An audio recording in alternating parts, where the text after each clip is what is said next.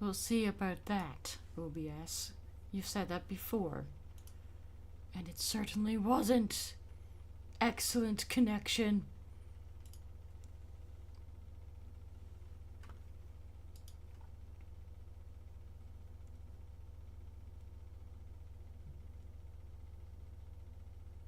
Well, crap. What the heck? Is anyone else just seeing a... Oh, YouTube is down. Are you kidding me? Like, YouTube itself is down, or do you mean the stream isn't working?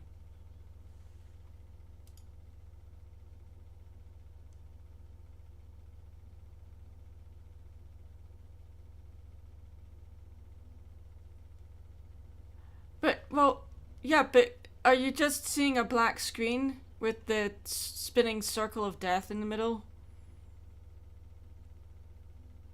Because that's all I'm seeing.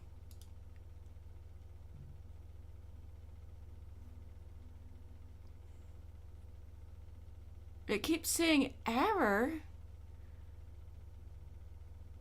Well, OBS is fine, and the stream says excellent connection, but it's clearly lying to me.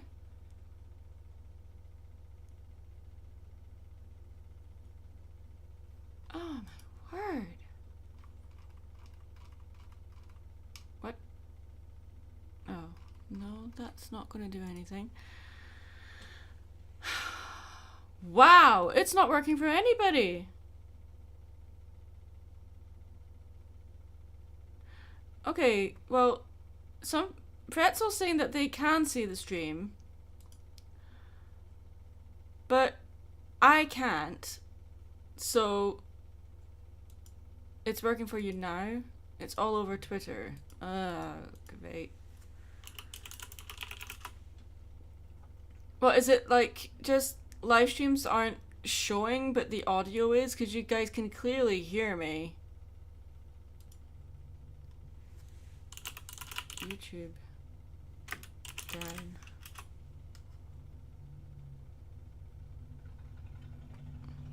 down. Everyone rushing to Twitter to see if YouTube is down. Yeah. Well, that...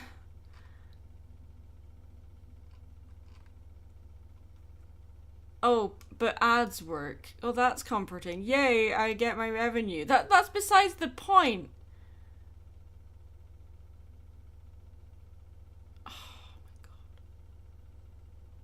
But that's so bizarre. Like, you guys can hear me clearly.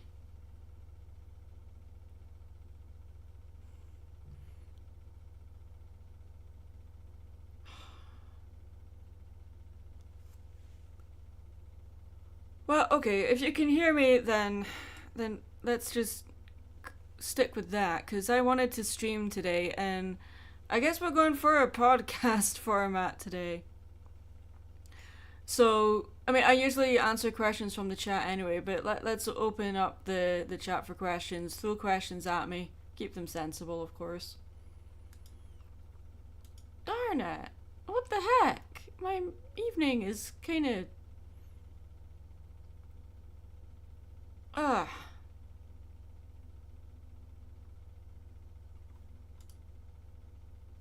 That's not how monetization works. What? No. Ugh. Am I still an MLP fan? MLP, especially G4, was the vehicle that helped me to where I am now. I wouldn't have met my husband without MLP. A lot of the friends I have now I wouldn't have, and frankly I wouldn't be here without those people. So you might be leaving soon. Okay. Like, just because I don't really make MLP content all that much anymore doesn't mean I'm not a fan. You can still be a fan of something and not be like making content for it. I didn't start off as just an MLP YouTuber or artist. It just so happens that my MLP content is the most popular stuff and is usually what most people know me for. And that's perfectly fine. I would still say I'm a fan, but, you know, not hardcore fan. I've never was hardcore anyway, but it was frankly, for a while it was simply another show I liked, and I would make videos about it just like I would any other show or movie that I happen to like. I'm relatively well known in the MLP fandom because of the Analysis Anarchy series, probably, and I made a lot of reviews for the show back in the day. But most recently, the I wasn't actually in it, but I did the visuals for it. The most recent Moment with Dr. Wolf video, Coping with Grief, and I don't think he said it outright to the fans, but that is apparently going to be the last Moment with Dr. Wolf video. But we could be wrong about that. Nothing is set in stone about that. I'm going to refresh my browser to see if my stream is actually up yet. No, it's not. Wait, is it? No, I'm still getting the Circle of Death. Alright. But if everyone can hear me, that's fine. I'm sorry that this stream is not showing the visuals, but that is not an issue for me. That is a YouTube issue. Apparently YouTube is down, and that includes the stream because OBS is in the green and my live streaming says it's in the green. It literally says excellent condition, but it's not showing the visual, and it just says an error occurred, please try again later, playback ID, da da da da. So this is a YouTube issue. So my apologies, but it looks like we're just going to be talking. Oh, never mind, it just appeared. Yay! Okay, well, I'm going to refresh the browser anyway just to make sure this isn't a fluke. Oh no, okay, there we go. But yes, to answer your question, Silver June Bug, I am still an MLP fan. I am hoping that in the future there is a collab that we have had in the back burner for, I am not even kidding, 4 years with Silver Quill. And there's a few other things that I'm part of that we're waiting for release on, that's on other channels that I do voice work in, etc, etc. I'm really busy with vending nowadays and doing pet portraits. I don't really consider YouTube my main job anymore. I've really switched that around. YouTube is now my hobby, so therefore I don't really get to it as often as I used to. Pretzel 2. If they made a live action MLP movie, would you see it? That would really depend on a lot of factors. Whether it's a live action adaptation of previous generations or if it was a new thing. It would depend on who's in it, whether or not, the story intrigues me. Just like with any movie in general, like, would I see it? It would really depend on a lot of factors. What usually draws me to see a movie is, it's mainly, honestly, the actors that are in it, and that's about it. And if the story intrigues me. I don't really go out of my way to watch slasher horrors, though. That's not really my kind of thing. Monster movies, yes. Musicals, yes. Thrillers sometimes. But yeah, honestly, it really just depends. I rarely go to the cinema now. I mainly just watch movies on stream because cinema trips are so damn expensive. The only movie I really plan on seeing in theaters this year is Wicked Part 2. I have seen the stage show and read the book, so I know exactly what happens. But I'm still really excited about the movie because the first one, I was so skeptical, guys. I was convinced they were going to make a dog's dinner of the whole thing, and I loved every single minute of the first movie. Being a huge fan of the musical and the books, I'm like, they are nailing this, in my opinion. So yeah, I I might see Zootopia 2, maybe, but that's only if my hubby wants to see it with me. But again, it's in regards to the live action MLP adaptation.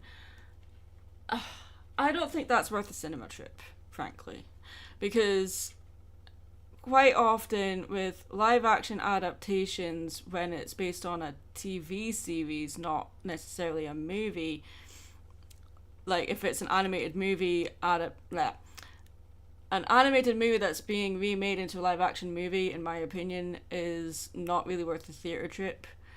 I feel the same way about if it's a TV show, animated TV show that's been adapted into a movie. I don't really consider that worth a theatre trip. Like, there's very few live action adaptations that are actually better than the original Lord of the Rings.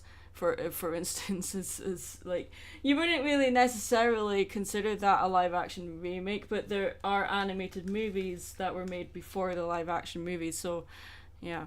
Why did Maddie hate the music in that Blissey video?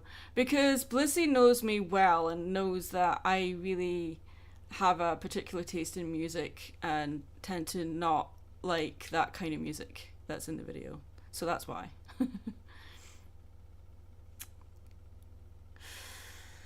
Alright, I'm gonna have some water.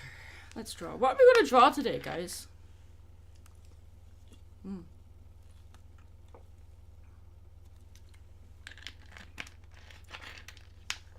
Now that the stream is actually working.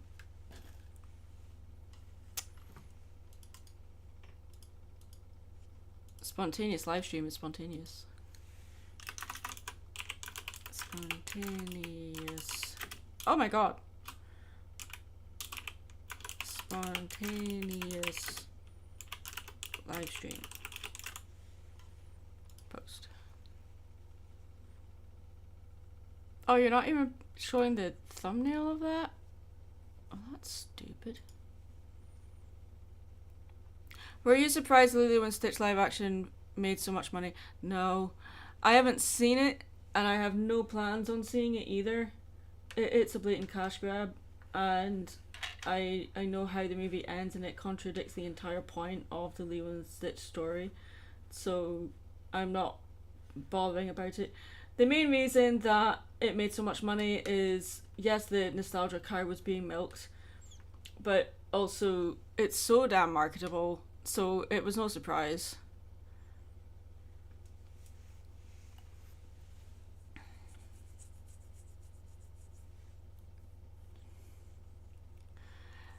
Yeah, I can't do anything about the YouTube app being bugged out. I can't do anything about that. If you're watching on mobile, I don't know if that's up, but it's fine on PC. I don't know if it's okay on Mac or not. Wherever, it should be fine on Mac. The playback ID is acting wonky. I am very aware. When I look at my live stream, it still says an error occurred. Please try again later. Playback ID. Da da da da da. But then the connection says it's excellent condition. So I really don't understand what's going on. If the stream itself is still a black screen, refresh your browser if you can, or restart your app.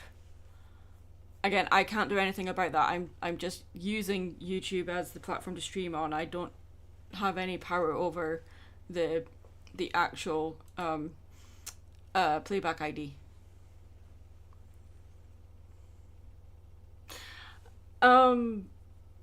Like, when people release reviews on movies that they've seen, that, you know, obviously people will watch them and that will help them decide whether they're going to see a movie or not. And yeah, I mean, uninstall and reinstall again. I didn't mean uninstalling and reinstalling, I meant restarting the app. You don't have to uninstall and reinstall the app. But I mean, if you've tried everything else, like, I can't really suggest what else to do. Okay, that's not my stylus. I just picked up an ink pen and almost used that on my screen. That would have been silly. Okay. mean, I was working on a personal project, so I mean, I don't really want to do that in a live stream though. I've been working on a lot of stuff for vending. I vend at conventions and craft fairs almost twice a month now. So that's where most of my time goes. I'm pretty much a full-time vendor now. And so my YouTube stuff is taking a quite a backseat. But I will tell you that even though it's taking a backseat, that doesn't mean that nothing is in the pipeline. I have 3 videos right now that are in production. And let's see, they are, if I go to my diary,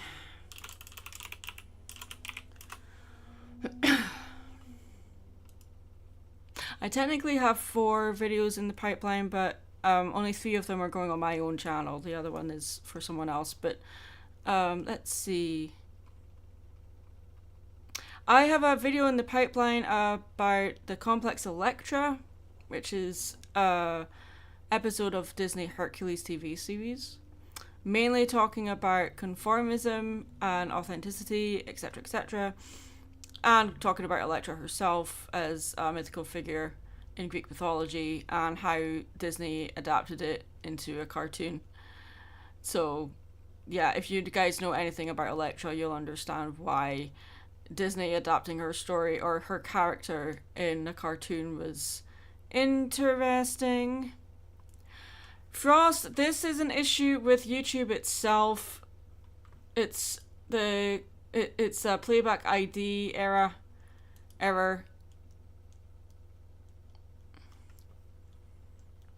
So I've got the Complex Electra project, and then there was a project that my Patreon supporters voted for, and that is a video about Zurg from the Toy Story franchise, mainly talking about the Buzz Lightyear of Star Command TV series. And there was a 4th one. No, there wasn't. A 3rd one even. Oh, that one wasn't scripted though. That was actually off the cuff. A video about Elio, the Pixar movie. And that one has definitely grown legs because it's turned into a little bit of a comparison between Elio and Lilo and Hercules. That seems like a really weird trio to look at. But all 3 of them are orphans. All 3 of them struggle with fitting in to a society where neurodivergent people struggle with. And all 3 of them are trying to find the place where they belong. Not so much Lilo. She knows where she belongs. She just struggles to fit in with other people. So it's definitely grown more legs, and I think that's a good thing because I missed the window for Elio's release. So that is going to take a while to put together. So I had to go through my internet messages to see this. Got you playing on my Xbox while chatting on tablet internet browser. Okay. The Hercules episode I always think of is either the Ben Stein front. Hey, buddy. Got my dog just came in. What's up? Hello. You okay, buddy?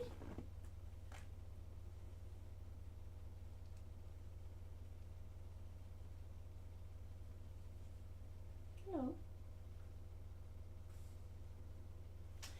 I'll be right back. I need to go check on something. Because my dog is acting weird. Alright, buddy. Show me what's up. What's up, huh? Sniff, sniff, sniff.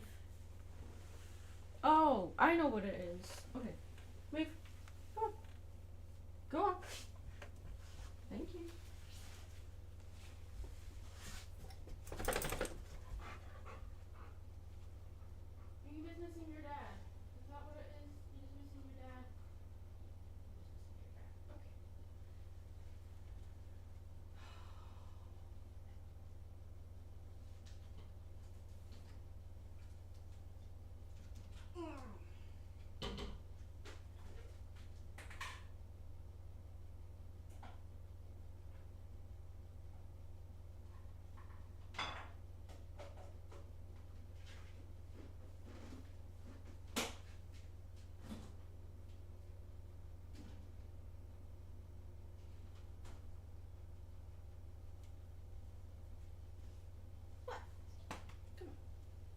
come back in the office. Come on. Come on. Georgie. Georgie. Come on. No. Okay. Whatever.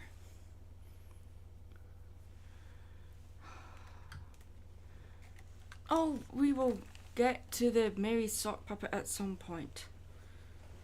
Ugh.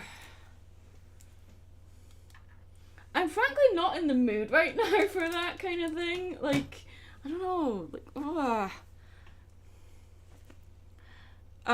Are there any pics of your dog anywhere? I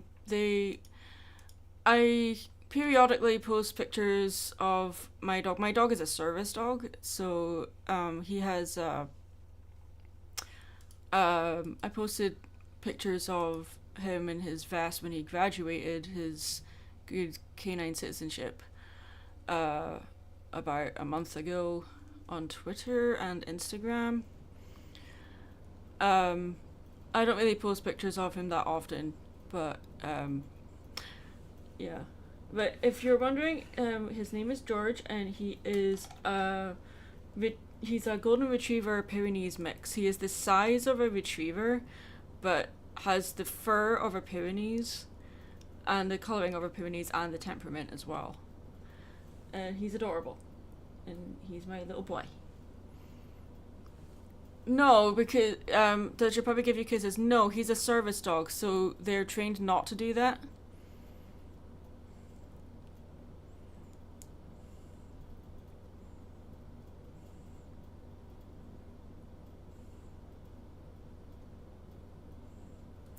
Ever draw Stitch? I have painted Stitch a few times.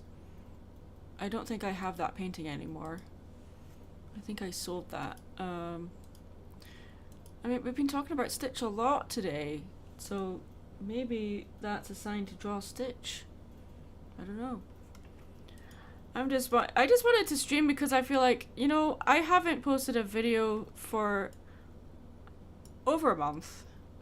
And prior to that one, I hadn't posted for 8 months, because this year has just been sugar, honey, iced tea. I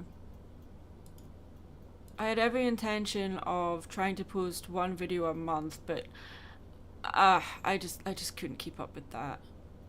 The thing that slows up my process is the scripting process.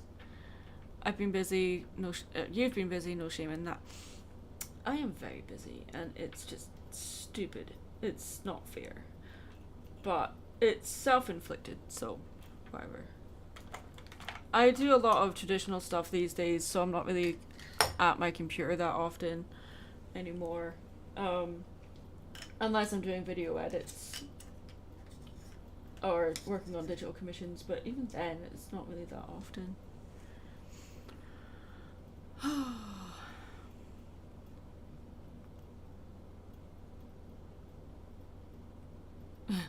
George, watch out for that tree.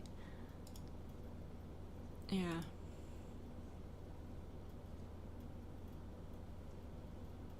I think Georgie was wanting me to come into the living room to hang out with him, because his dad's not here. So he didn't take him with him because of reasons, so he's a bit put out.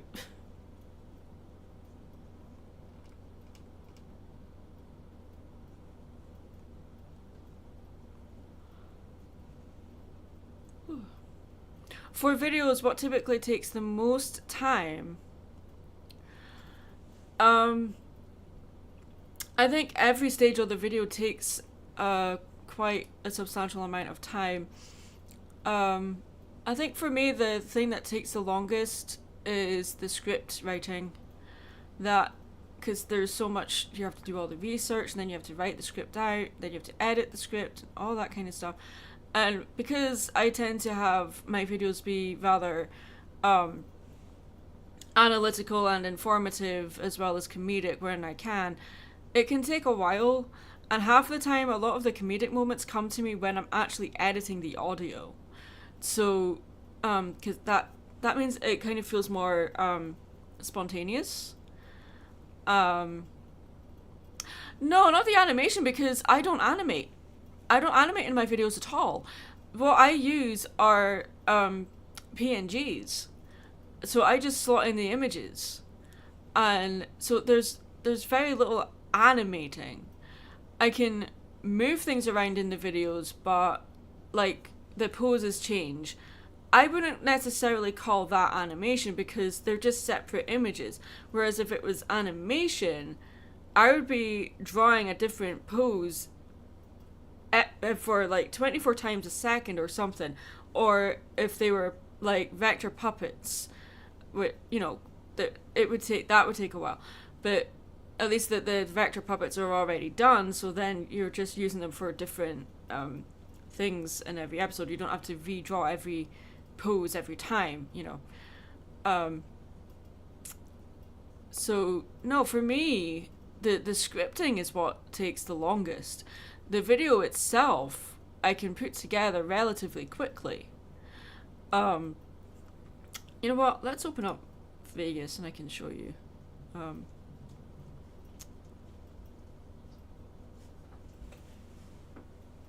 Hey, buddy. Yeah, you're in here for a change. Yeah. He's never in my office. He's only really... No, he, like, Odin, my old dog, like, the one I had before George, he would constantly be in my office. Because the office was kind of cooler through the day, so quite often he would come in and hang out with me. But George, he doesn't really come into the office all that much at all, unless his dad's not here. But he's in here, so yeah, he's just he's kind of sulky, aren't you? Aww, there's my buddy. Yeah. Thank you, Deadpool fan. Yes, rest in peace, Odin. Yeah, let me show you. So, wait, what? Oh, I can't show you that project. That's the other one. Okay, I mentioned the Electra, thing I'm doing. So, this, hopefully you guys can see it.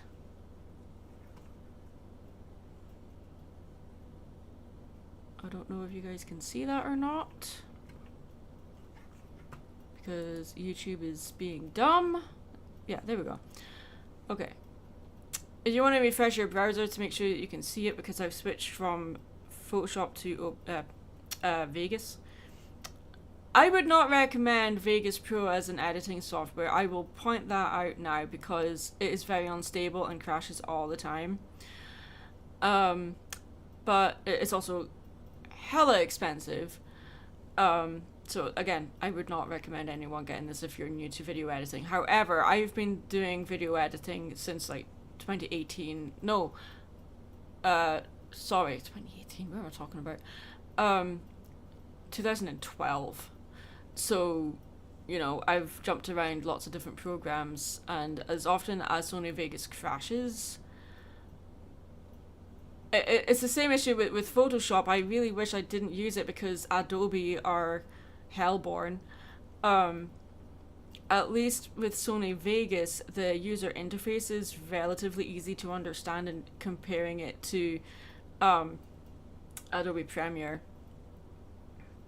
What freeware would you suggest? I'm not familiar with any free software for video editing that I would be happy to recommend. When I first started video editing, I was using Windows Movie Maker, and then I jumped from that to Sony Vegas, and that's the only two video softwares I've ever used. So, yeah. Okay, so, this is a project this is the Complex Electra video project, and currently there are no visuals. So this is a perfect example, other than the background here in the preview window. I have two background videos that I use. There's a blue one and then there's a pink one that I alternate between the two. And let's mute this. If I play this, oh, why did you go black as well? That was weird. Okay. But you know who... Oops. Mute. Yeah. There we go. Please. Why are you still playing when I'm muting you? Stupid. There. So you can see in the preview, it's very subtle, but you've got like rays going and bubbles going around. And so I edited this video first. And I just did this with animating it in Photoshop. So there is some animation in my videos, but not character animation. Where'd you go? Oh, you're behind me. Hey, buddy. Hello, good boy. Yeah. Okay. So in the first layer, because this is still in the audio editing stage, I have the audio that I recorded here, and then I'll have the visuals here once I start doing the visuals, and I have a little video of error card. That is basically for timing and rhythmic reasons. Turns out the reason why YouTube was being wonky was because their servers were, well, yeah, obviously their servers were down, yeah, but we don't know why. Yeah. I knew it was a server issue. That was kind of obvious, but yeah. It was something to do with the playback ID errors of their servers or something. Yeah, I don't know. But it seems to be fixed now, so yay. So if I give you an example, I'll make a new layer here. You've got all your different layers that will hold different things that are in your video. So you've got your audio, then you'll have a layer with visual, and then another layer with visual. And so the way I do it is I've got a folder full of poses for Maddie. Bring that to the beginning. And here, there we go. There's a folder with all of her poses right here. I pick between them all. And I've got a folder for Mary's poses as well, but I don't really use Mary all that much.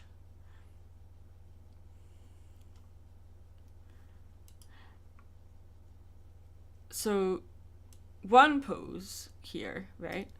But she's right slap in the middle. And if anyone knows anything about staging, you never have something slap bang in the middle of anything. You need to have it off center, but she's also too small. So, oh wait, let me show you what I did there actually.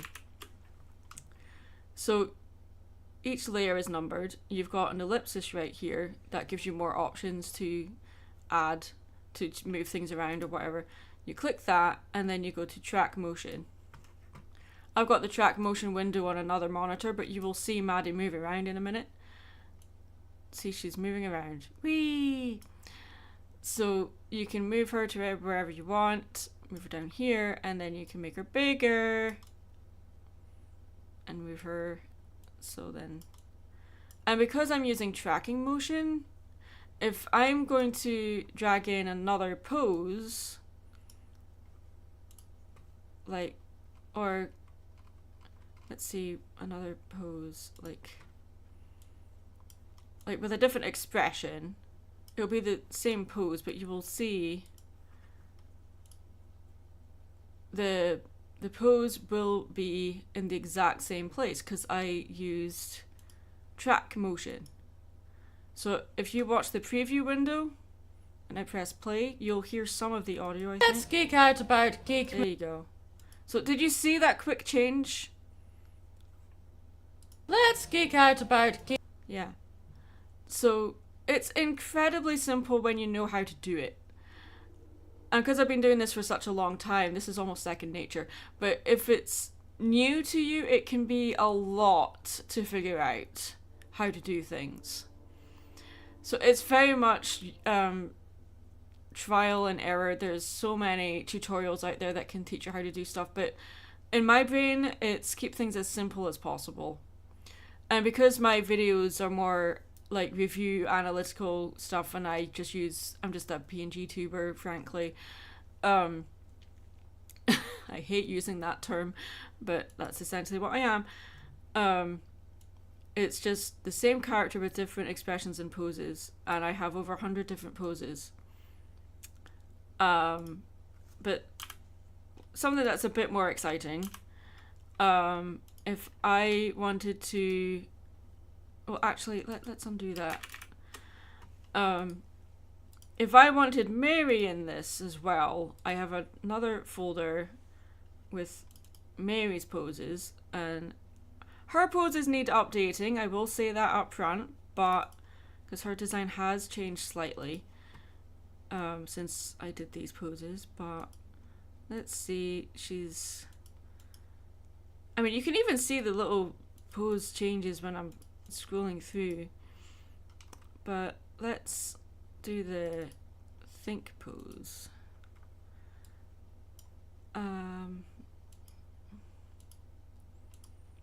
Because Mary is a lot more expressive than Maddie is. So again, the file sizes, by the way, are 11 by 16 inch canvas. But they're being imported into a program that's displaying 1920 by 1080 resolution. So I have to make them slightly bigger, but it's fine because if I make them bigger, they won't lose their resolution because they're at 300 dpi on an 11 by 16 canvas. So I can make them as big as I want, and they will not begin to pixelate unless I make them way too big. Mary is a diva. She is best diva. So she's actually, canonically speaking, quite a bit taller than Maddie, but when they're on screen together, I try to not make that too obvious. So this is not how the final video is going to be, but I'm just showing you an example.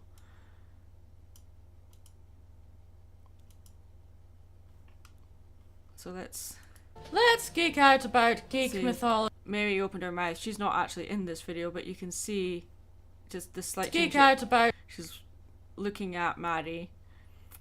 So this part of the video, it's quite tedious, but I wouldn't say it takes the longest. This all started because someone asked me what the longest part of video editing was, and it's the editing part I can get done fairly quickly. It's just the scripting that takes a while. Analytical videos don't usually take all that long to do, because a lot of the time you're commenting over the top of footage from said thing or images from said thing, and you can just throw them in there, and there's not an awful lot to actually play around with editing wise. There's a lot of like snipping clips here and there and working on timing and stuff. One of these days, if people are interested, I will stream while editing an actual video, if that's something that people would be interested in.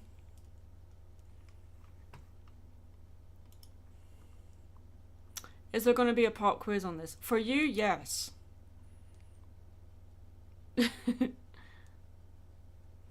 What do you mean you haven't been listening to anything I've been saying? What do you mean?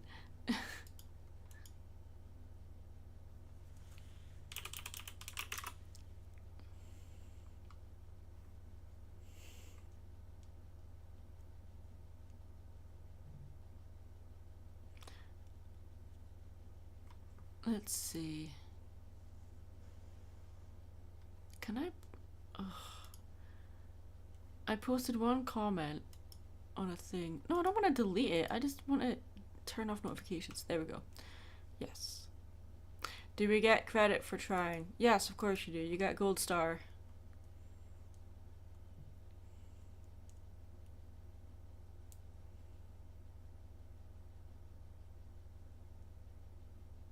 It zooms out to show Maddie's on a stool when with Mary. Yeah. Yeah. In fact, that would be a really fun drawing, actually. Just Just standing on a stool.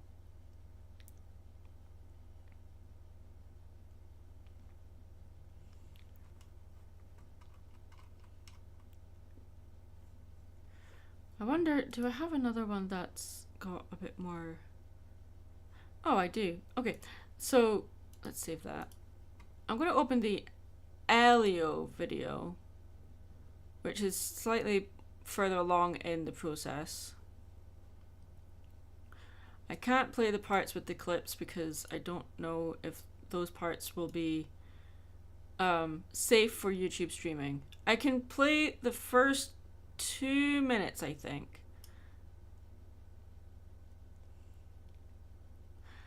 Have you ever done commissions for in real life pieces, for example, drawings, cross stitch, etc.? Yes, I have. I've not done cross stitch, but I've done commissioned paintings and drawings, etc., like traditional stuff. I don't just do digital stuff.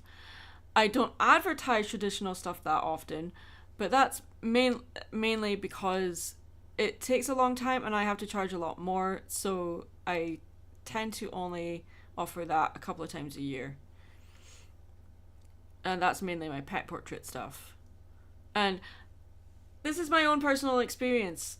Doing pet portraits for people is not fun because like a lot it is fun, but it's also not, because it's very easy to get something wrong, and or from a client's perspective when it's a very emotionally driven thing when it's an art piece of someone's pet instead of an OC. Not that you don't get emotionally attached to your own characters, you absolutely do, but a pet, it's different, you know, because it's very different. I've done cats and dogs and horses, and I think I've done a lizard, like a bearded dragon, and even done a tarantula one time. Someone commissioned me to paint their tarantula, so that was kind of cool. Right, let me play this, and you will hear the audio. Talking about animated movies in general is really hard these days. A lot of the times I find anytime I try to have a conversation with someone about any new movie, it always dissolves into talking about the behind the scenes drama instead of the movie itself. And usually also halfway through the conversation I discover the person I'm having a conversation with hasn't even bothered seeing the movie at all. That actually happened. Having a conversation with someone on Twitter, of all places.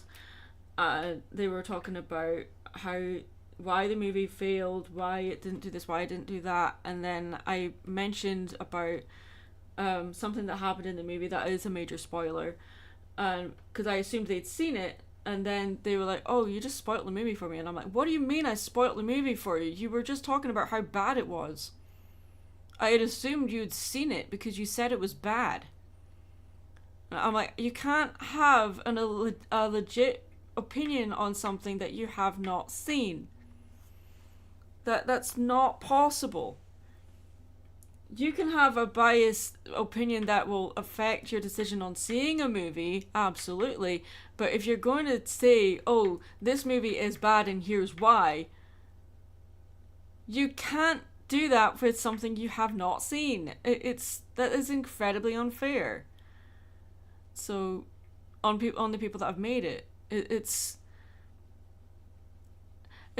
like sometimes, like, I have to correct myself every now and then, but it's like when people are talking about a celebrity, and people are like, "Oh, I don't like them because da da da da da," and I'm like, well, you don't like how Hollywood have portrayed them to be, but you haven't actually met the person, so therefore you can't really decide, "Oh, I don't like them." But that's kind of different. But, like, you know what I mean? Like it's kind of like prejudging someone before you've actually met them. Like, there's the parasocial connection as well. It can go both ways. You could be like, "Oh, I love this person," and then you have the chance to meet them and they don't meet those parasocial expectations, you know? And so it's for me, I just think you should pre-hold judging something or someone until you actually meet them. Like, you can dislike someone's work, or you can dislike a movie, or something, but at least see the movie, you know? It's stupid. Like, someone asked me earlier, like, if I'd seen the Lilo and Stitch live action movie. I said no, and I have no plan to. But I can't say I don't like it because I have not seen it. What I can say is I don't like the precedence of it because it's a live action remake. And that, in my book, is something that I don't really want to invest any money in. So that's my own decision. But I can't outright say, oh, I don't like this movie because because I haven't seen it. Do you understand what I'm trying to say? Is that making any sense whatsoever? It's a bit like someone's put down a plate of food in front of you, and it's food that you've never tasted before, and instead of trying the food, you just say, oh, I don't like that. I mean, that's kind of prepubescent behavior, frankly, but you know, it is something that a lot of people do, even as adults. So it's maybe that's a better comparison. I don't know. Anyway, shall we continue? Or discussing what the movie could have been instead of what it is based on concept art. Like what happened with Wish. Videos about the human version of Star were all over the place. Or about how King Magnifico and his wife were originally going to be a villain pair, which we haven't seen in Disney before. That was definitely a missed opportunity, especially when it comes to the villain song, which could have been a duet. And I found that a lot of reviews that I watched for Wish were talking about what the movie wasn't instead of what the movie was. And to me, that was just incredibly frustrating. And this also seems to be the case whenever anyone talks about Elio. Talking about the behind-the-scenes drama of him, the philosophy of green eggs and ham is exactly what I was talking about. Like, people saying, I don't like them, Sam, I am. I don't like green eggs and ham. When they haven't actually tasted green eggs and ham at all. And then later on they do try them and they end up loving them. The movie is fun, frankly. And though the behind-the-scenes... That's kind of the whole point of green eggs and ham. Process and drama does feed into what will eventually become the final product. I personally don't think that this topic should substitute the actual analytical content that should be in a review video. All that being said, this stuff is very relevant when it comes to Elio itself. But I do also try to imbue some of my own personal experience when it comes to watching these movies and TV shows. I mean, that's the entire point of this YouTube channel, to talk about things I have seen that have impacted me both positively or negatively. Is it a hot take to say that Elio is my new favorite Pixar movie? Possibly. That's not why I'm saying it, of course. I genuinely feel this way. Does that mean I think it's Pixar's greatest film ever made? Absolutely not. It is perfectly possible not to be blind to a movie's flaws, like I've said several times before, in spite of how you feel about it. A strong emotional connection shouldn't blind you to a movie's imperfections, but the imperfections should also not diminish your emotional connection to it either. And there I have to pause it because after that is when all of the actual clips from the movie play, and I'm probably going to get into trouble for streaming that because I have not checked this with the YouTube copyright bots yet.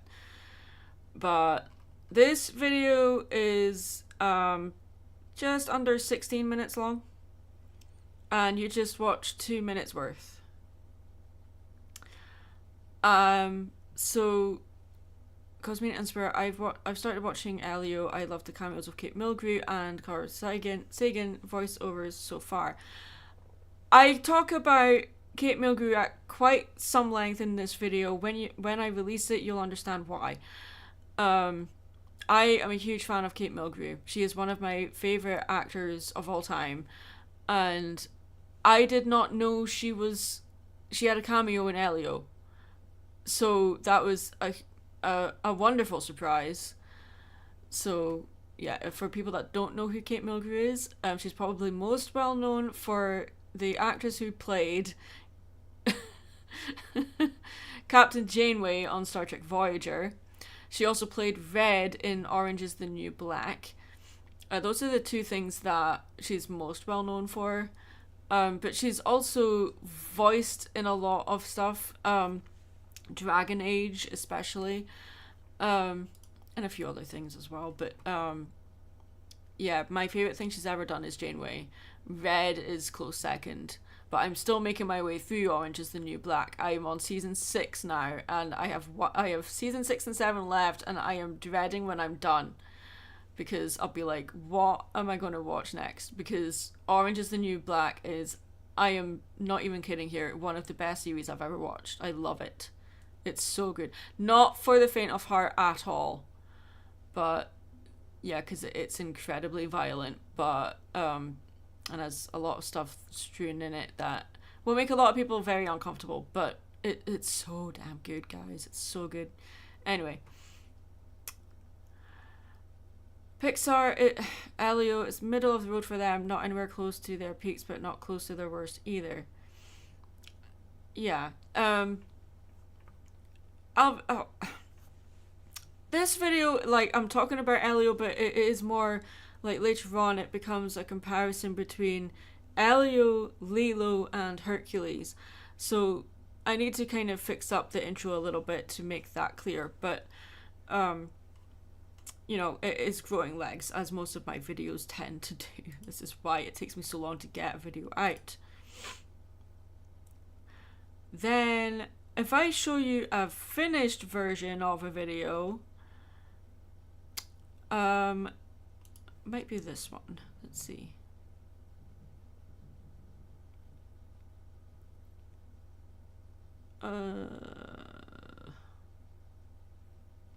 This might not work. Ignore all files.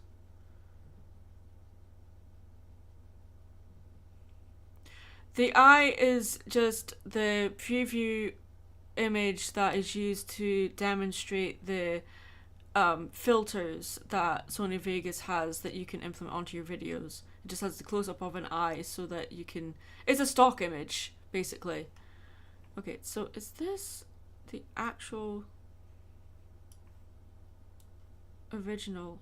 Oh, I think it is. Okay.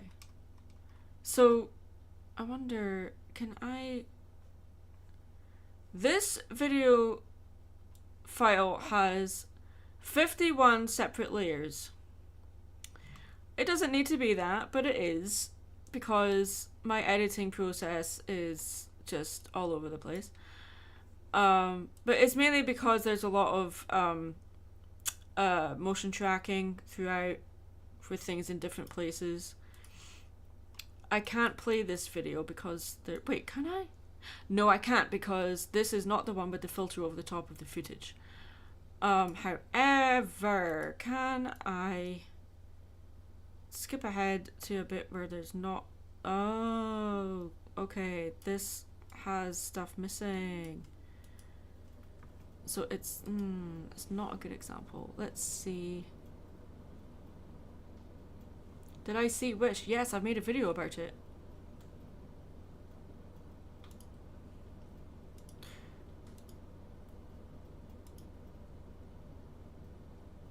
Dynamite Comics made Arcades comic series from Disney Hercules. Yes, I know. They also made a Disney Hercules one. Where are you going? No, not space. No, no, no, no, no, buddy. There's no space under there for you. George. Oh, okay. I can't stop you. Okay. Alright. Okay. Okay. Alright. You're really not happy that your dad's not here, huh? Okay. Okay, buddy. Okay. It's fine. I can move stuff. It's fine. Okay. Okay. Yeah, because he's a service dog, and my hubby's not here, so yeah, he's a bit out of it. He's not happy. It's okay, buddy. But he is lying on top of a bunch of cables that can't be very comfy. He's... Yeah. Anyway, Dynamite Comics made a Hades yes, I have them all, and I have to say, I did not enjoy them, sadly. I actually planned at some point on making a video about them, but then I decided not to do that because it was just too tedious of a process. So, yeah. But basically, I just dropped something, 1 second. basically, I mean, Disney Hercules is not exactly the best with sticking with canon or staying consistent within its own story. I mean, just look at the movie and the TV series is a perfect example of that. And when I started reading the comics, there's certain characters that are in the comics that are in the TV series. And some of the variations of the covers have the TV series versions of the characters, but when you read the comics, they're completely different design. And it was very jarring. Chiron, for example, who is in the TV series, he's a centaur, for those that don't know. And one of the comic variants had the TV series design on the front cover, but then when you read the actual comic, it's a completely different design. And the same for Arachne, who was in the TV series. She was in the Hades comics, and she had a different design. And like Medusa as well, she's got 3 different designs. The one in the movie, the one in the TV series, and the one in the comics. And they're so vastly different, it's incredibly jarring. And it made me very sad that in spite of having the cover artists anyway staying true to the TV series, the actual comic itself didn't, and that bothered me. Yeah. And I don't want to spoil things too much, but there was something that happened in the last comic that didn't sit right with me. And it's a lot to do with... I'm a huge fan of Hades, right? Obviously. And there's something that he did in the final comic that it did not sit well with me at all. And it wasn't anything character breaking, but it was just...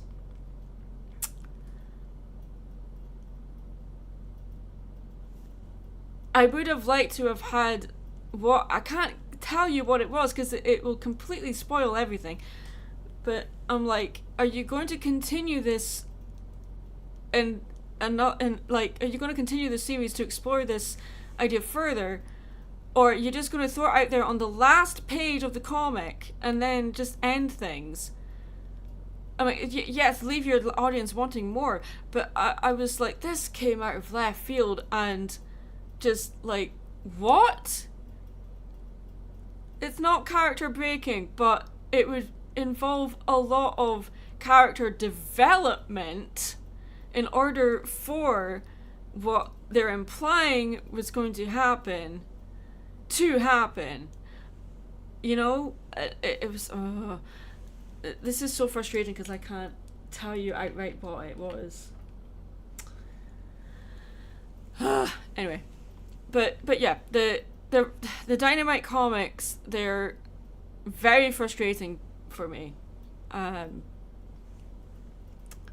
Yeah, that's all I'll say on the matter. But yes, I am very aware of the Dynamite comics.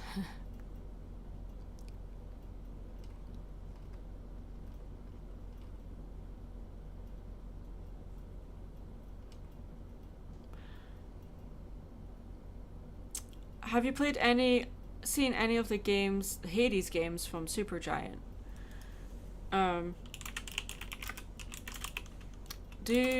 Let me see.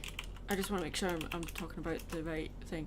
Yes, and I have played Hades. I've played the story mode and the.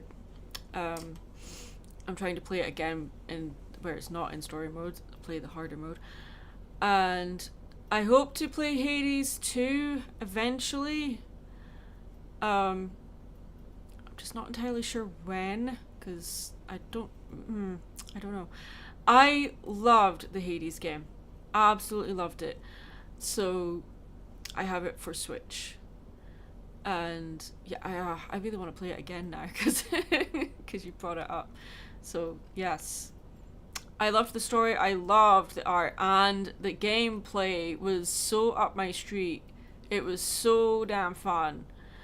So yeah, which is very strange because you would think like a dungeon crawler you would get sick and tired of it because it's essentially the same kind of thing over and over again.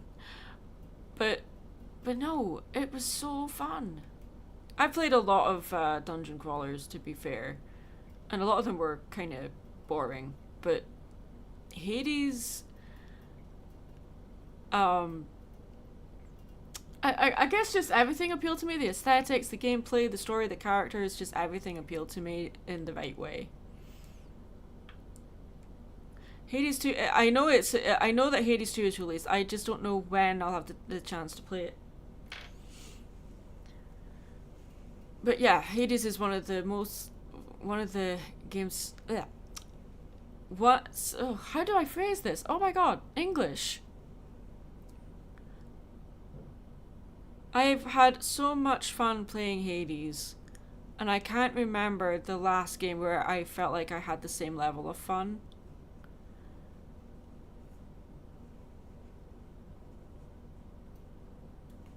I tried introducing it to, well, my hubby loved the game, but he has the PC version.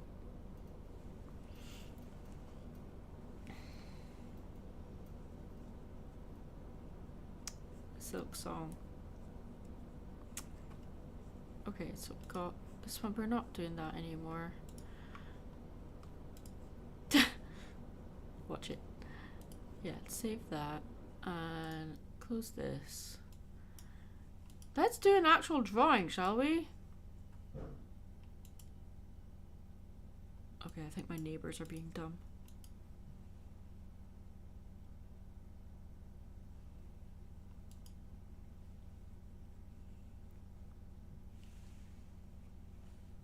Just checking my phone just in case that was hubby trying to get in.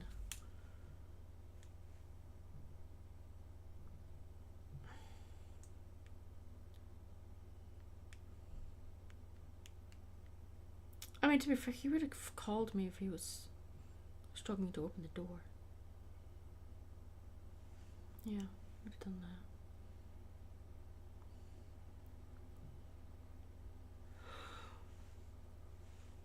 that. Oh my goodness. Yeah, I'm tired.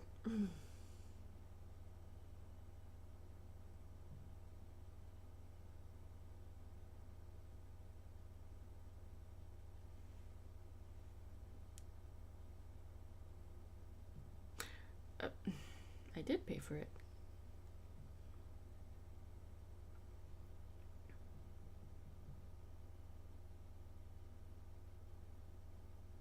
I think someone's knocking at my door. I'm gonna be right back. They're not ringing my doorbell though. That's weird.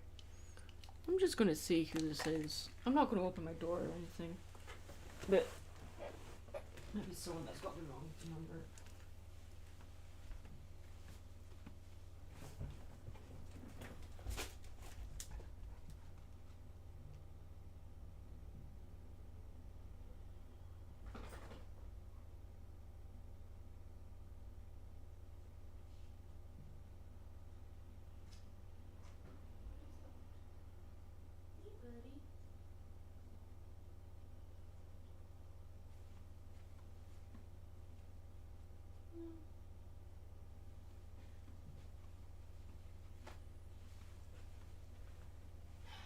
Just people being silly. Okay. I am live. Yes. Hello. Georgie, come back. Georgie. Nope. Okay.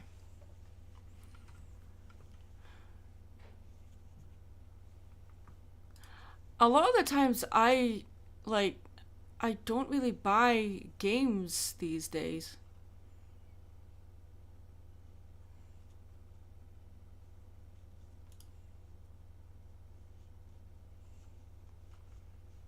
Yeah, he got lots of pets today. Um he's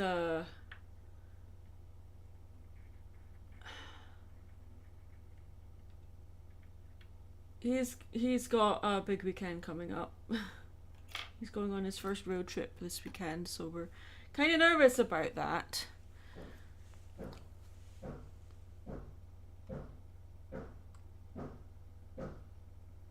Okay. I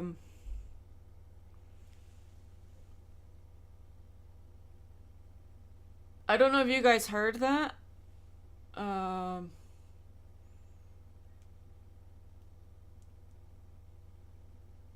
Okay. Yeah, you did? Okay.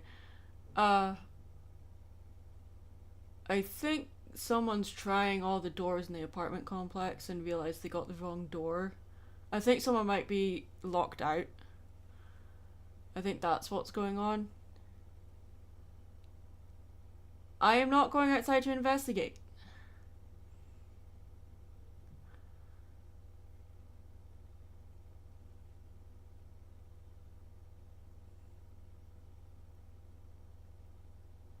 I'm just making sure it's not my door.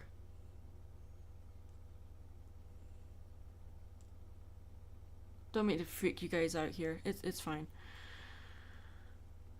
Okay.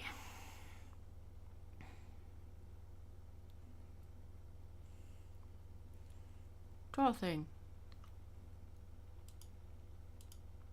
I have put. You know what? I'm going to draw. I have a character that I haven't drawn for a while that I drew the other day, and I changed up his design. I have a dragon OC called Scarlet, and he has been a part of my OC library for a long time, and I really hope to actually publish a storybook one day with him. But before I draw him properly, I need to open the sketch that I did of him. So let's see. Dragon and baby doodles. There we go. So we've got, I think we'll do this one. Copy. Here. Yeah, there we go. It was this concept that I came up with quite a number of years ago. Well, the other dragon in there is actually the villain. So Scarlet is like a the idea that I've got is that a dragon wakes up and discovers that there's a human baby in his lair. And so he's like figuring out, where did this baby come from? And at first he's like, well, I can't eat it. But then he's like, I have to protect this baby from other dragons. So he's and it's I don't want to give away the full story, but like essentially it's like a baby's being left on someone's doorstep, and they're like figuring out what to do to look after them. I came up with this idea quite a number of years ago, but now that I have a godchild, I'm like, oh, I really need to draw this now. I haven't even met my godchild yet, but I will in a couple of months, so yay. But yes. Plot twist, the baby is Mary Sue. No. This story doesn't have anything to do with Maddie and Mary, actually. It's a completely separate universe in my head, so, well, it might be in the same universe, maybe just a different time. So we're just gonna rough things in here. He's a nice dragon. Oops.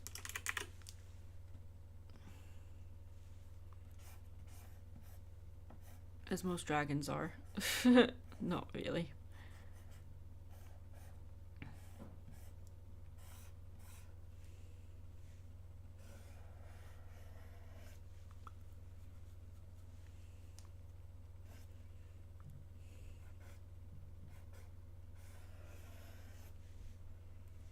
So then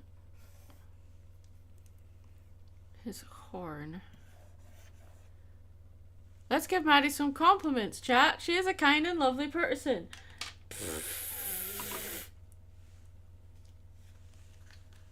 Don't listen to Frost.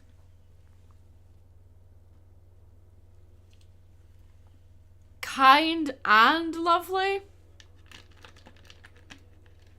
Have you met me? Oh my God. Kind and lovely. Do it, chat. I have spoken. I will remove your mod privileges.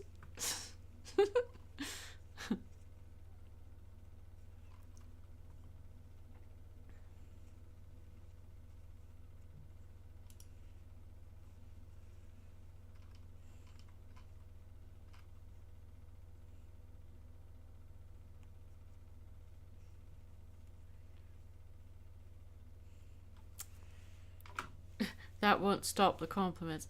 Okay. Yeah. Okay, for the silhouette, the horn needs to kind of, excuse me, jut further out than that. Maybe not that much, but yeah. I have like early concepts of the dragon and baby on my DeviantArt.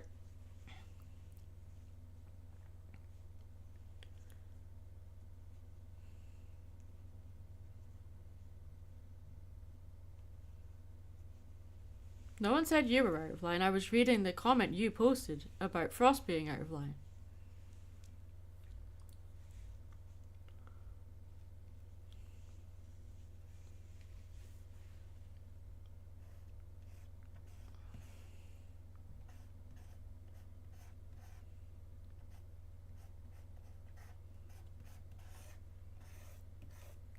So he's got they're not, these two at the top, they're not horns, but they're not ears either, but like they're things that he can move like ears, like cat ears.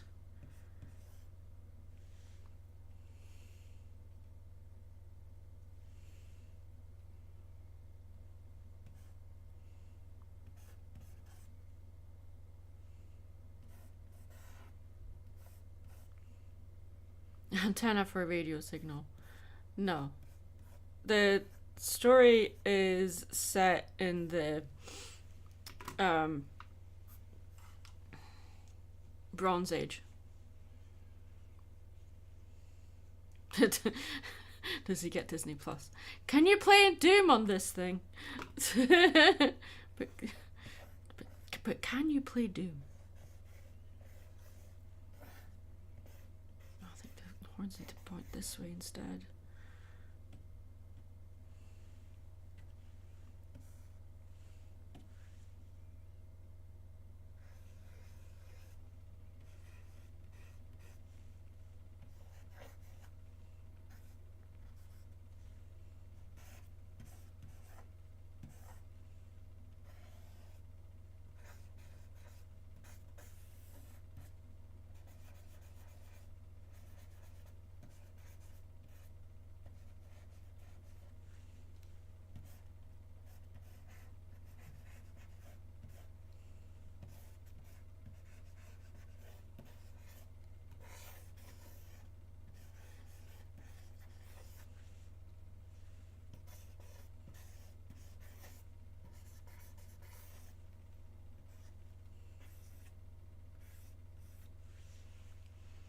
There.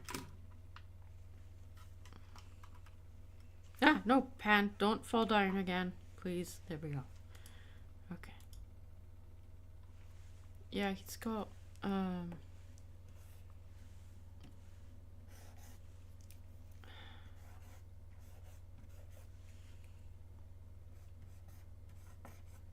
we go. Yeah, that works.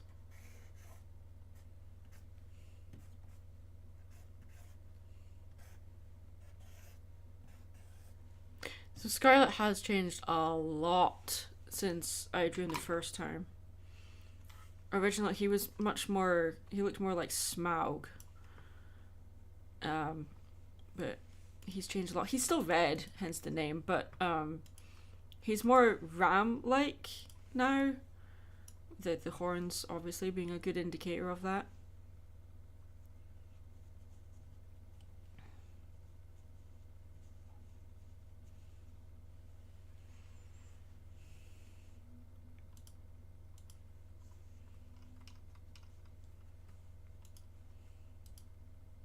I drew a lot of dragon poses for the Coping with Grief video I did for Dr. Wolf, because of Tyrek being a dragon, and Blissey dragon form as well. So the way that I draw dragons is very similar to the design for Devon in Quest for Camelot, if anyone remembers that movie, and Figment, the mascot for Epcot. Very similar design. I need a soda or something. Something to give me energy. Wow.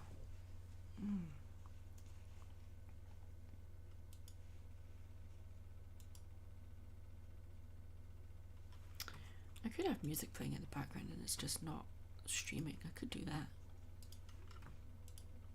Yeah, let's do that. So you guys will not hear my music. Sorry. Because I can't stream it. Because anytime I try to stream licensed free music, I get a copyright strike. So, yeah, we're not doing that.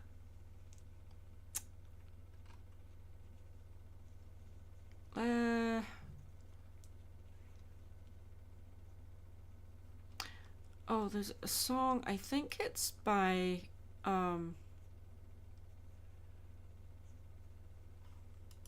Brothers of Metal?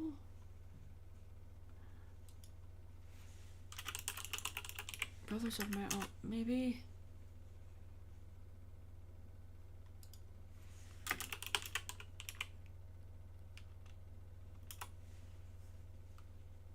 No, it's not Brothers of Metal. Darn it. Darn,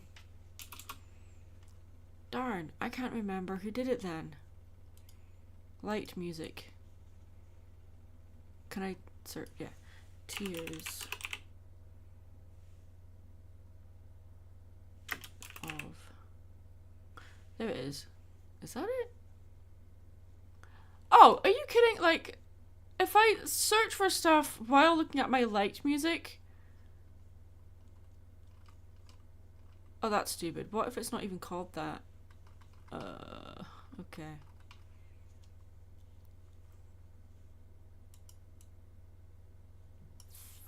Whatever. Let's just play and see what happens.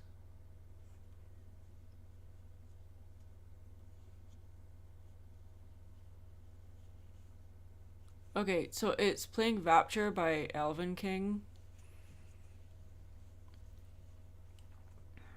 That's very fitting because dragon. He's a little bit too sharp, but that's kind of the point of him though.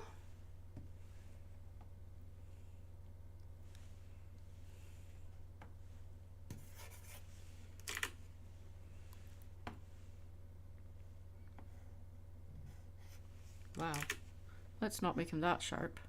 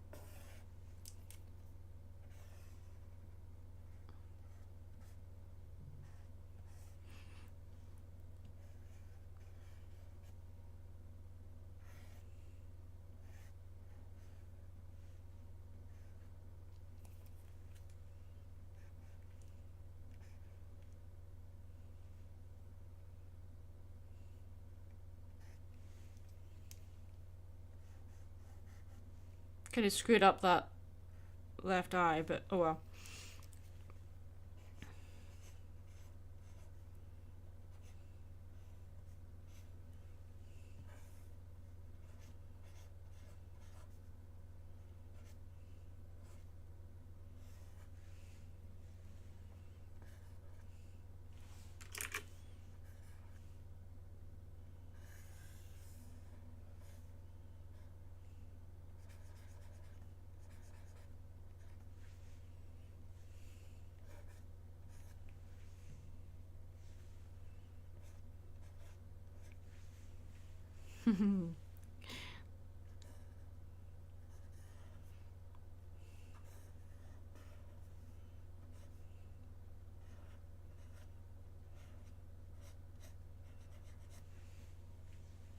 Well, that's not how you draw legs.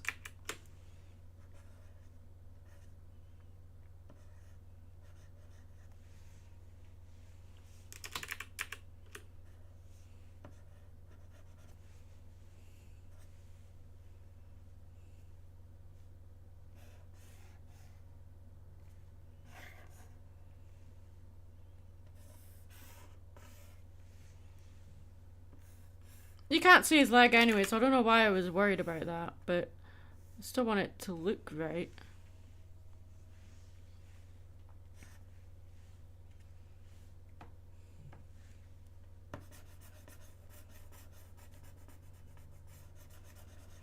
I know it's there.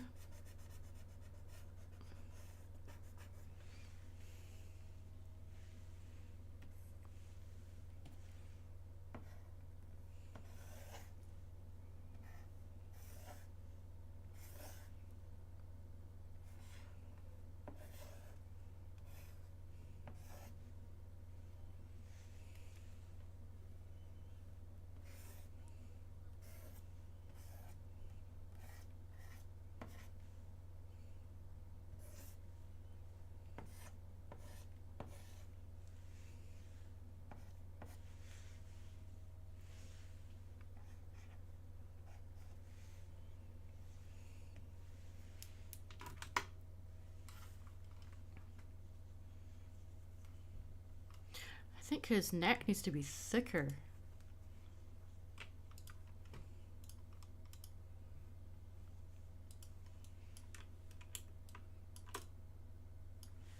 Yeah, it does. Okay. Scarlet, you're too skinny.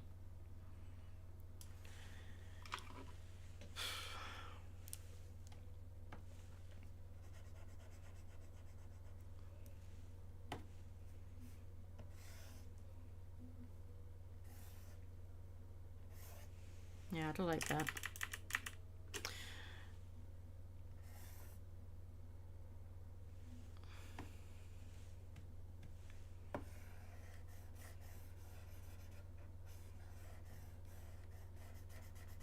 Feels nice drawing something for myself for a change. I spend so much time making stuff for other people. Or for vending.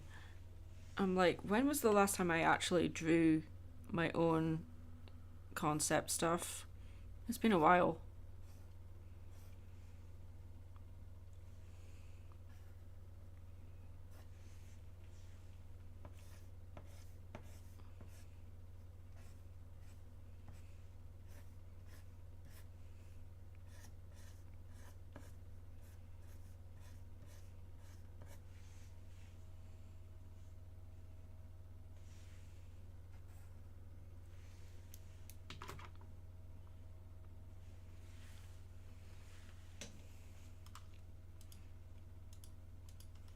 There. The dragon and his baby.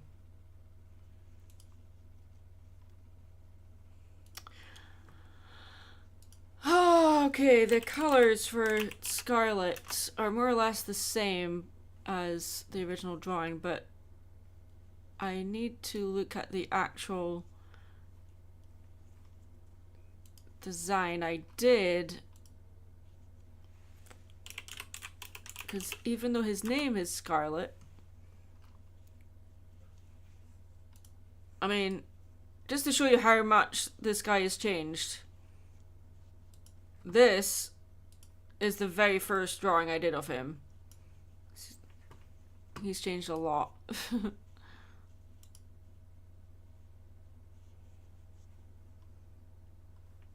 And then you've got this one, and you can barely see the baby.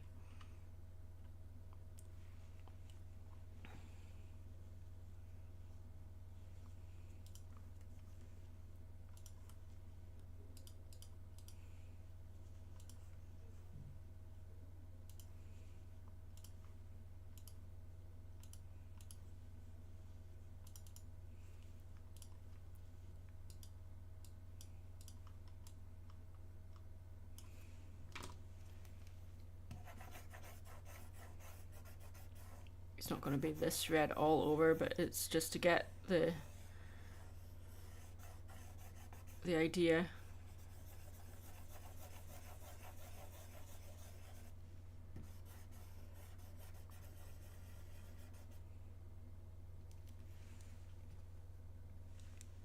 Yeah, this was let's see, when did I 2019. So it's been a couple of years.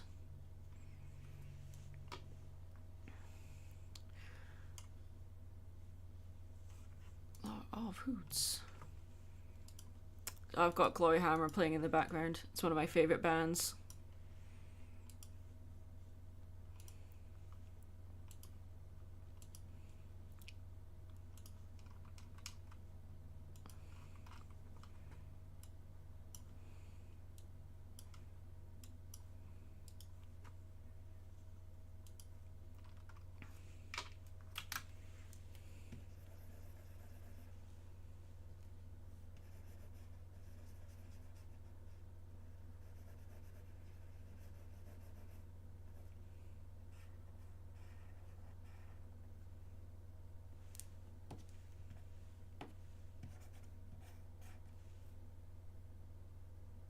What color are your horns going to be then? Are they going to be...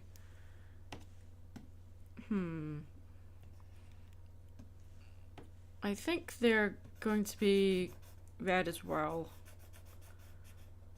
But your underbelly, I think I need to make that paler. The inner part of his wings are not going to be scarlet. They are going to be blue. But you can't see his wings in this picture, so it doesn't matter. But yeah. You don't see the blue in his wings until he opens them.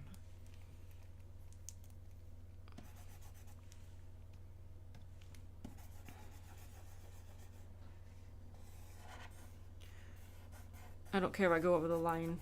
I don't care.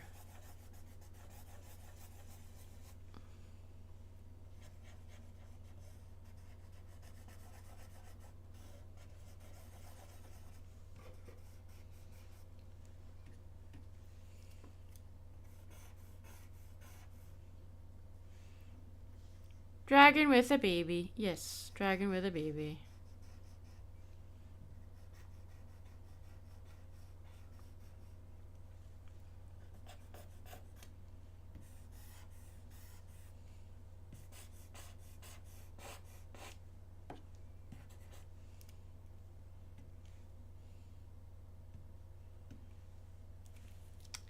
I'm still figuring out the actual colors for him, so I might change things as I... No, I don't like that. I'm gonna make that a bit more brown. Yeah, that's better.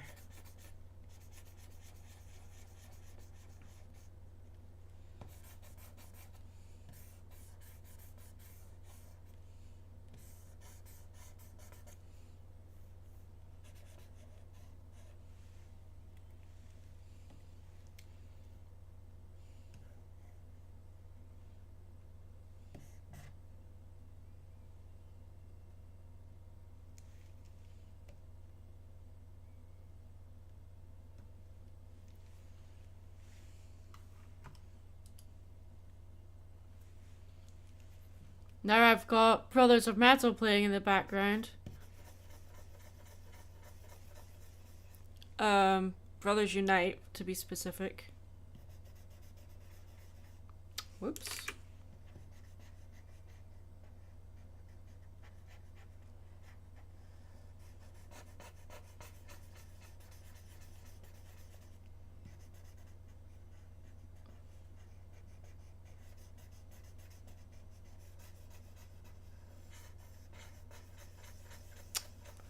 I forgot to draw in the baby's hair. Ah, oh well. Wherever.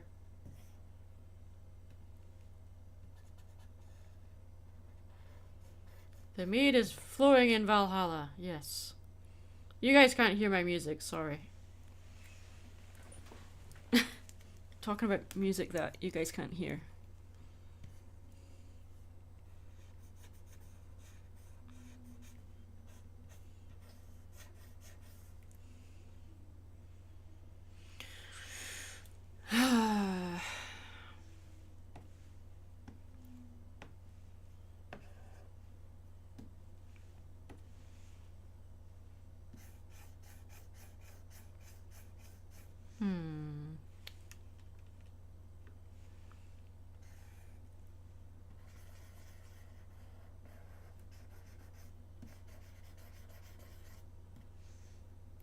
Yeah, I like that. Okay. I'll fix the baby's hands later. I don't care right now.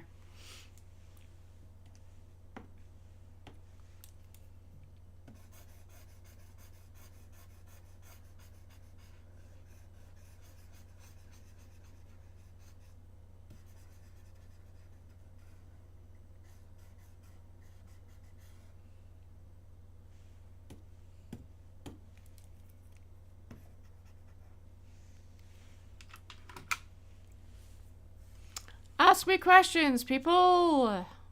Talk to me! Chat with me! Come, sit and talk with me.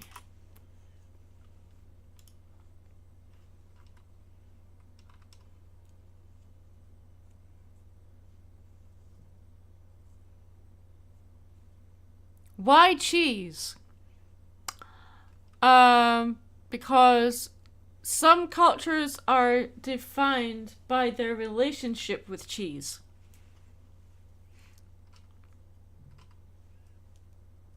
Why not cheese?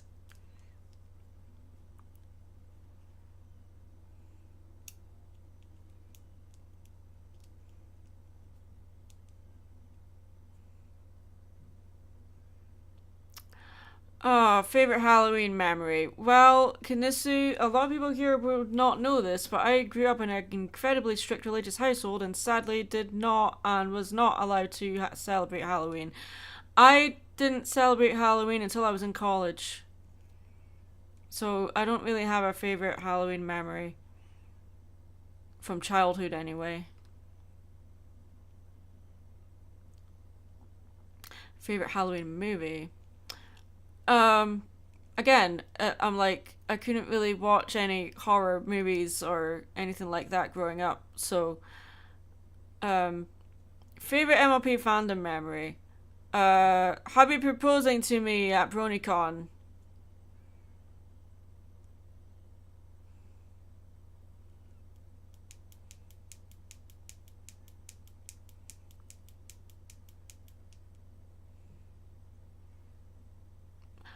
I witnessed it. A lot of people did.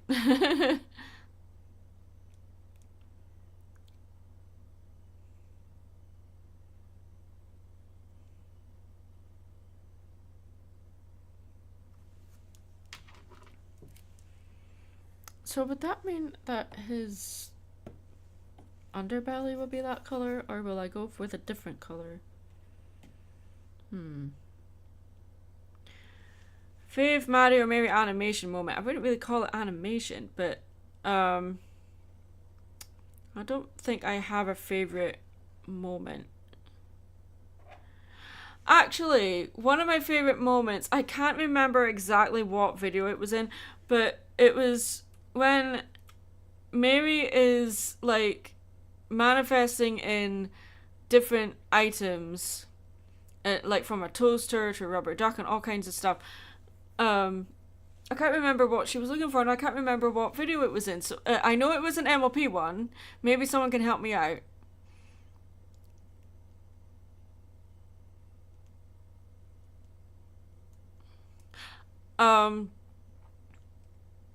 Another one I enjoyed was it was a review for the MLP episode where they eat cookies that make them zombies, and I had Maddie and Mary at the start running away from zombies, and Mary thought that the zombies could be defeated just by sitting down and having a chat with them.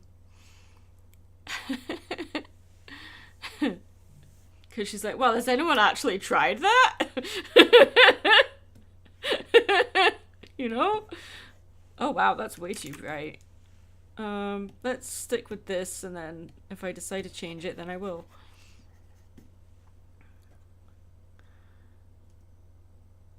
Oh, Warm Bodies! That is a good movie!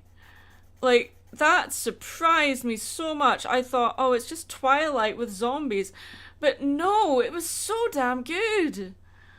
I loved it. The book is better, but, like, oh, the book is so good. But, the movie is so damn funny.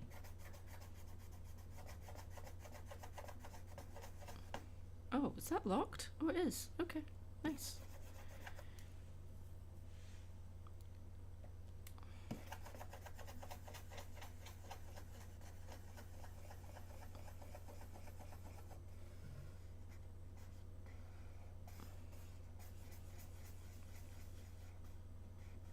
Yeah, maybe Warm Bodies did kind of influence that sketch, I guess, but eh.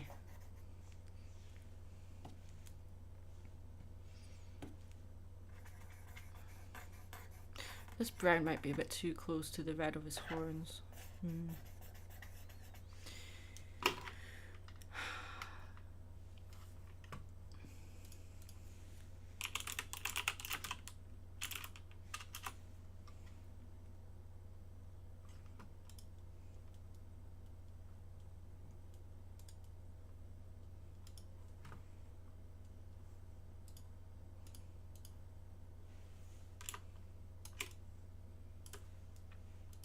Okay, this is going to help me with color balance.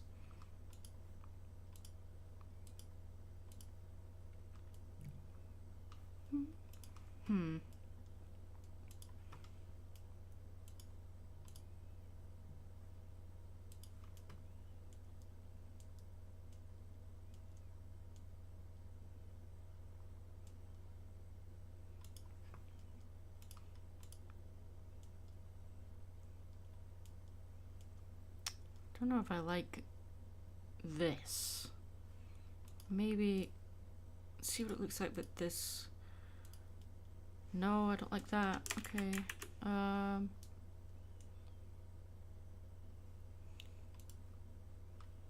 This is too bright. Yeah, look at that. It's right up in the corner.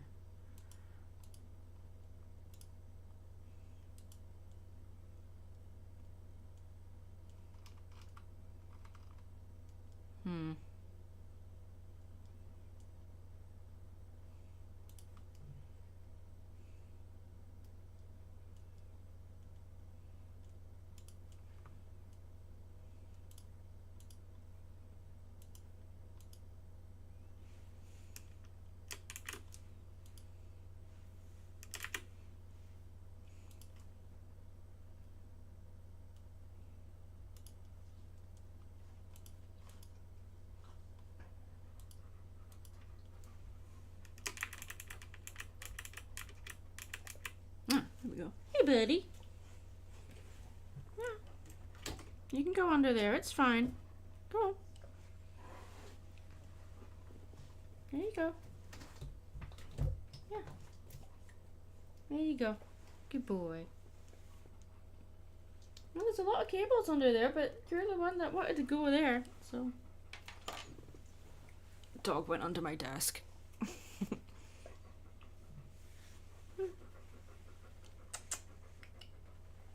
Buddy. Yeah. Yeah. Hi. Okay, there I got kisses. Okay. You're not supposed to do that, but it's fine. Your dad's not here, so you're kind of put out a bit, aren't you? Yeah.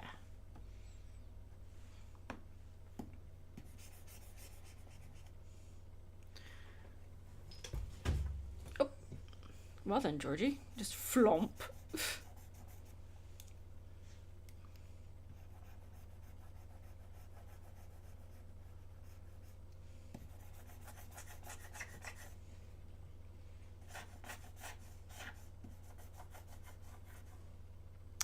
He'll need out for his evening walk soon. So I think I can stream for another half hour maybe, and then I'll take him out. Because he will need out before bed, won't you? Yeah, you will.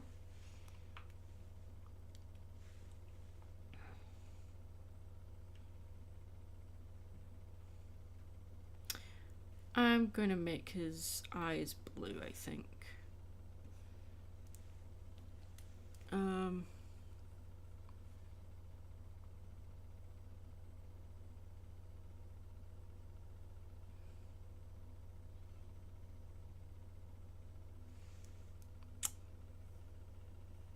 No, I'm not. No, I am not. I am going to keep his eyes gold. Fun fact, Mary's eyes are also gold. The dragon is Mary Sue, confirmed.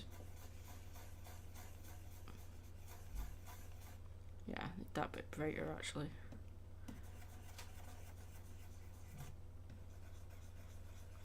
There. Oh, now Devin Townsend is playing.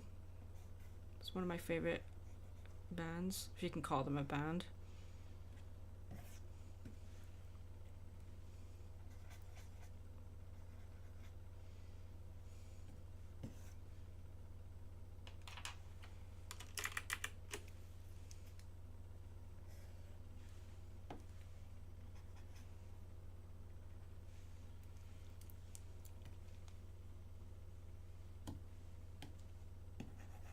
Oops.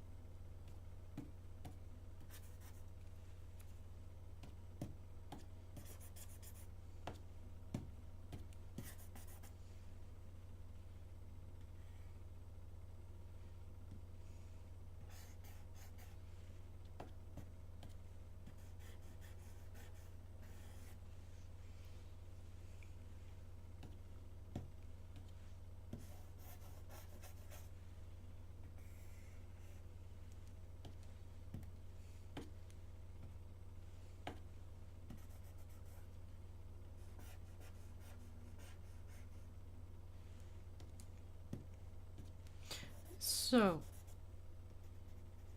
I have not named the baby. The baby does not have a name. I also don't know, like, what gender it is. So, I think I'm just not gonna do that.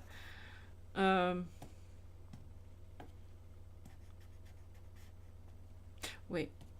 No, they do. Okay, never mind. We just don't learn it till later. Okay. I haven't looked at this story I've made up for a little while, so a lot of the story elements are coming back to me now.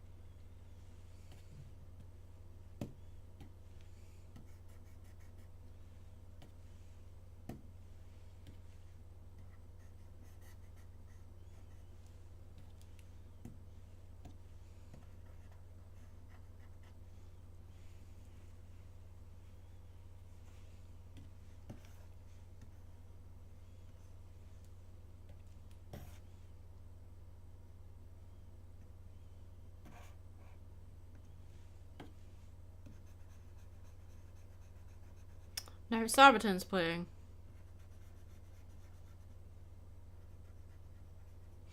I feel like if people actually heard the music I listen to, they would learn a lot about me. Like,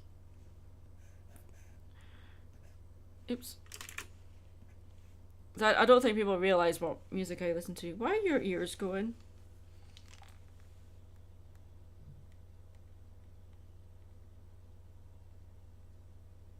Why are your ears going, Georgie? Huh? Okay. Random. He's hearing something. Okay. It is a Durgan. Hi, Mastercode. Is a Durgan. It's one of my Dragon OCs that I haven't drawn in a long time.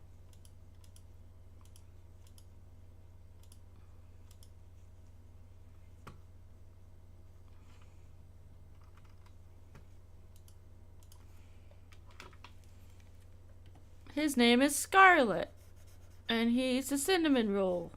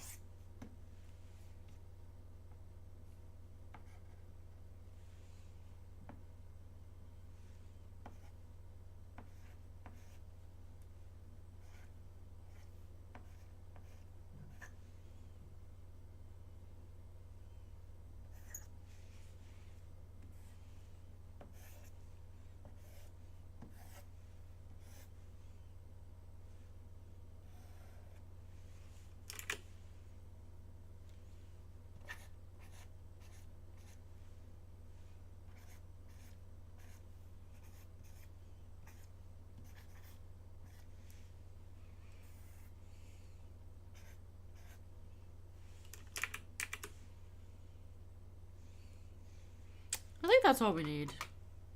More details. We don't need to overdo it.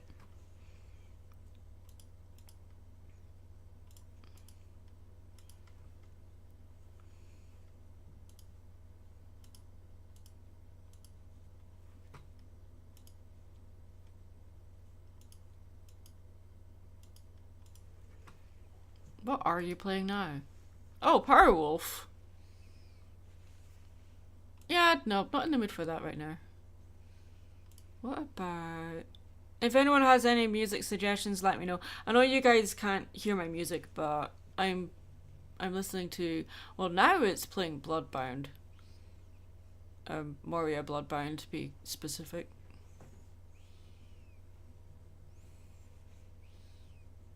That is a brilliant song.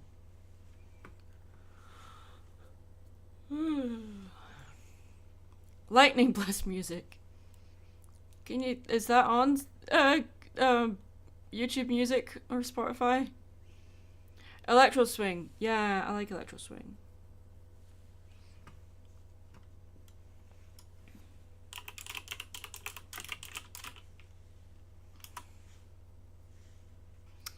Electro Swing mix. Let's try this. See what we get.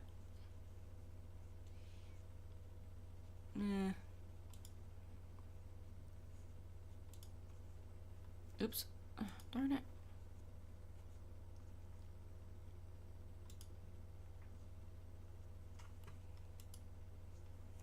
I switched back to Moria because I'm drawing a dragon, so the metal's kind of more fitting here.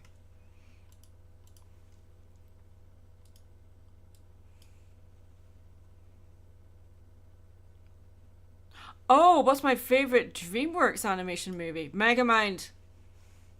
Megamind, come on. Why do we live in a world where Despicable Me gets 3 sequels, or whatever number there is now? I think there's 4 of them. And Megamind doesn't? I'm like, come on. Like, it has a TV series, and I've seen 1 episode and hated it. The animation sucks, the story sucks. It got everything wrong. And they changed Minion's name. I'm like, why? Why? How dare?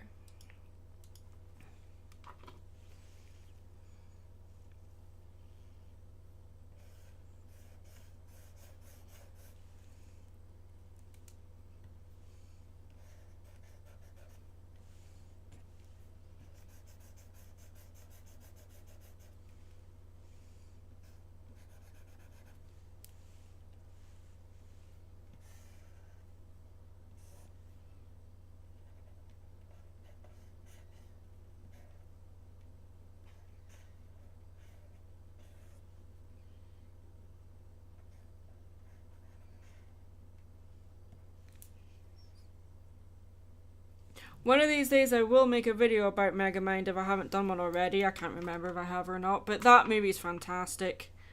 It's so damn good. Plot holes notwithstanding, but oh, it's just so much fun. I rewatched it last week or the week before with hubby, and it's just such a fun movie. Fantastic soundtrack. Megamind is adorable as menacing at the same time. Titan is a fantastic villain, and Roxanne is, yeah, she's fun as well. It's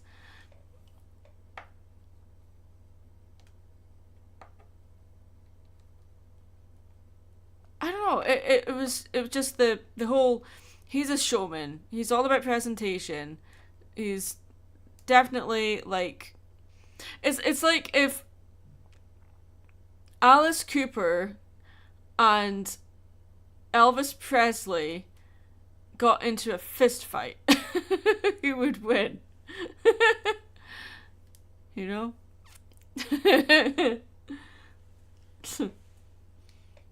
It would end up being about who has the most badass presentation, and obviously Alice Cooper would win.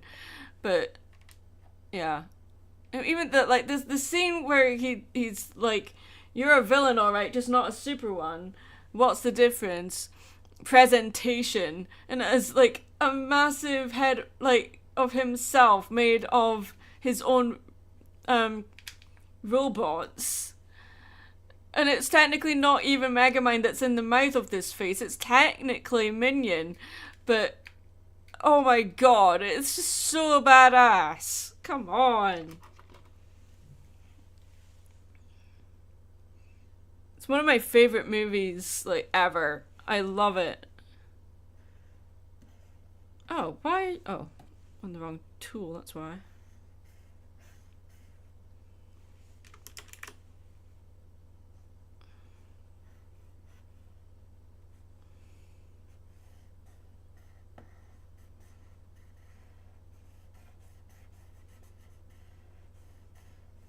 Birdie, you getting comfy? Oh my god, Georgie, did you just fart? Oh my god. My dog just farted. Aren't you guys glad that smell-o-vision isn't a thing? Oh, that's rank. George, what do we feed you? Wow.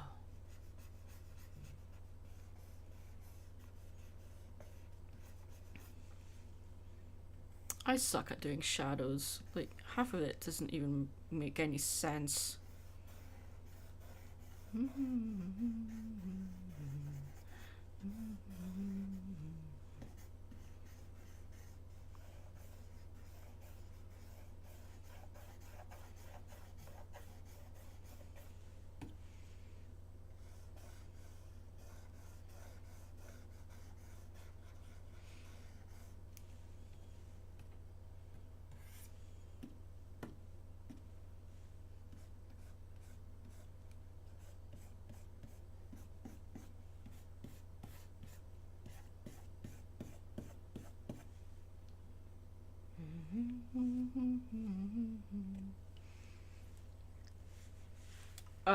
This is Belladonna by Beast in Black, one of my favorite bands. You guys can't hear it, but Beast in Black, check them out. If you like Berserk, you'll probably know Beast in Black already. Most of their music is about Berserk. If you don't know what Berserk is, it's like one of the most famous animes ever. It's my hubby's favorite anime, and I thoroughly enjoyed it as well. Oh, what is this?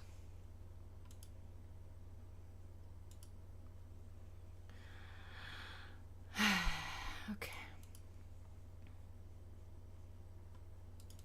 I told you not to do that.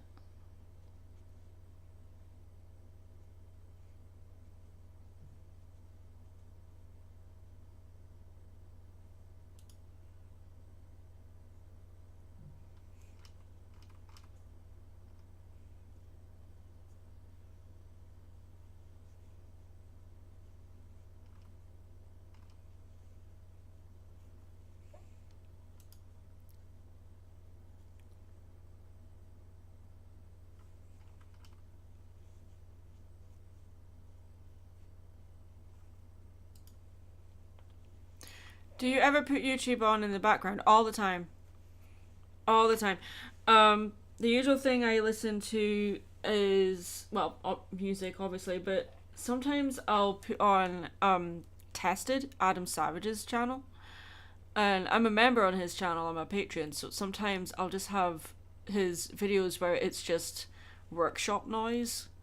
And it's just him mumbling to himself while he's working on stuff.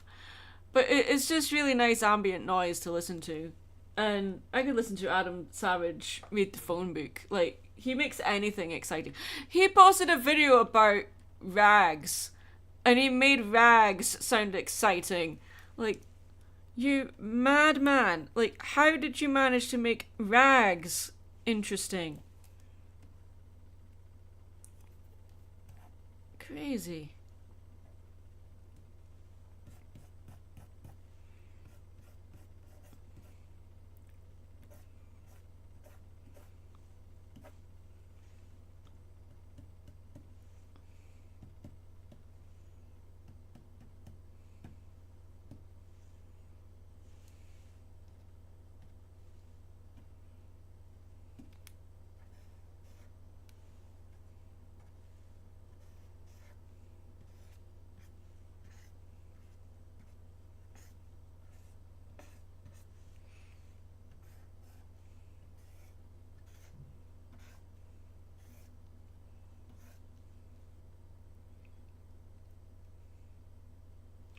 Is there a place near where you currently live you like to go to often, like to have quiet time or find inspiration? I don't really get out that often. Like, if at all, but I like going thrifting, and there's a couple of antique malls near us that we like to go to that we're not necessarily buying anything, but we're just going to just browse and just walk around, and I get some ideas when I'm just walking around not really paying attention. Sometimes just objects that people not thrown away, but like objects that aren't relevant to modern day can be really inspirational because it harkens to a different time. And even things that are from like as modern as the 50s can be really inspiring because it's post-war. And I love that aesthetic. It reminds me of Fallout. Yeah, I don't know. Just, do you have a favorite pastime other than drawings? Hanging out with my hubby, walking my dog. I listen to podcasts, or I'll I don't know, it's like I used to play a lot of musical instruments. I don't anymore. I sold them all before I moved. So eventually I would like to get a ukulele again, or a keyboard would be awesome, but I'm very picky about the kind of keyboard I have, because just like any musical instruments, you can get really crappy quality pianos and keyboards, and I want a proper one. And that would take quite a hefty investment, which is not on the cards for me right now. But I would love a ukulele. I don't have my ukuleles with me. I'm going home for Christmas this year, so hopefully I'll be able to, if they're still there, I'll be able to bring them back with me. If not, then I can buy a new one.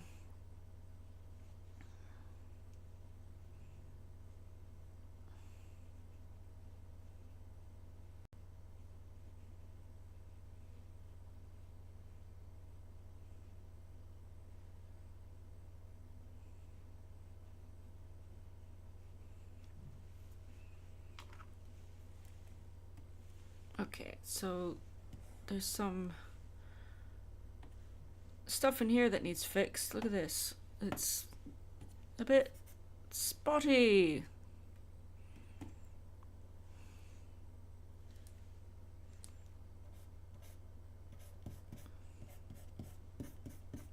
Dude! Did you just do that?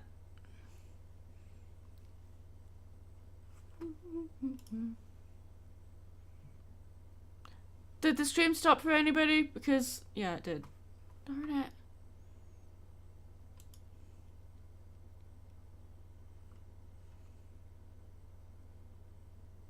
What the heck?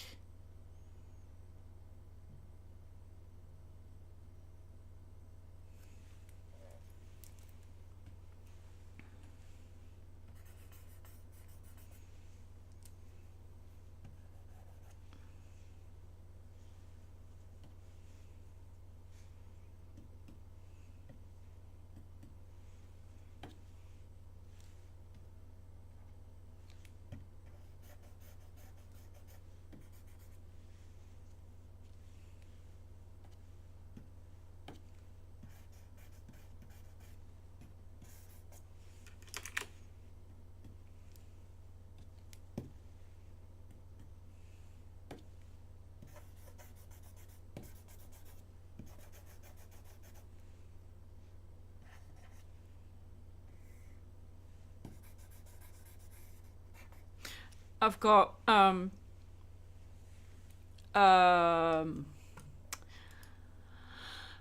Alistair's game from by the Living Tombstone playing.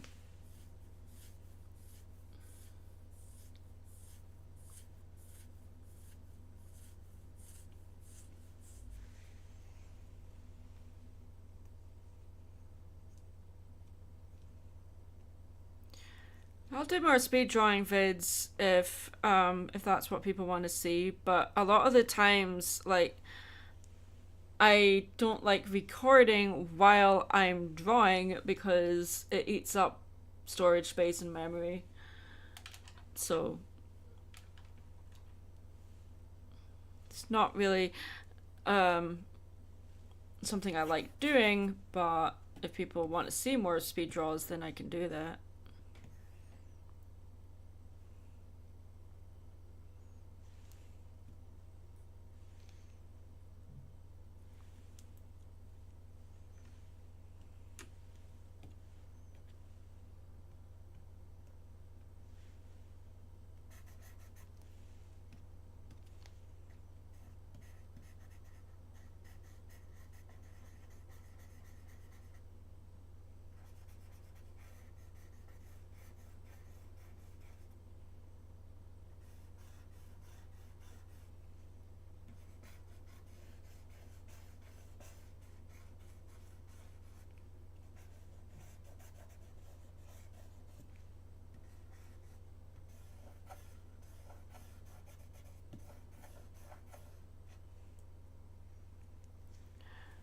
JoJo Bizarre Adventure, yes.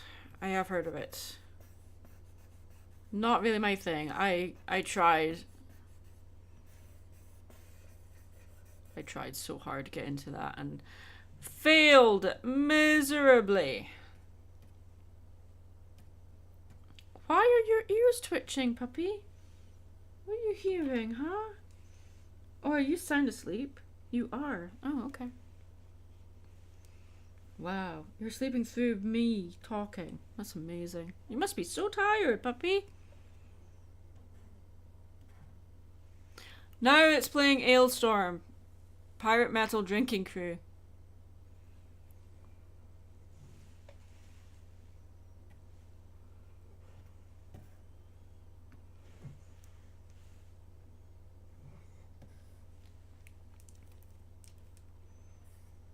Well.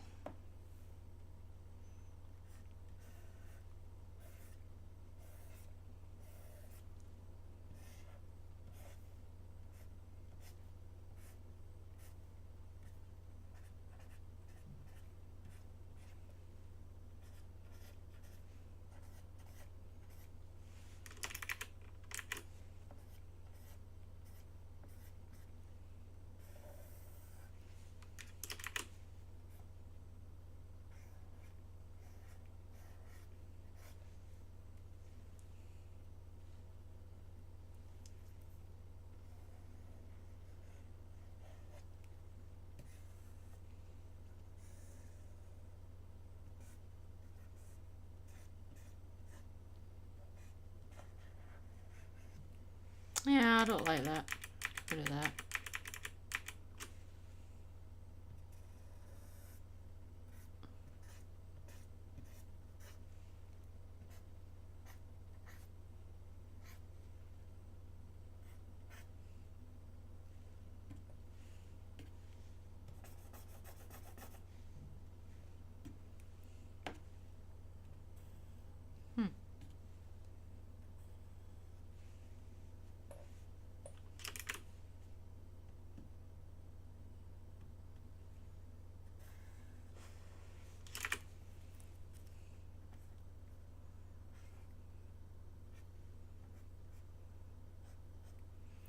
And I think this drawing is done, and I need to take my dog out.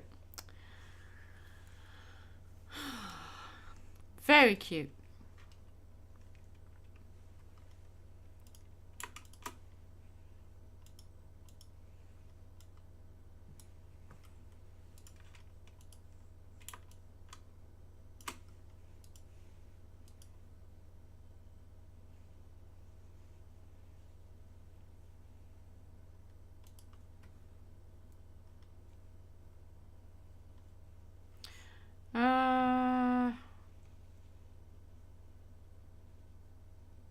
I haven't got a name for the other dragon yet. Well, this guy over here. I don't have a name for him yet.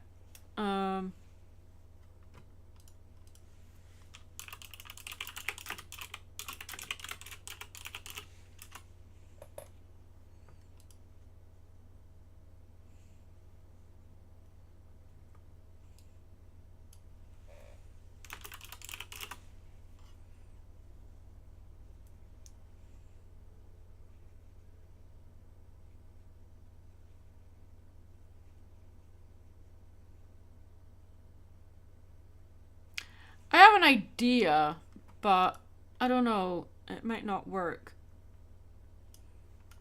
Let's see. Bring you over.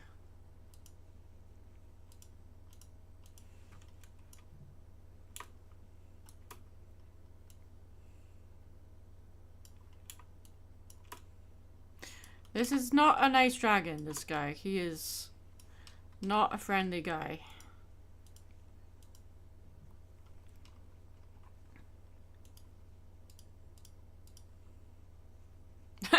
Charles. Well, the red dragon's called Scarlet, so I'm thinking something to do with the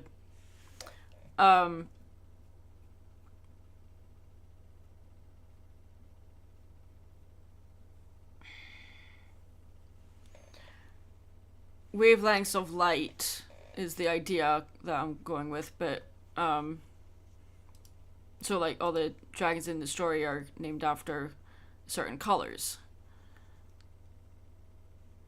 The opposite of scarlet is violet. I don't want to call him Violet.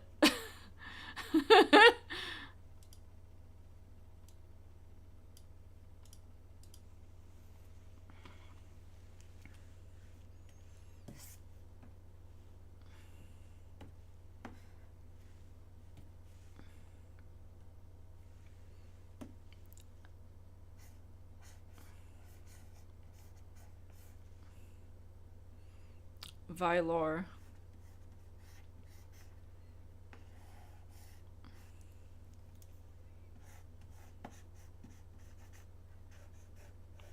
That could work.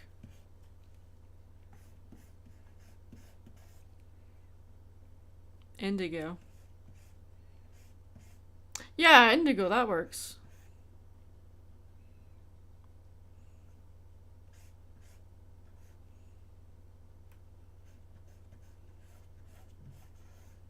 Okay, thank you.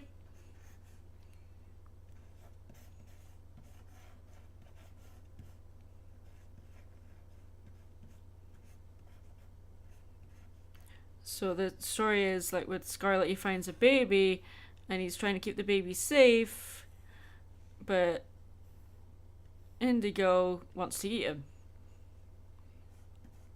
So he's not a nice dragon at all. Not a good boy. These two do end up fighting properly.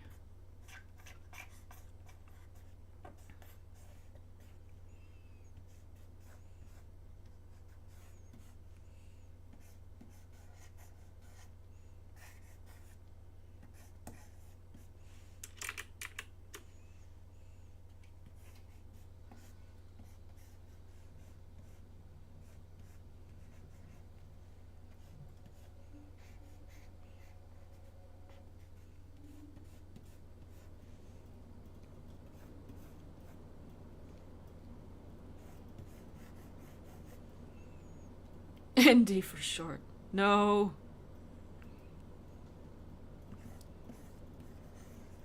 That's Indiana Jones.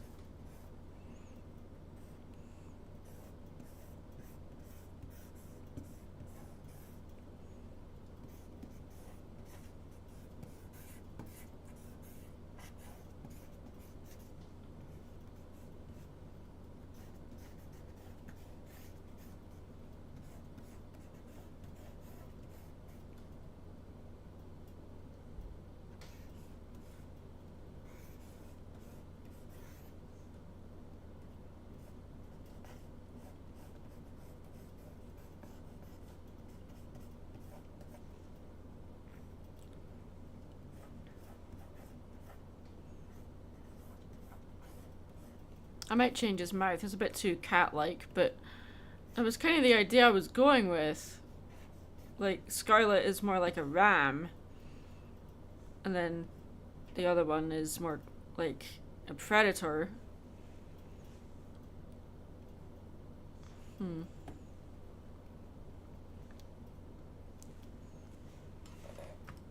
gonna look up something real fast.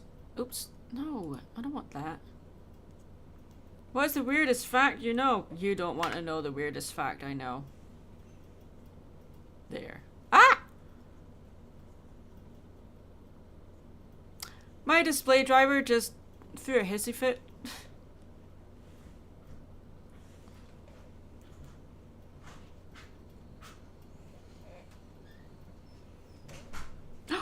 Who's that, Georgie? Georgie, who's that? Who's that, buddy? Huh? Who's that? Your dad's home. Who's that? I'm in a stream, by the way, just so you know. Look who's home! Yay! Yeah, he was not happy. Moping. Yes. Yeah, I bet. Yeah.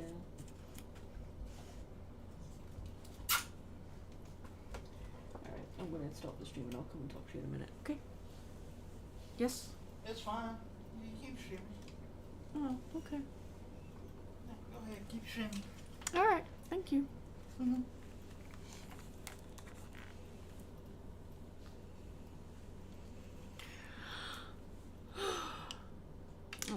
so much. Anyway, hey Arcfire. How goes the arts? It's going good. I'm actually drawing stuff for myself for once. Shock, shock, horror. Oh, by the way, while you're here, I'm going to be away for the weekend, so I won't be able to send you an update for your commission till next week. I'm going to send out a message to everyone that has ordered a commission to let them know, but seeing as you're here, I might as well tell you now.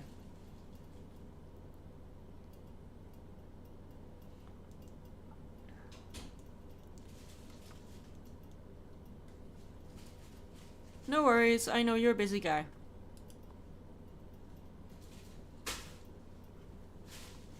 Okay, now I've got Jotun Studios' cover of The Neverending Story. It's basically the metal remix of it.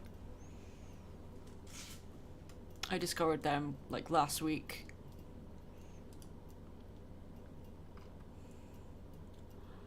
I'm probably saying their name wrong, but oh wow. What was I looking for? Oh yeah.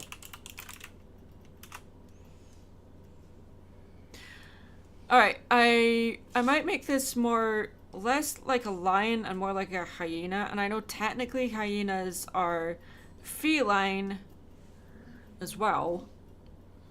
Not dogs. They are not dogs, they are feline.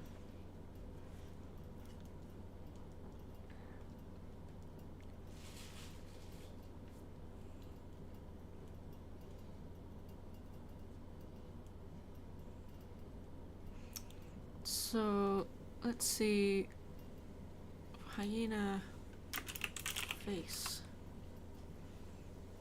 Ooh.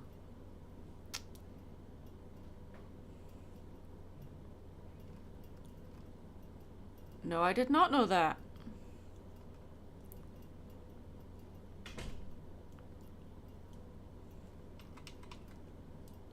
Let's see how... Okay.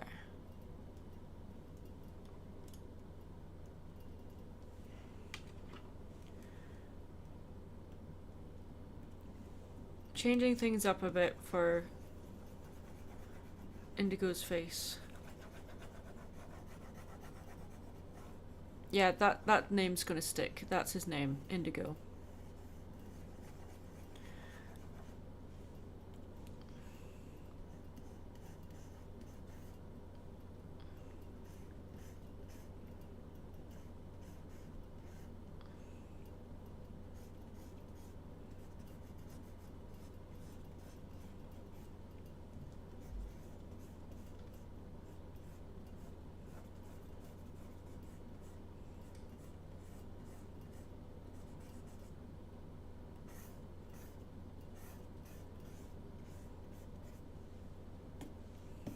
Nah.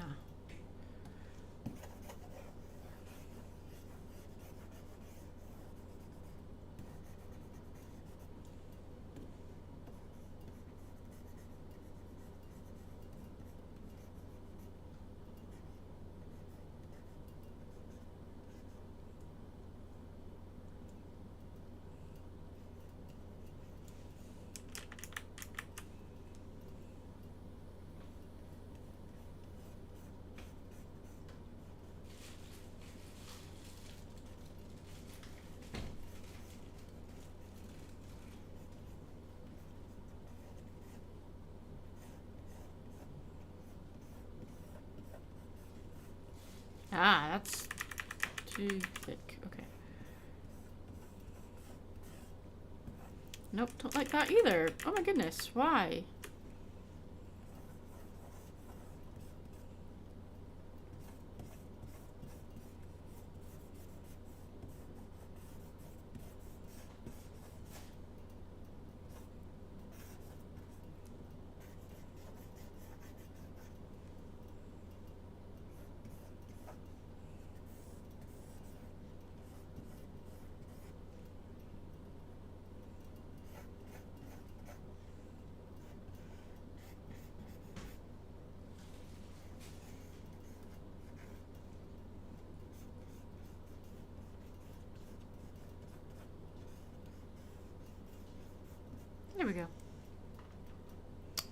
I don't know. That looks a little bit like a. His nose is too bulbous. Like it's.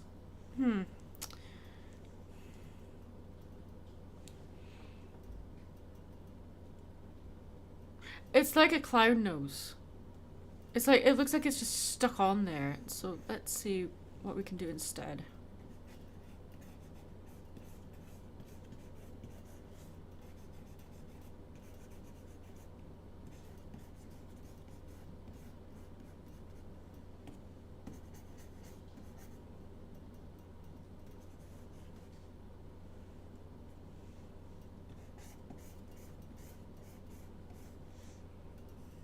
Okay. I'm dropping the whole feline thing. Let's see.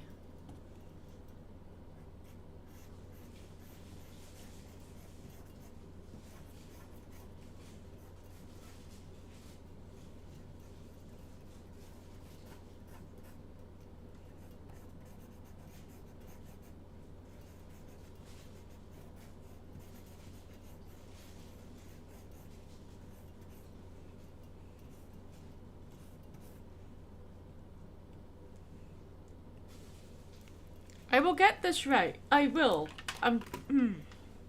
This is the first time I'm drawing him, so.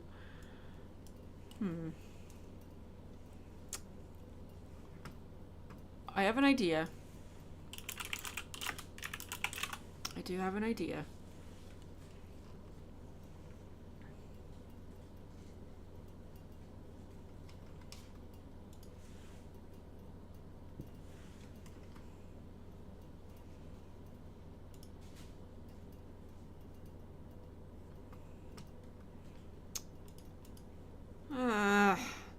Okay. Let's keep trying. We'll keep trying. I don't want to drop the whole feline thing. I want to keep it. We just need to get it to look right.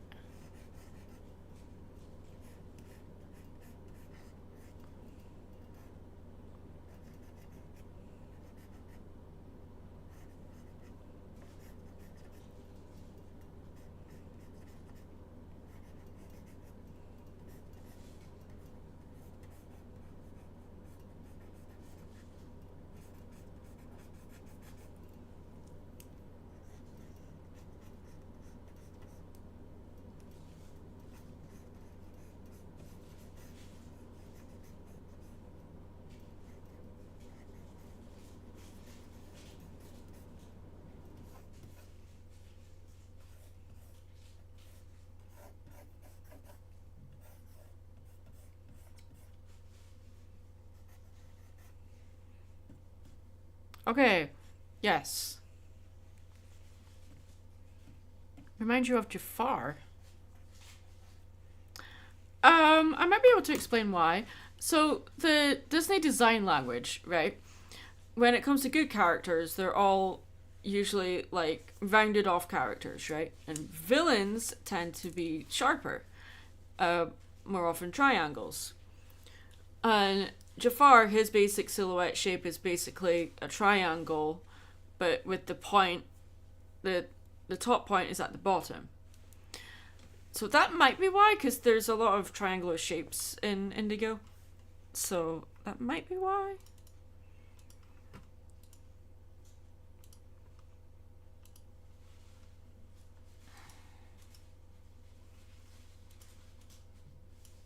I think I've... I like it, but it doesn't quite... You know, it needs to look like he's from the same world as Scarlet, and it doesn't quite look like that.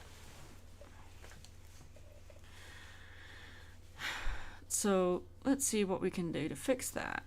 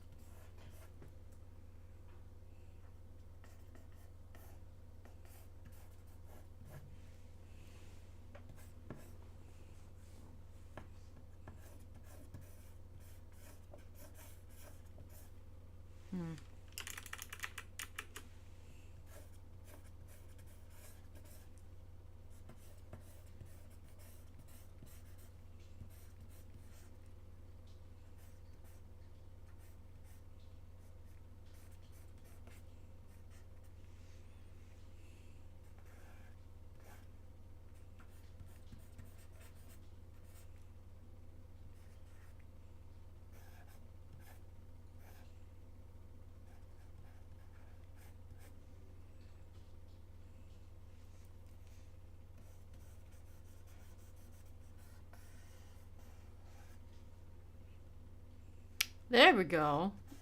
That works.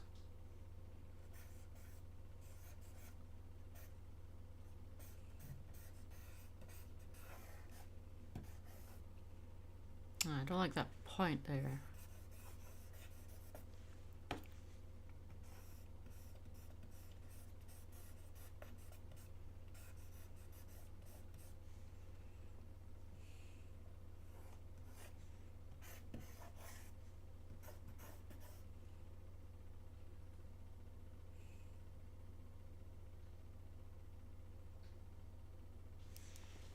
Looks like the yin from Aladdin.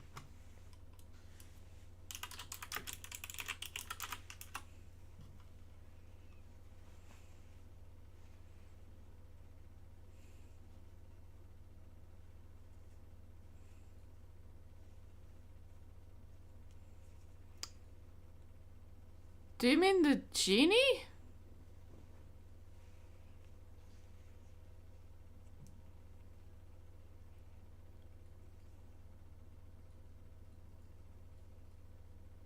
Oh. I don't see it. Same pose.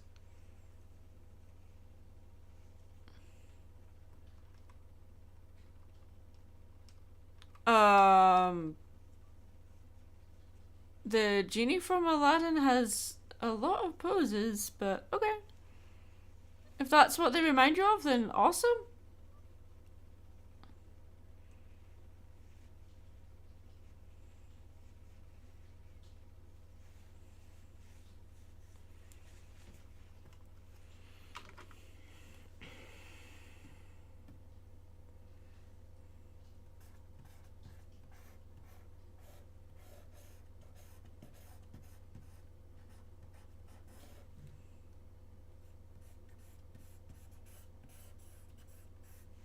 Too far.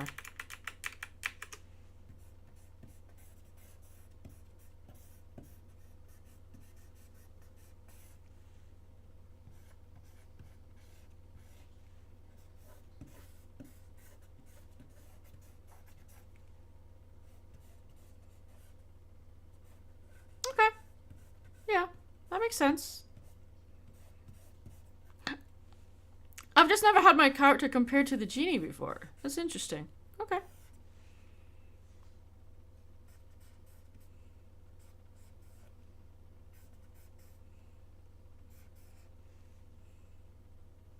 Ooh, good luck for your interview then, Cosminate Inspira. Thank you for hanging out.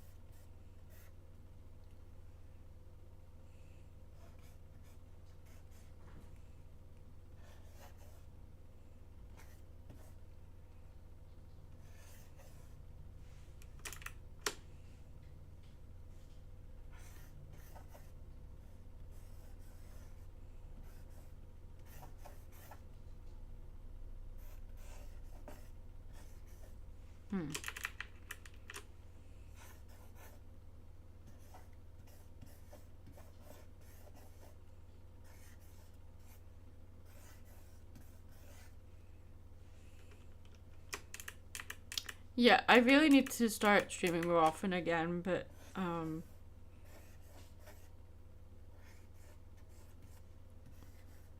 there's been a lot of technical things and a lot of stuff I've had to do for vending stuff. I don't like his chest. That just looks weird. Let's simplify this down.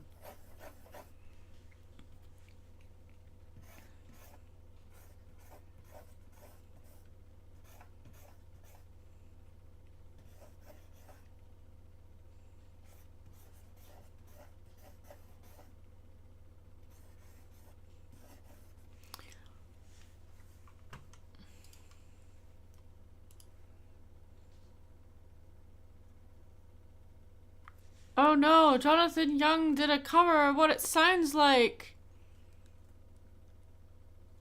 Oh no.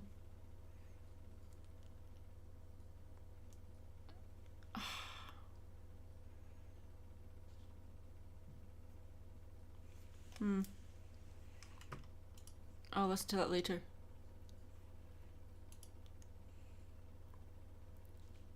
Ooh. Nah. Hailstorm, Everest. Okay, that works. Okay, so the feline element has been simplified down, but I think that works. He actually looks a lot like the original design of Scarlet. That's interesting. That is very interesting. Okay.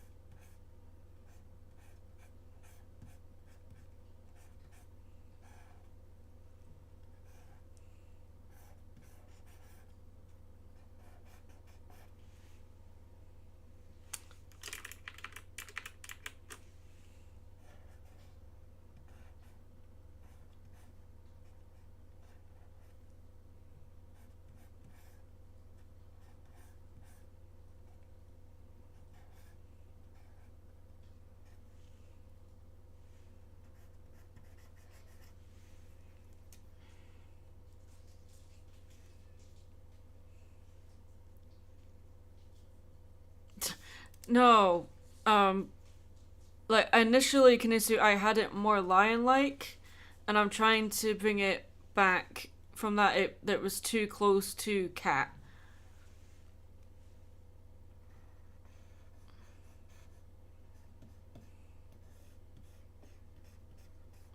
I'm looking for more subtlety, really. Like Scarlet is more like a ram, hence the shape of his horns. So the idea is like Indigo is more like a predator, and Scarlet is more like prey.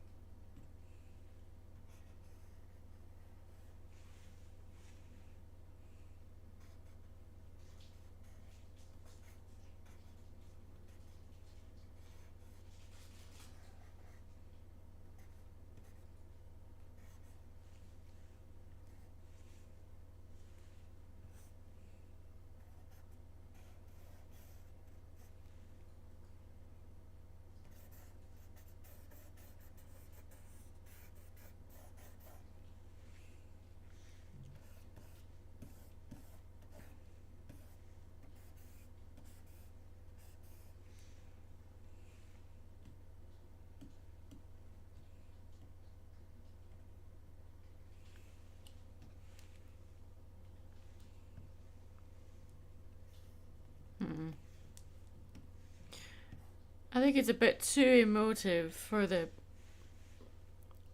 what happens in the story. So let's make him a bit more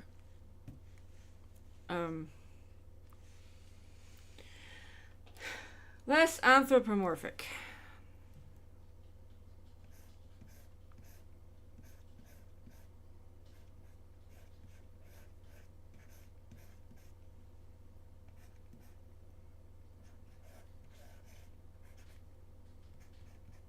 She says and instantly makes it, yeah.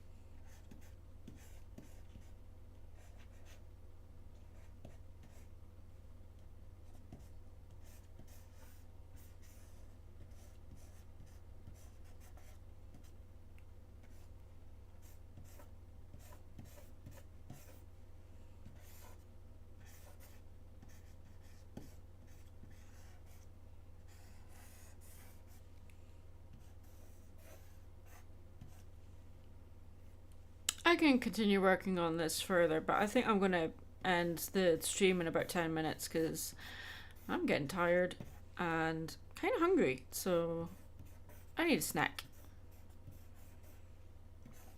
And my hubby's home, so I'm like, hey. Whiskers. No. I mean...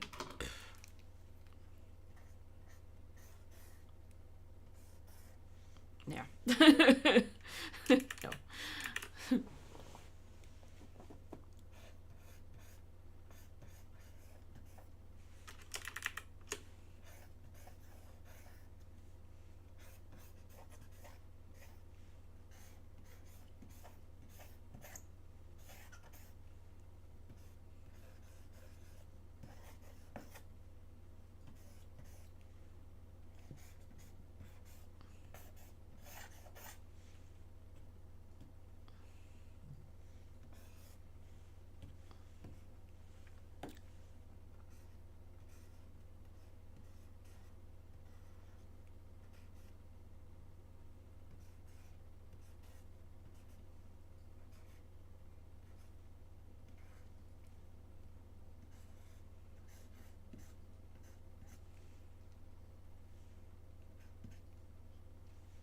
Okay, that's closer to what I want.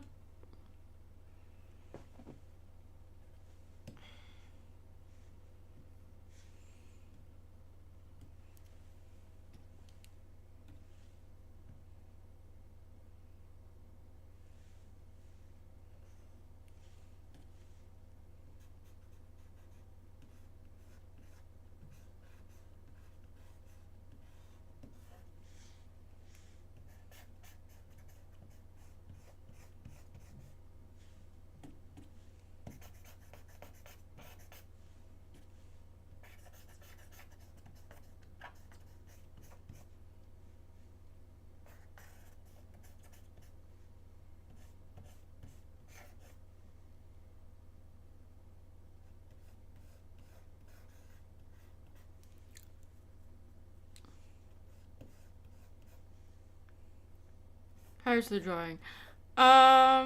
It's certainly going somewhere.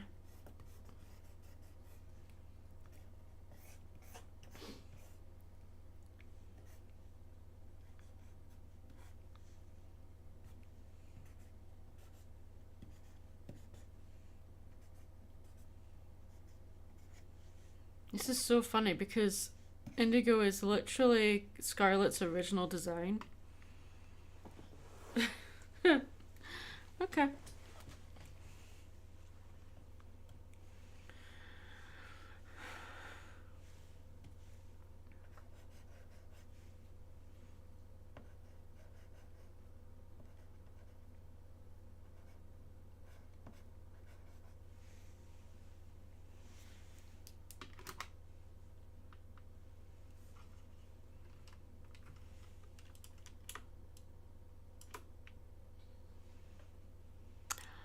How many Maddie Avatar PNGs do I have?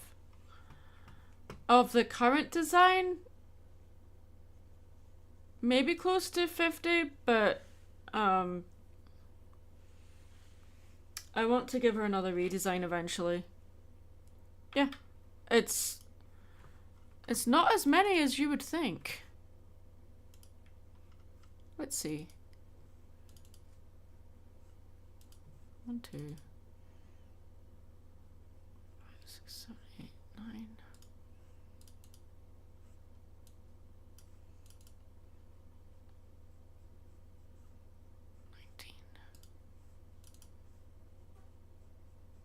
19. 5.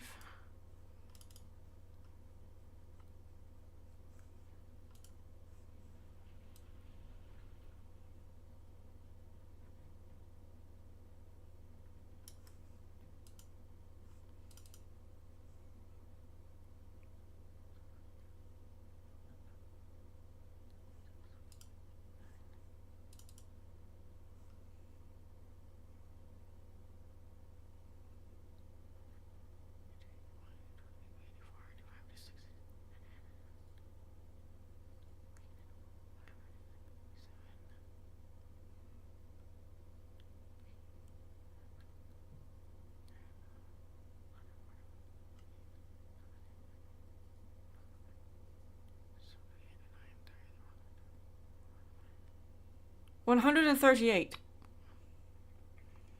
So I was way off. But it's not in the hundreds. It's 138. That's still a lot. I think Mary has more, but I'm not counting her today. If you have a question, just ask the question.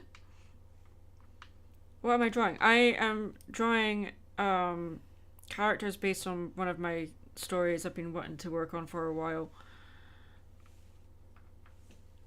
The concept is a baby. A dragon wakes up and finds a baby in its lair. A human baby. So now the dragon on the left, who is Scarlet, is protecting the baby from Indigo, who wants to eat him. Make of that of what you wish.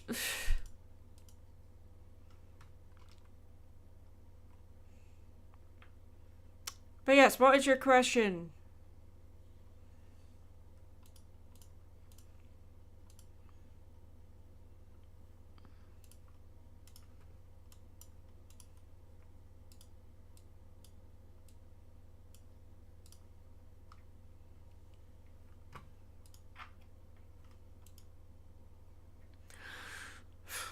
Oh, goodness. How does art commission work and, making digital art? I am personally a great artist when it comes to in-person like painting and drawing, but I am curious, I think you mean, about when it comes to online art. Where do I start? Well, that is a very heavy question because I would need to be familiar with your art. I think what you're meaning is you prefer traditional, like painting and drawing.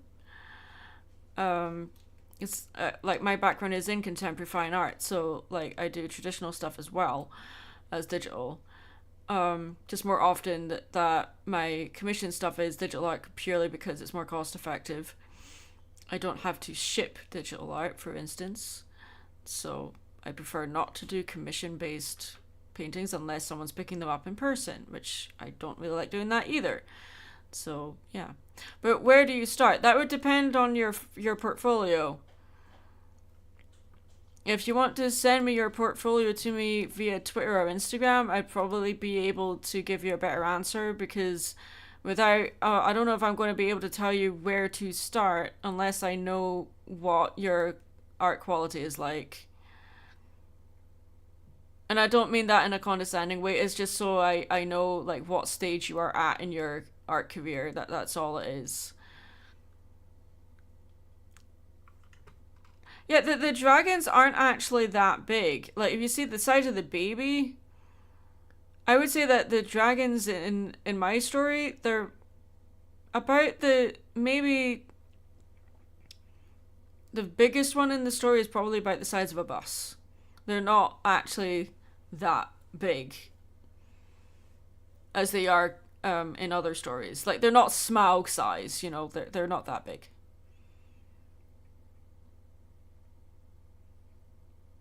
Say like if you ever played Skyrim, I'm like maybe that the dragons in that like they're big enough so that the dragons can't like stomp someone to death. They're like face to face. Okay, so let's start inking Indigo now.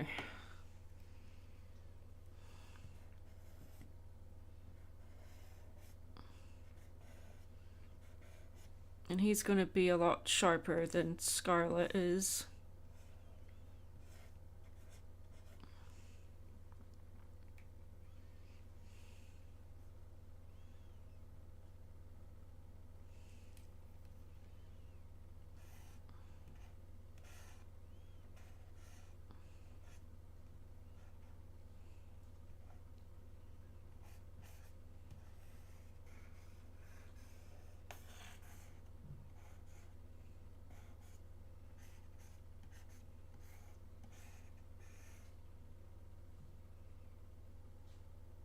I haven't seen the live action adaptation of How to Train Your Dragon, so I can't have an opinion on something I haven't seen.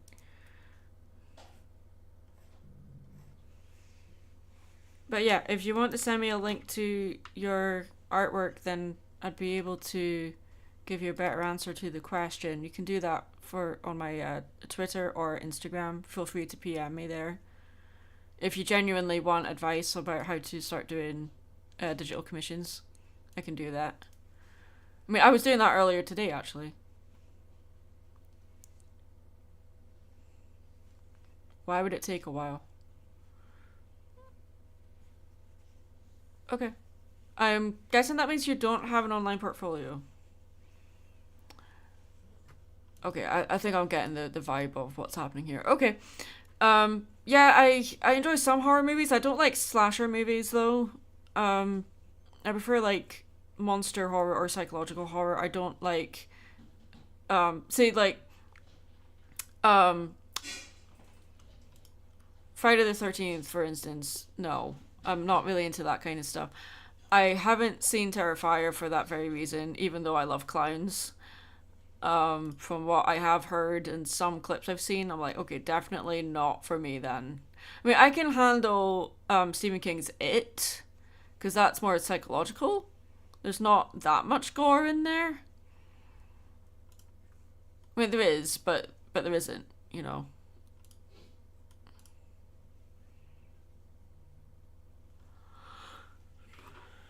Okay.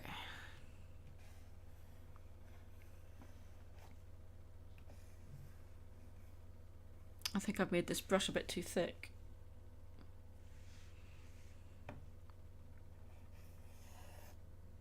Yep.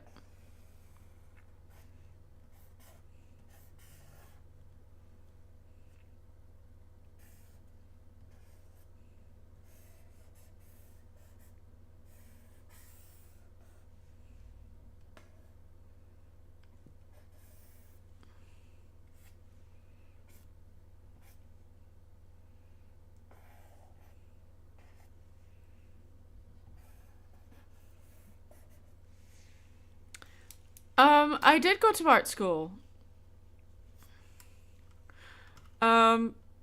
So if you have more like in-person painting, you mean traditional art, I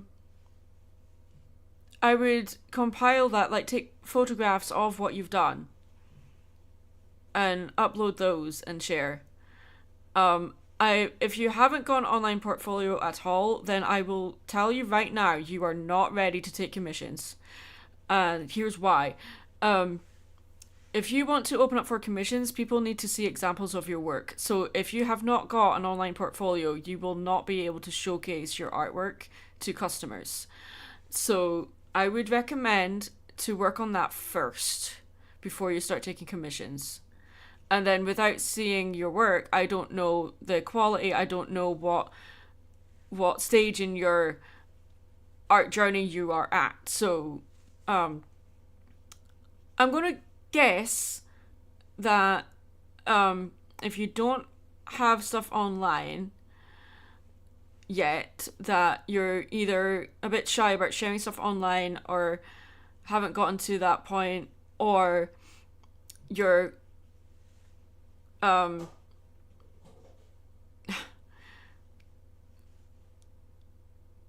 young. I don't want to make that assumption, but that would be my assumption here. Please correct me if I'm wrong. How do you make one? How do you make an online portfolio? Okay, you there safety online, dude. It's like you can post your artwork online on Instagram or like Twitter. Keep it separate from your personal stuff, obviously. Build up your library of online stuff before opening up commissions.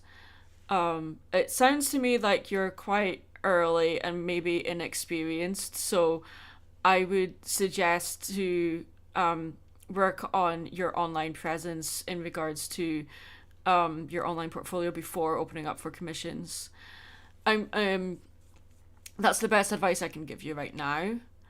and then commissions will be way later down the road, because you need to learn how to conduct yourself online, because if you're taking commissions via people online, you need to understand security and all that kind of stuff, and that is quite a substantial thing to get your head around, especially if you don't have an online portfolio yet. You need to learn how to manage yourself online before you can manage other people, is basically what I'm saying. And a lot of the times, when art is your job, you have your fingers in a lot of different pots. You're not just making art, right? You're your own marketing manager. You know, you're constantly like advertising your stuff almost daily. I don't do it daily. I do it maybe once a week or something, but I'm in a very privileged position where I don't have to advertise every day, but you know, it is what it is. There's also the danger of being too ambitious with what you can provide people and taking on too much because you need money. So there is that as well. There is a lot to learn, dude. It's not just about making art, you know.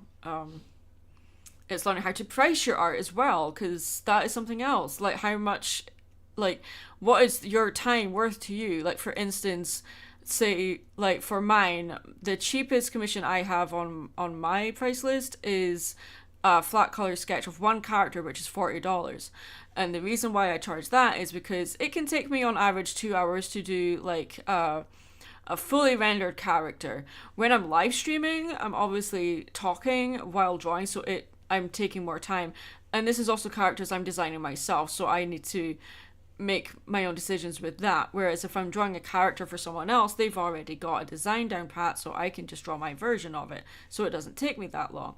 So on average, I'm paying myself $20 an hour per art piece, and then I add on additional costs depending on what is in the picture, like if they're wearing armor, or they have an additional character alongside them, or they're in an action pose, or something that I need to take more time over, then I will ask for more money. But another thing I will advise, I'm sure everyone in here is like either heard all of this before, or knows this, or doesn't need to know it, whatever, but if you're selling something online, please do not just have people send you money via PayPal Me. Do it, or something similar to that. Do it via invoices. And it's a lot more secure that way. And also you're less likely to be charged back if it's invoiced. Because that way you have more control, the client has more control, and, you know, it's just more secure, basically. Instead of just sending money willy-nilly, because people get caught out that way, and a lot of people are scammed that way as well. Don't take money via digital checks either. They are incredibly unsafe, and that is one of the ways that a lot of scammers get your personal details, so please be careful. I mean, PayPal and Venmo and all that are not 100% secure either, but it's better than just sending someone a PayPal link, you know? Okay. Not doing great with finances and struggling to get by as it is, so I understand that part. I think the best advice I can give you is just really work on your art and get it out there so it's basically seen by people. Then why do you use it then? Because I have to. There's no other option. Don't bite the hand that feeds you, you know? It's like I use Photoshop, but I hate Adobe. I have to keep using Photoshop because that's what I have to do. Anyway.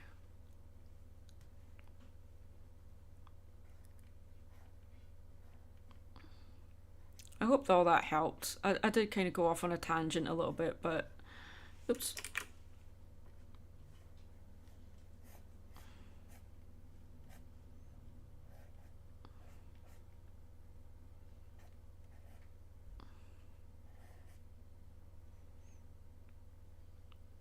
No worries, I wish you well on your journey. I really was trying not to sound discouraging. I'm just like, because I haven't seen your art, I don't know where you are at. So building up an online presence will help people answer the questions if you ask other people on how to go about it. Okay. Thank you for coming to me about your question, though. I appreciate that, because I'm definitely not an expert. I'm still learning.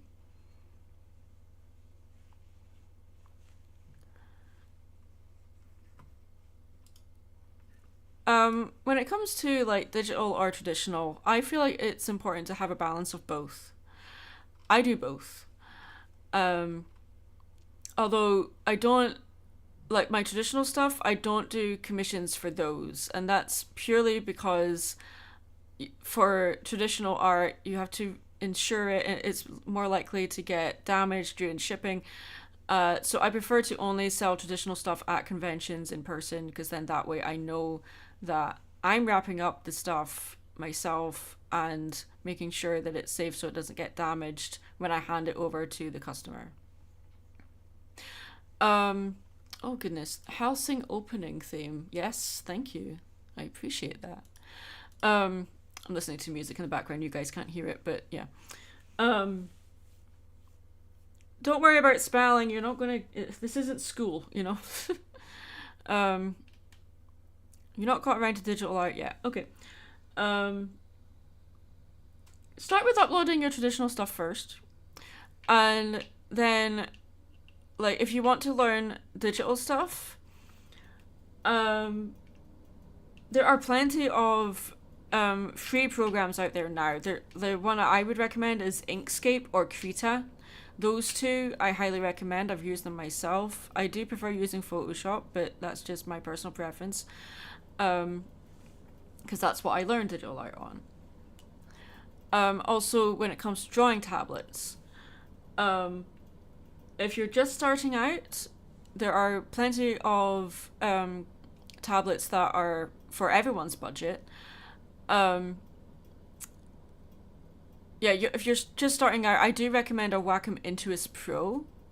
They're relatively affordable, and I would suggest starting out with something like that instead of forking out hundreds of dollars on a drawing tablet monitor.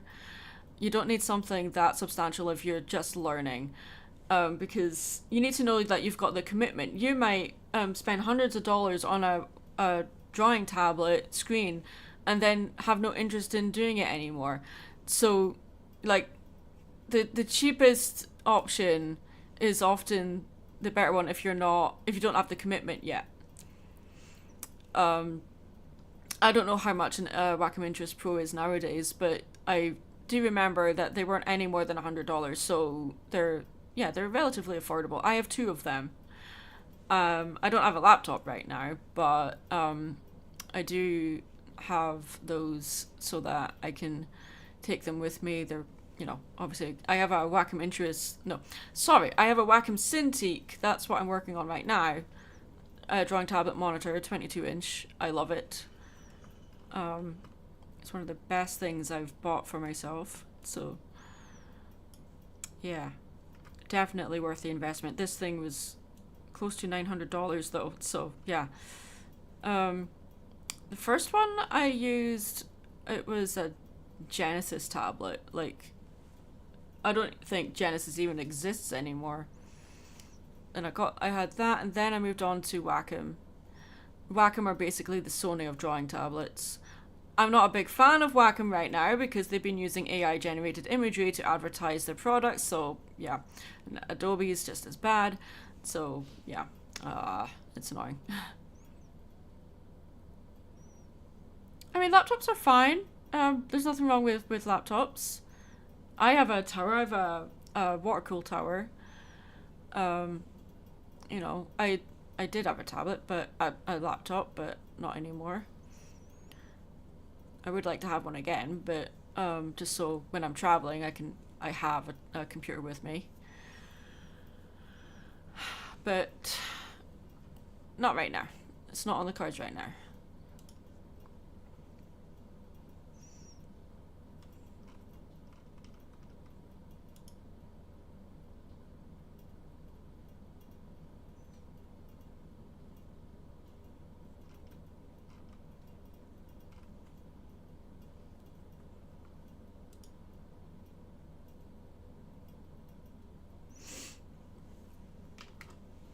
Okay, let's see. Can we get this guy closer to done before I stop? Ooh.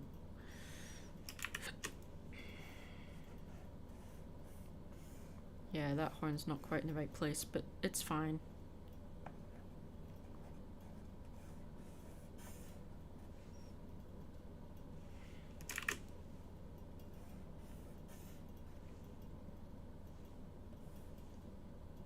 Aww.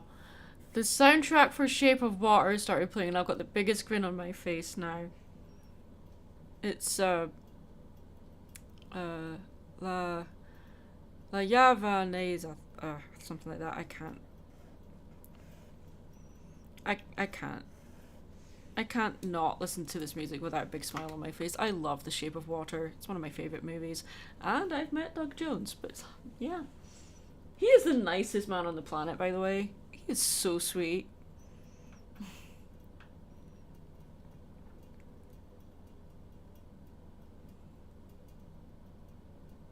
Ah, good luck with that.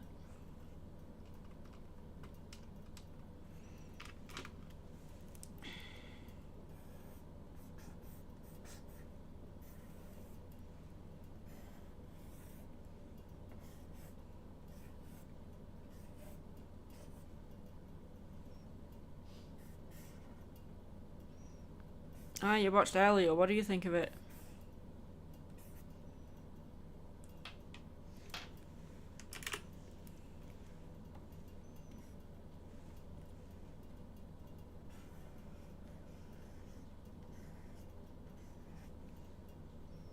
Mid. Okay. I was asking Bubby in Toyland, but okay.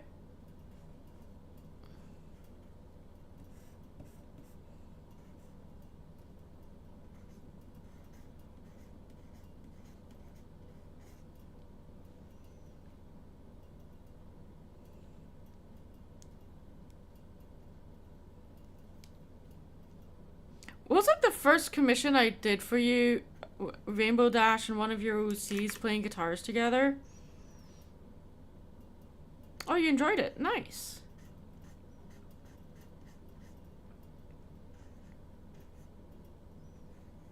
Oh, I love this song so much. I know you guys can't hear it. I'm so sorry, but Shape of Water has probably maybe... It's definitely in my top 5 favorite movie soundtracks. My favorite movie soundtrack ever is the one for the movie Interstellar. It's not my favorite movie, but I can listen to that movie soundtrack forever. The score music is just so incredible. I loved it. It's a hard movie to watch, though.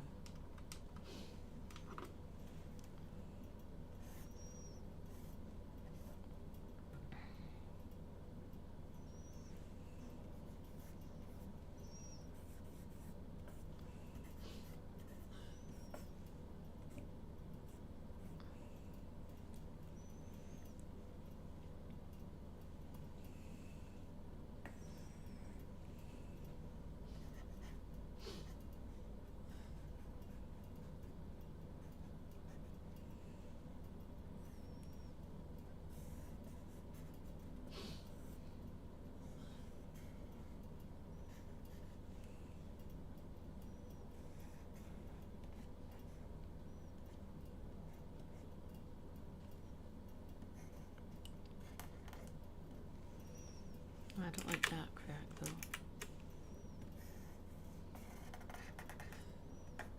Part of me wants to give him a broken horn.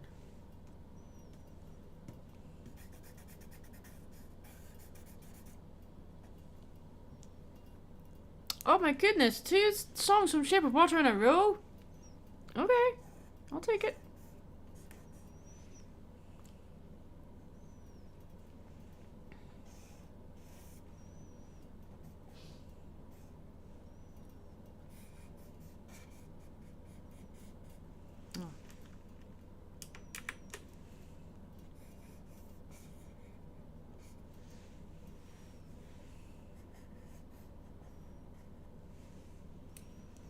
Yeah, Indigo has a lot of scars on him.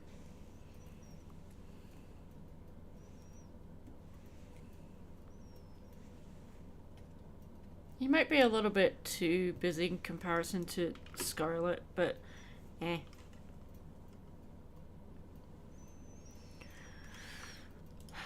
Alright.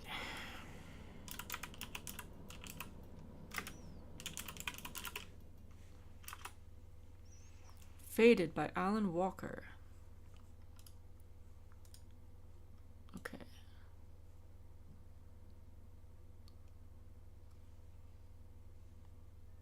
I think I'll go with this palette instead.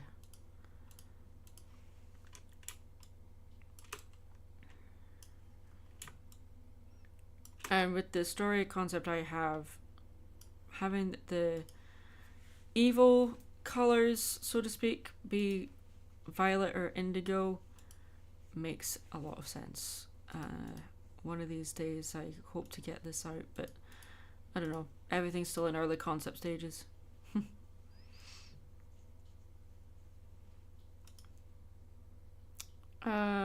Let's go with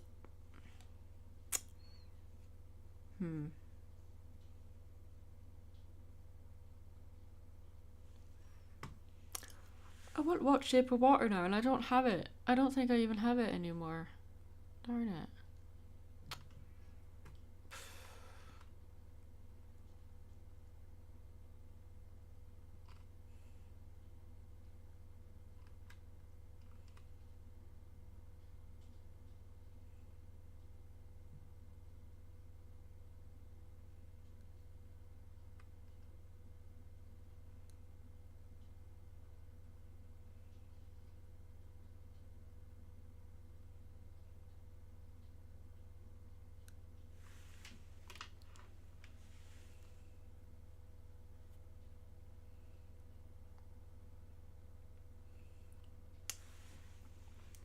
I don't know, this color might be a bit too deep. Oh, yeah.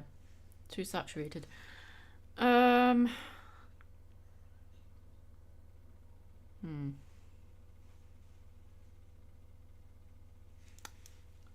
Question: if I wanted to ask and pay for an art commission from you, how would I hypothetically do that? See, on the screen it says you can contact me via my Instagram or my Twitter, or even email me about my digital commissions. I take all payments via PayPal invoices, like I said earlier. I do take all payments in full upfront though, but to discuss it with me, contact me via Instagram or Twitter, and we can go from there. Let's see. I don't know if I'm going to make his horns the darker color or not. I'm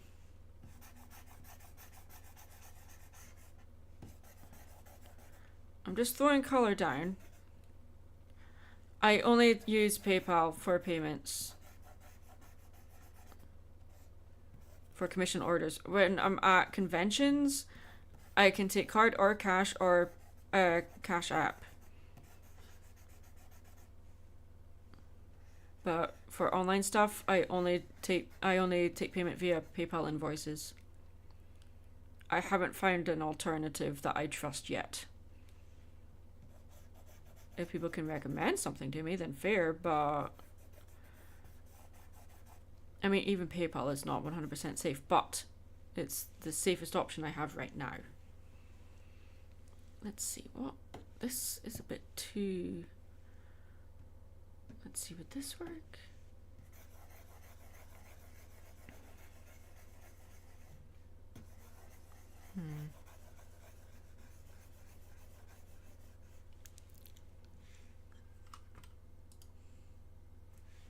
Okay, I'm guessing it's not shuffled. I don't just do brony conventions, I do like Comic Cons and craft fairs as well.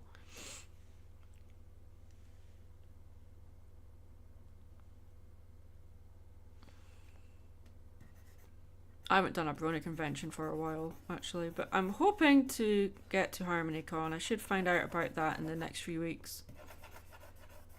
You're just playing all the music from Shape of Water, like, back to back, aren't you? You're not on shuffle. That explains a lot. Okay. That's fine. I can listen to that before bed. That's fine.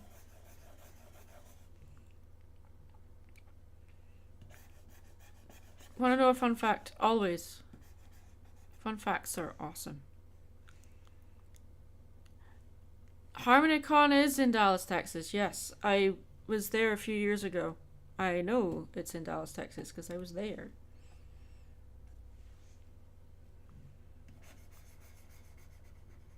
It's not really a fun fact when I already know it. Fun facts are great. Yeah, they are.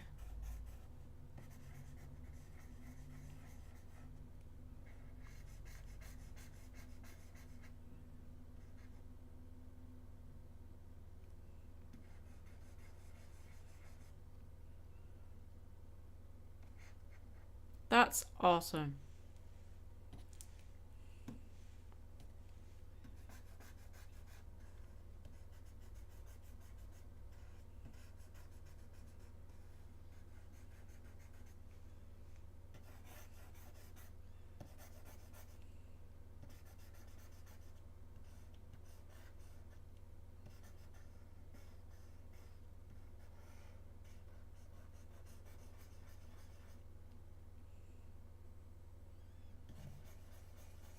Oh yeah, I know Texas is hot. I've been there. Oh, good lord, yeah. I have not saved this entire time. Wow.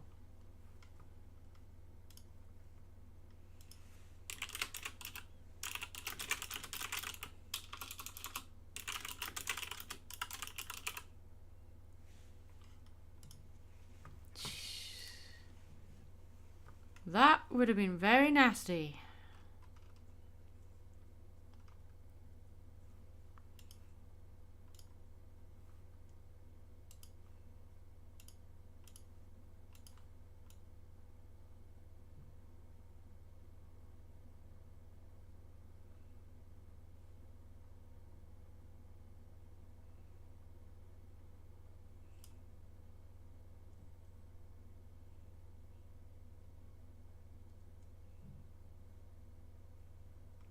Yeah, like again, I've been to Texas twice. I know what the heat is like. But I live in North Carolina, so the heat here get just as bad.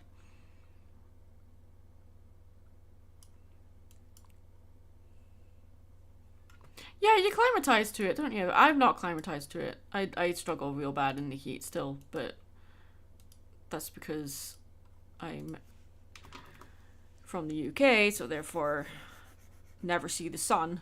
So oh,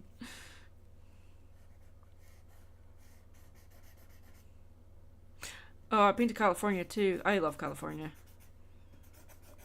I love the weather because you don't have humidity. I love it. When I left LAX, I was like, dude, like, my friend that was picking me up, I was like, dude, and he was like, what, is everything okay? And I'm like, yeah, you guys don't have humidity. I love it. He was like, oh god, I thought there was something wrong. I'm like, no. I freaked him out.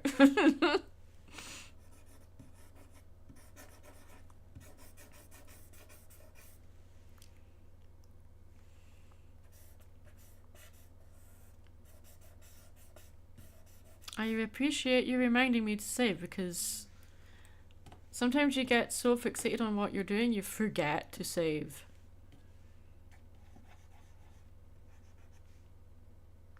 I think these colors will work. If I can change tools better. There we go.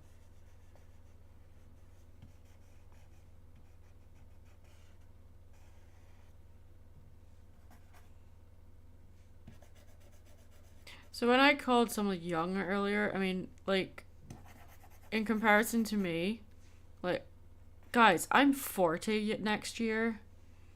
Like, my god. 40.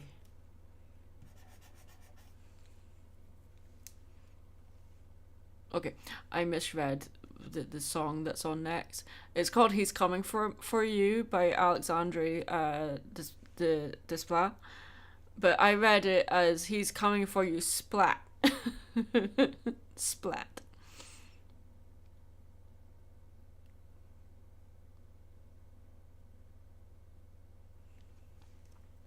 Yeah, I think like everywhere has their issues with that kind of stuff, but I understand.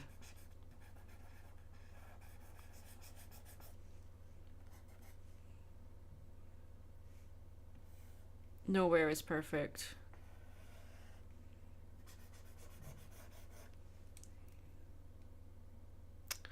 All right, let's not talk about drugs and alcohol, please.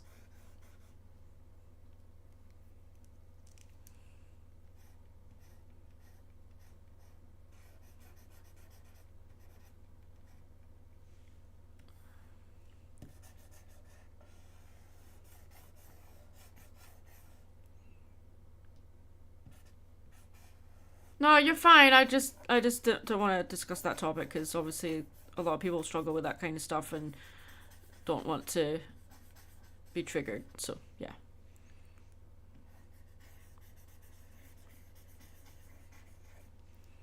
Okay, there we go.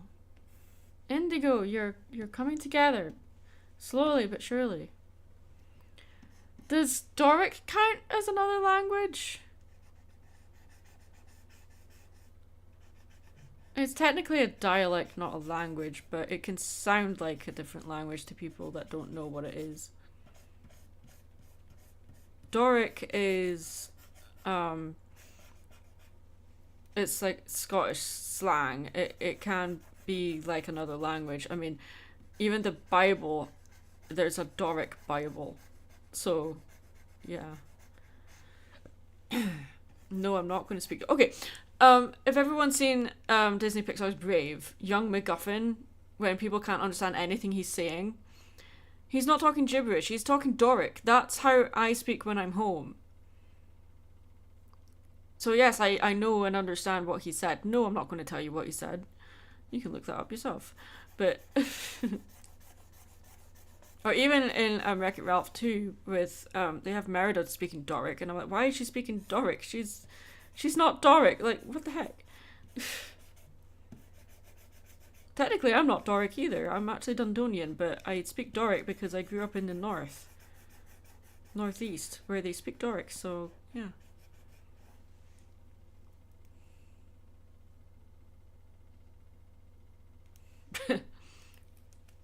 You want to be kidnapped. Okay.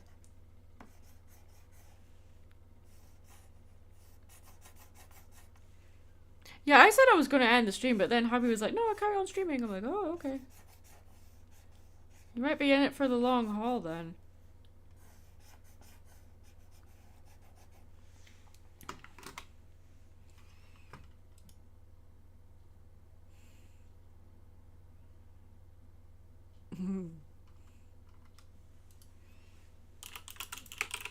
I am loving this music.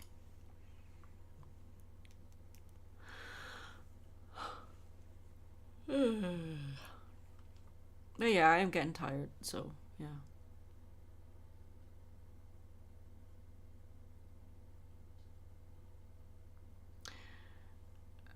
That's dangerous. That's dangerous, and yeah, that's... I was happier when I didn't know that.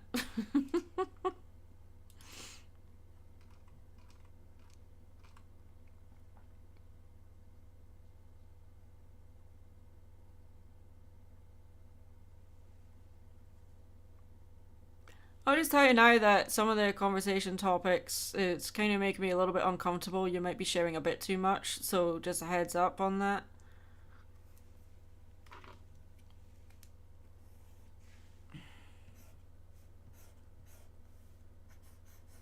Just be aware that, you know, this is a live stream with, like, you don't know who else is watching. There's a lot of people here, and yeah.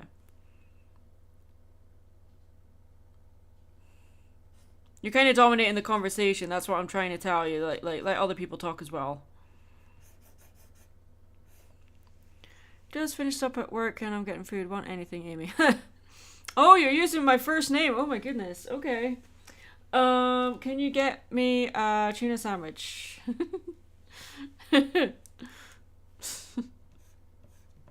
I do prefer being called Maddie, but yeah, Amy's fine as well, I guess. But I do prefer Maddie.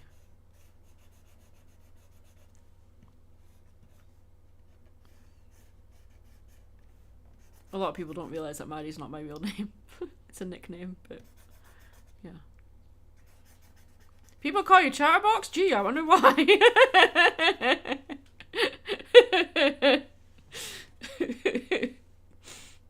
Okay. Do I like video games? Yes, I do. My favorite game of all time is Batman Arkham City, but I enjoy Fallout and Skyrim.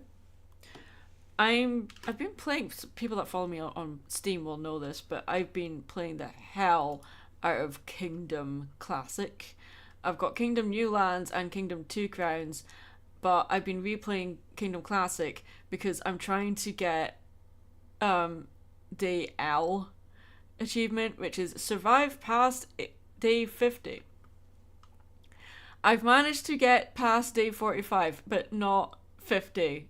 And I've been trying so hard. But nope.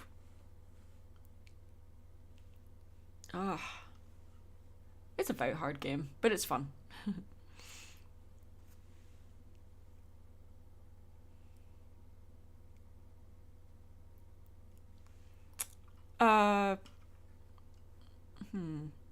I know it's a weird question, but since you like Batman game, did you see the new Lego Batman game coming out next year? No, I'm not really into the Lego games. I mean, I have them, like a couple of them, but I find them kind of boring. So I think they're more fun if you're playing with other people, but when you're playing by yourself, it's not fun. For me, anyway, it's not.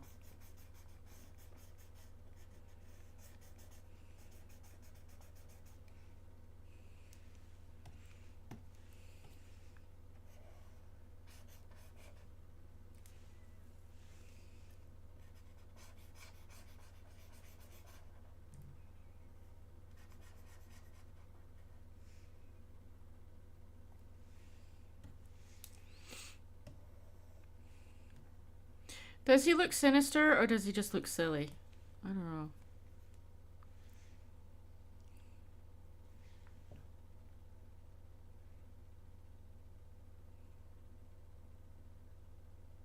We did get an LP video game. Okay, a lot of them are like mobile games, but there's a video game for G5.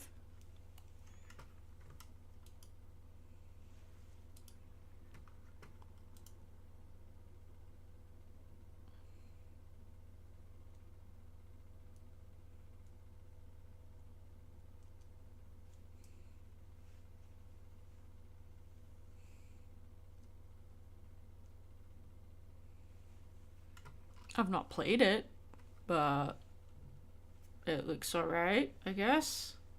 If you like that sort of thing.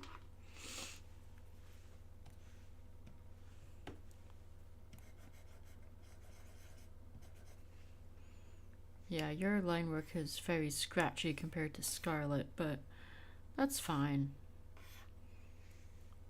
We're just trying to convey personality here. The designs will probably change again.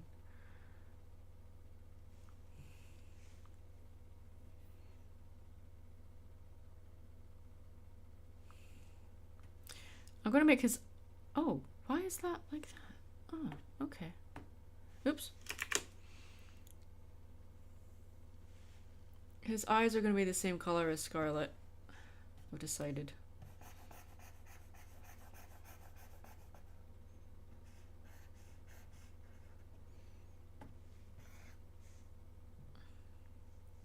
Yeah, that works.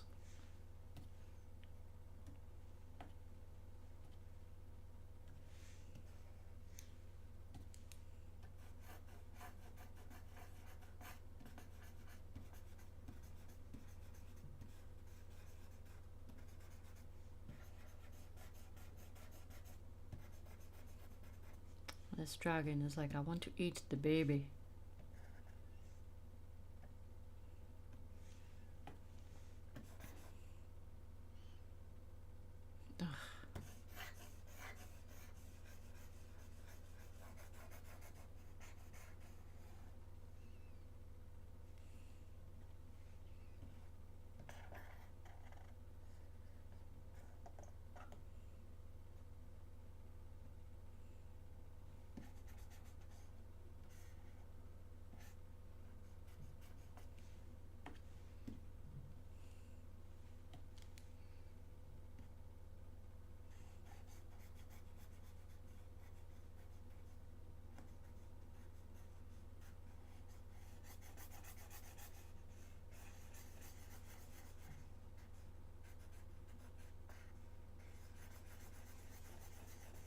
I'm just vibing to the music again.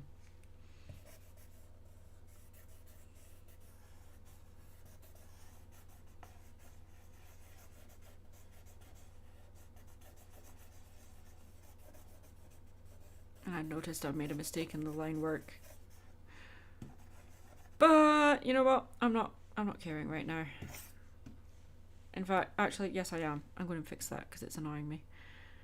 Let's do this. There. That's subtle enough.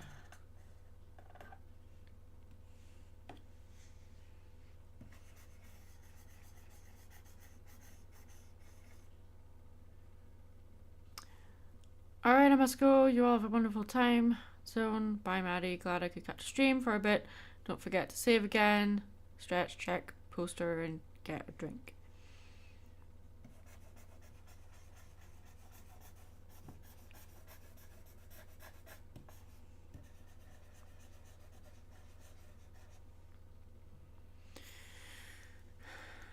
Vibing to music. Like yesterday, or at some point this week, someone played me a song that someone had made for them, like a custom song, and the song was so good that I forgot I was in a call with people and just started vibing to the song. And then when the song ended and people started talking, I was like, oh yeah, that shows how good the song was.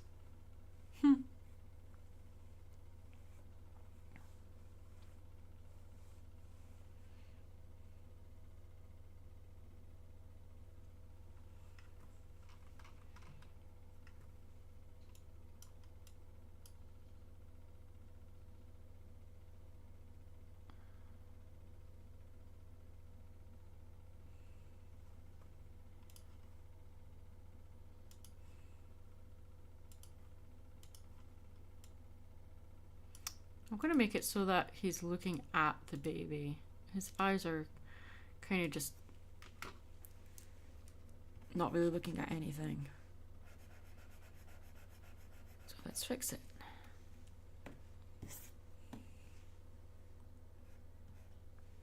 Well, with the right tool, I would hope.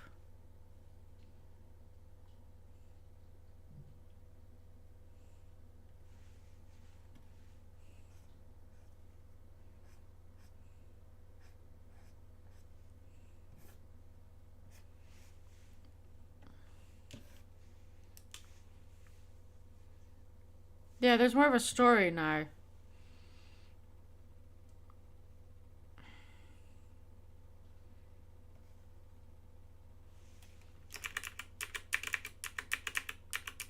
Not quite right, but let's have it so he's looking up at baby. Can't get it to look quite right. Yeah, it still looks like he's looking at Scarlet, but that works. That's fine.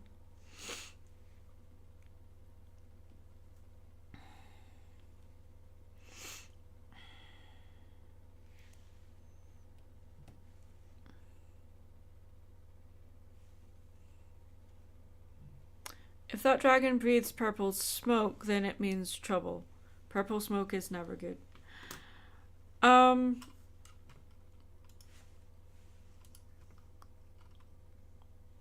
haven't quite gotten that far with what they breathe. Indigo anyway. Scarlet breathes fire. He's a fire breathing dragon, but I think Indigo might be more of oh goodness, what's the word? What's the word when something is shapeless, like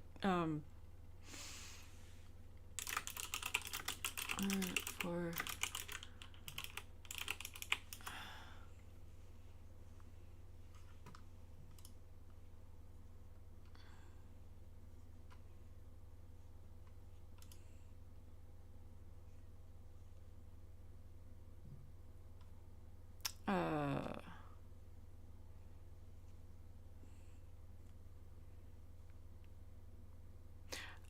I don't know, but like as his color would imply, he's more of a magical dragon, whereas Scarlet's more elemental. Like, well, fire is literally like element, but you know what I mean. Like, I'm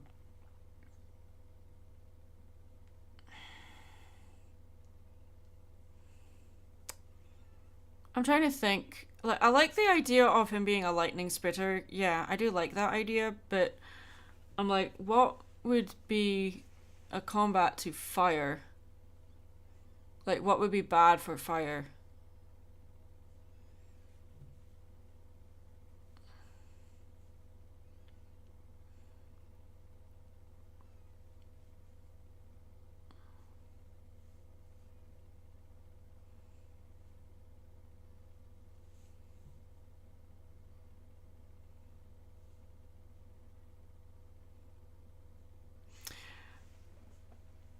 Ice or water, or perhaps some, like, kind of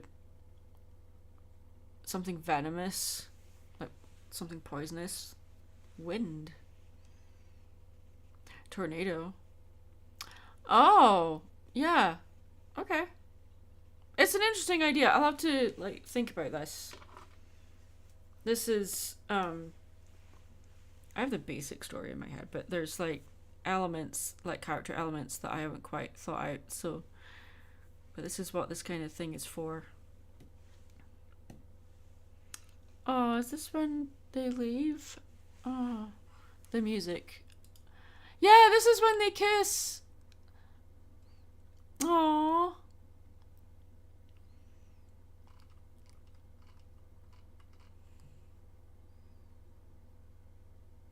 Yeah, this is the when they kiss for the first time. Oh. I'm listening to the Shape of Water soundtrack.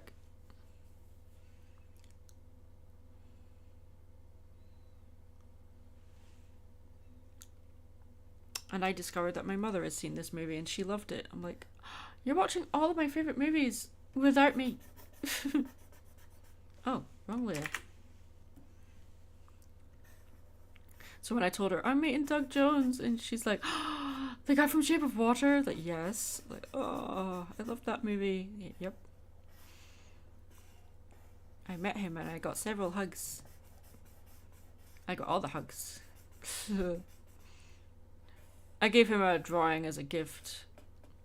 So I will gush about me. He's my favourite actor, guys, so I'm like, I would love to meet him again. That would be cool. Anyway.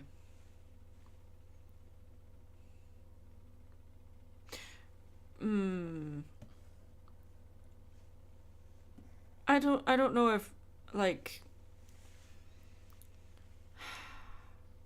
maybe not water or wind, but like something otherworldly.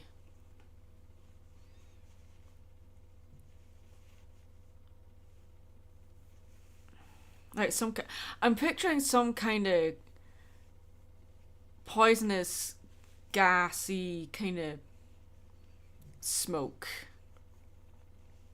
That's not like just bad for him, but bad for baby if he breathes it in. It might corrupt the land around them, kind of stuff. I don't know.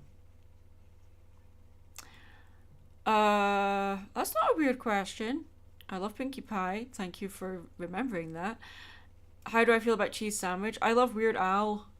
I like Cheese Sandwich. I love those two being together. The concept of that I love. I love Cheese Sandwich. I need to paint him. I haven't drawn him. I need to do that. I need to do that for HarmonyCon for sure. Okay. I like it. I don't think I've used the brightest pink though. Maybe we can put that in the cracks in his horns. Let's see if that will work.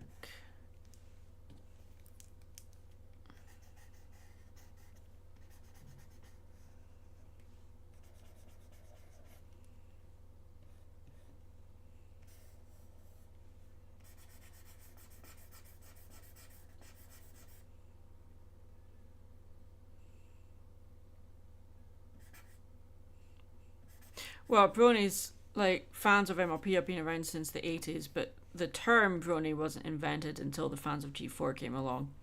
But I understand what you mean.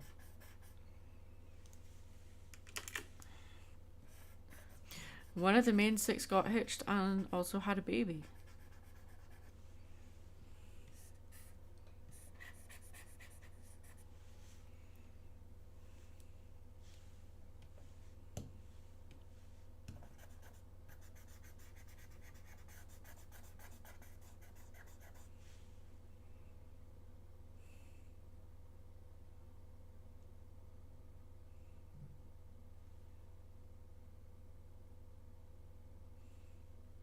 Oh, um, took me a minute to understand what you were asking. A fan of post-apocalypses, what kind draws you the most?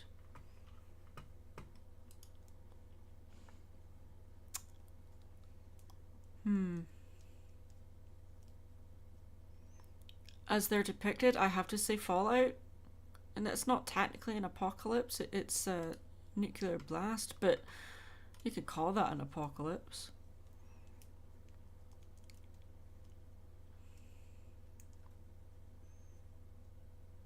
Was Little Cheese ever confirmed as a boy or a girl? I don't know. I don't know. It looked like a girl, but I don't want to make that assumption, obviously.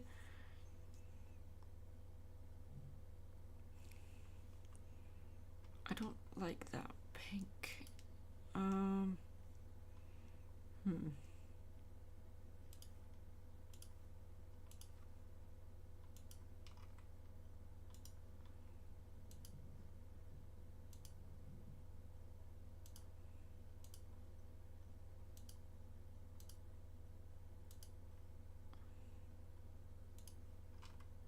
Yeah, that works better. Okay. Now we can start doing the fun shading stuff. Yay. He does look like he's plotting something, doesn't he?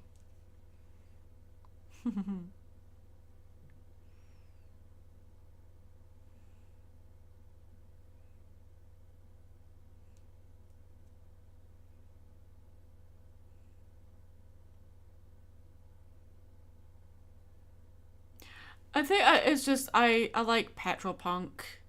The aesthetic of that is very appealing to me.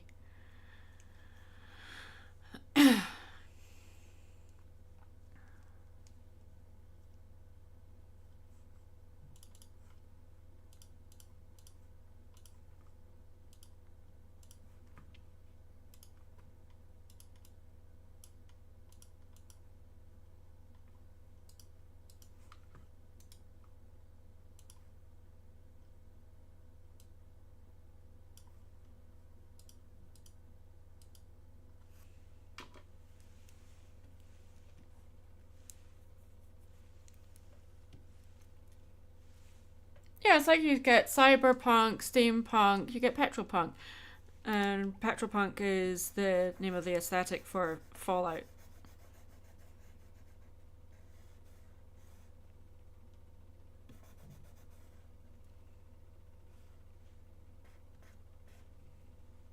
A bad horn day. Yeah.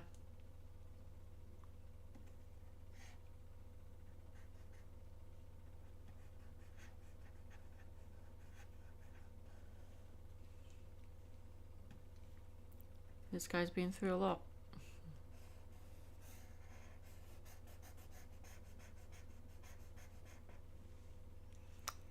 Lexcraft, if you have a question, just ask the question. Don't ask for permission to ask a question. That's really annoying. Just ask the question, dude. Would post Chernobyl also be Petropunk, or am I misunderstanding?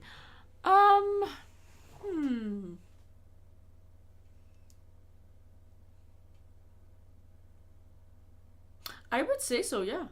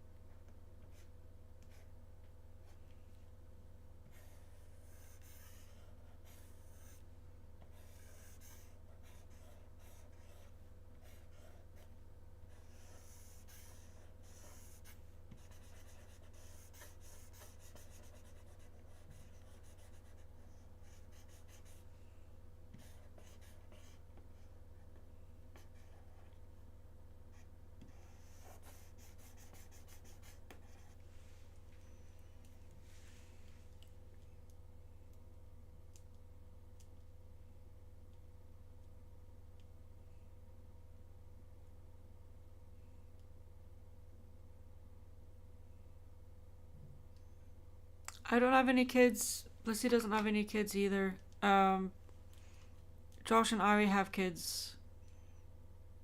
If memory serves, that's the only ones I have that have kids. Doc doesn't have kids. Turek does, but Doc does not.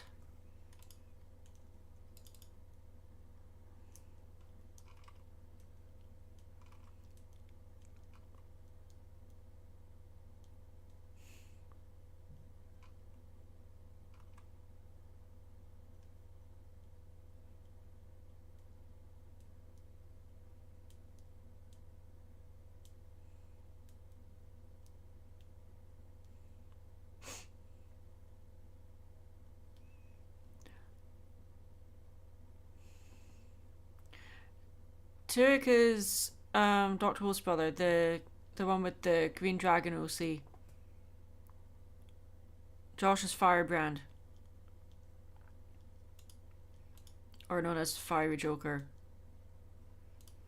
Or Fob Equestria.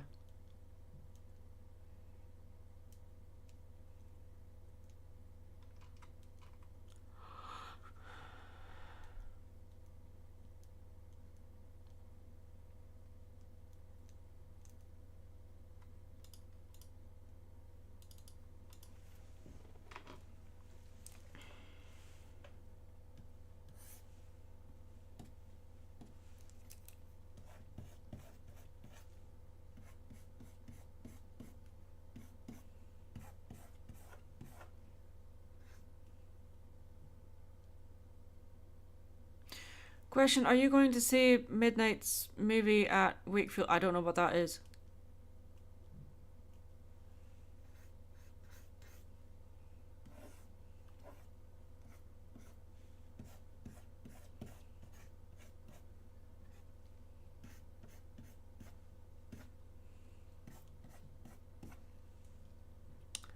I don't know what that is, so I don't know.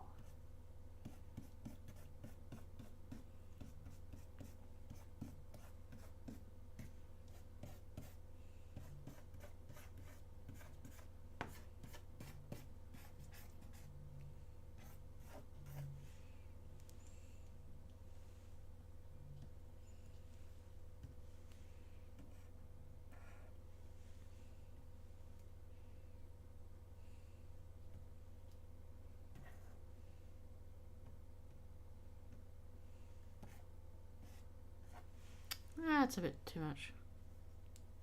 Oh, no, I didn't know that was a thing. Sorry. He reminds you of Jenner from The Secret of Nim. I like it. I approve. Is it the shape of the mouth? Probably.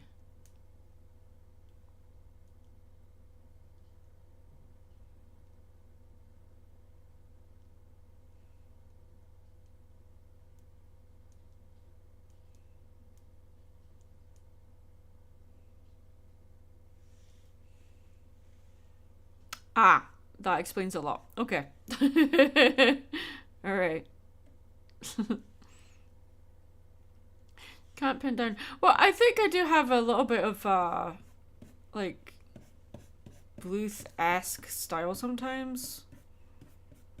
I mean, nowhere like Blissy's style, of course. Like, hers is very, very Don Bluth inspired, but,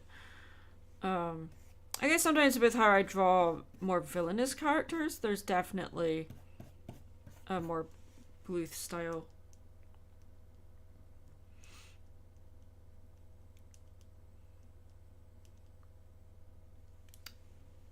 I'm going to add more blue.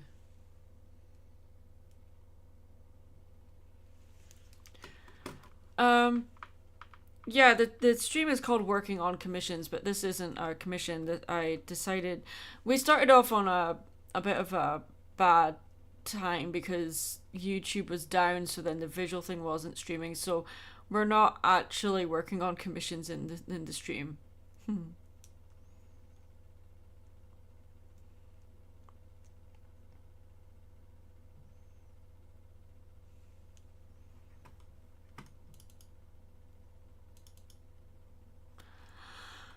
I'm too lazy to change it. Ugh.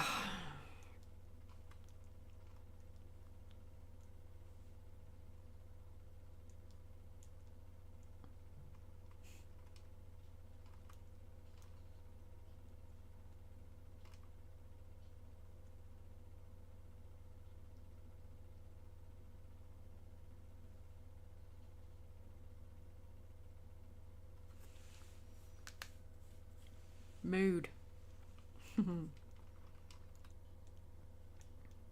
Nice Young Ones reference.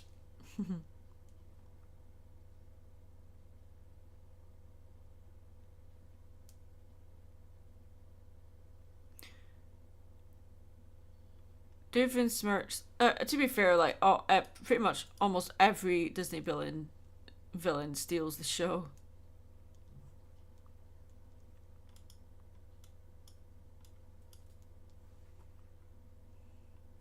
I don't even know. I'm so out of touch. I am an old lady. I am 38. No, like young ones as in young people reference. Sorry. Never mind. But yeah.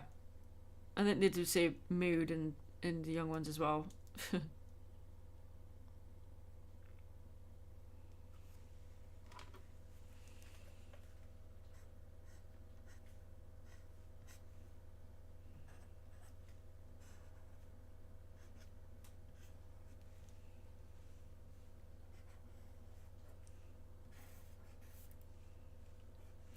Oh, goodness. Thornthal, please ease up on the all caps. It's one of my pet hates.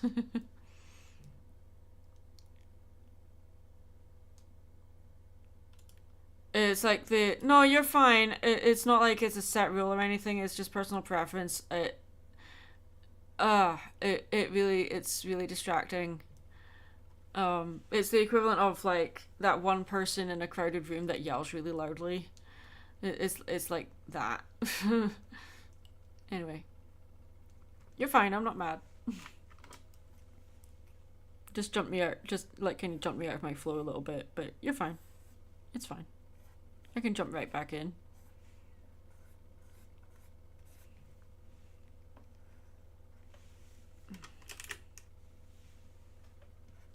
It's the one that they dance to, yay! You'll never know. God, I love this movie. It's so damn weird, but it's so good as well. Like, it owns it. It fully commits. I'm talking about Shape of Water, by the way. I'm listening to the Shape of Water soundtrack. Yeah. There's a lot of different slangs. Everyone's from different places. Like, you won't understand my slang. I probably won't understand your slang because we're from different places.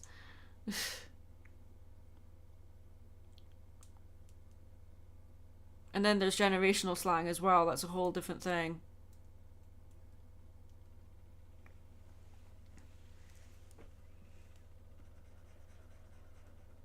Oh, is that the right layer? I have no clue.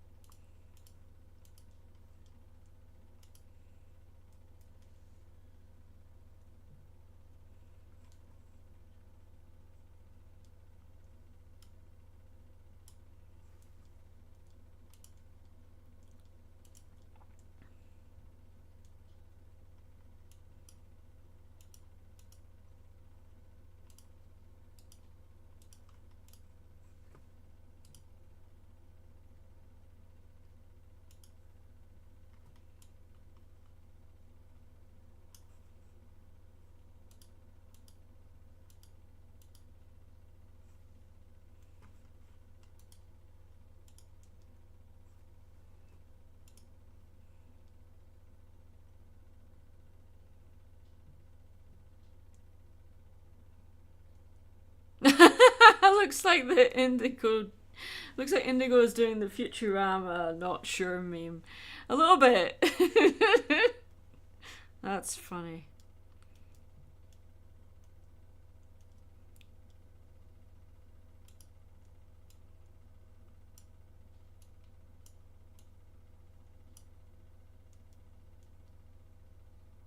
Oh goodness.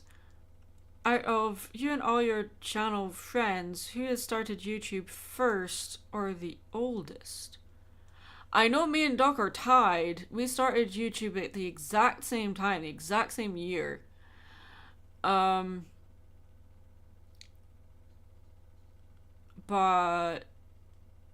I think the one that's been doing it the longest might be Josh.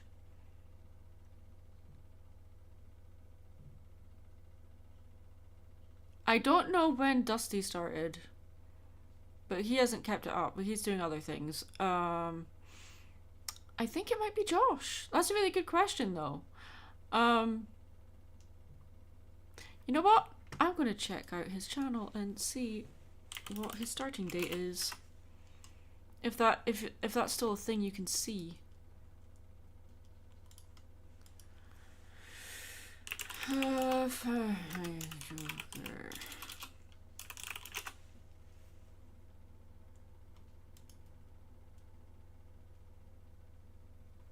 About.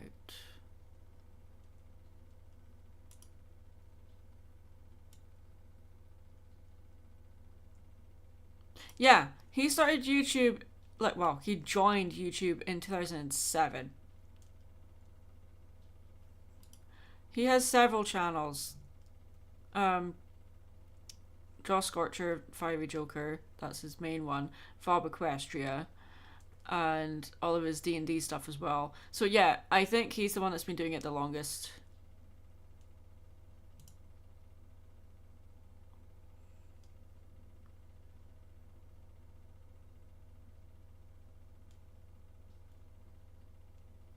Aww. I love this soundtrack. I want to listen to Interstellar next. That's what we're going to do. We're going to listen to Interstellar next. You guys can't hear anything that I'm listening to. So, yeah. I put a little bit of blue on Scarlet. I felt like he was a little bit too harsh red. So, we're doing that. And so, with Indigo, I'm going to give him...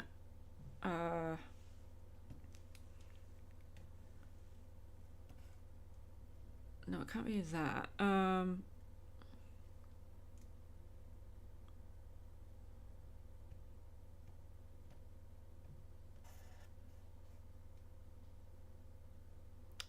Fiery Joker is Josh's YouTube channel name. Or Fob Equestria is his other channel. That's his MLP channel.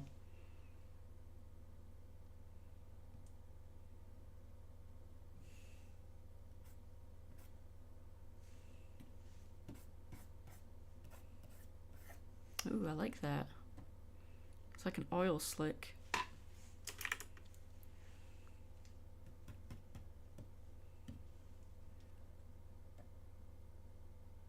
Oh my god, I just figured out what Indigo's gonna be breathing. Okay. That's a cool concept, but... Okay.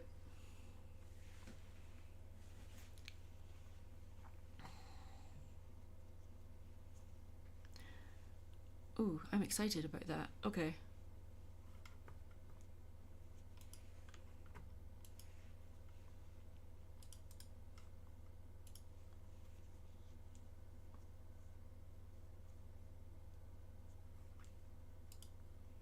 Okay, it's saving this, and let's see this canvas. What size of canvas is this? It looks all stretched out. That's weird.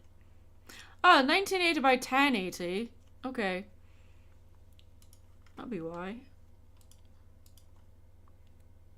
Well, let's start a new one, but do the 11 by 16 canvas. And I am going to figure out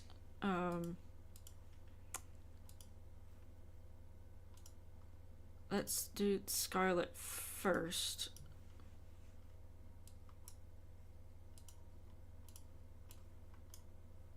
Oh, look how small he is. That's kind of cute. Oh. Okay, it's Scarlet. So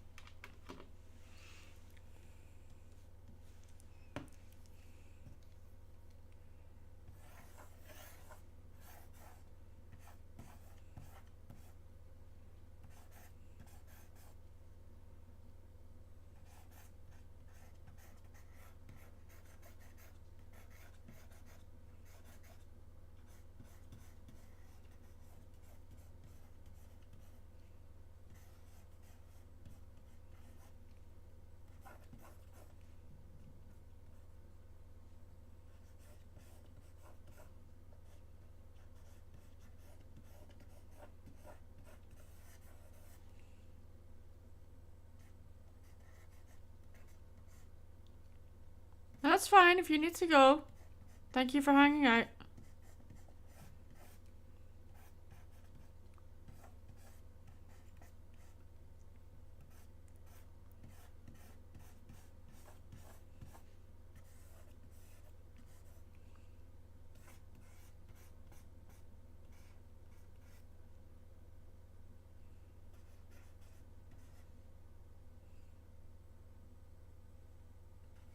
Well, you go get some sleep then.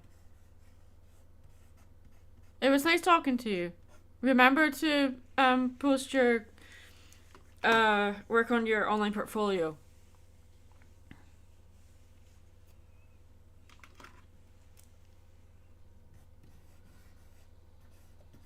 Oh, am I working too fast?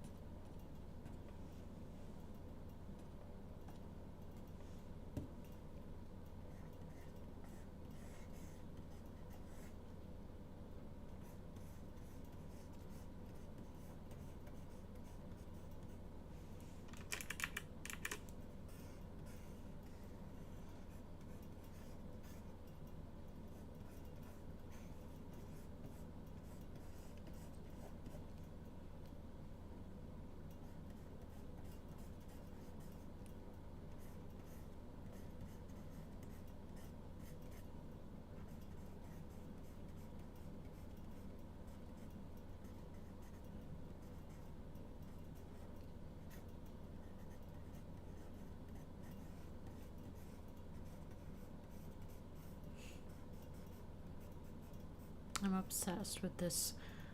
Oh, now you've moved on to K-pop Demon Hunters. Okay. I like the music, but not right before bed. Let's do Interstellar.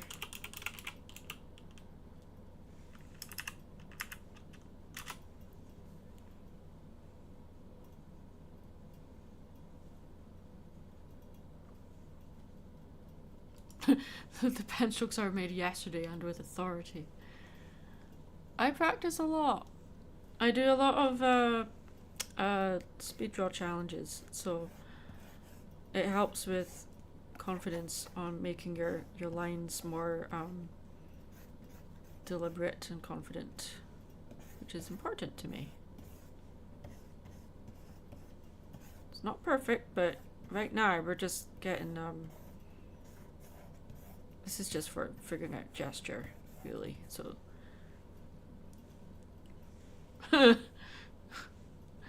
Desmond Hunters.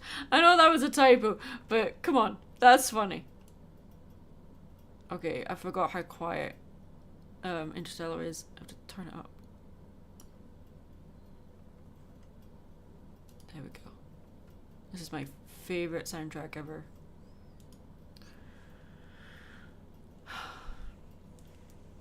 You know another movie that has a really awesome soundtrack? Coraline. Now that is a soundtrack.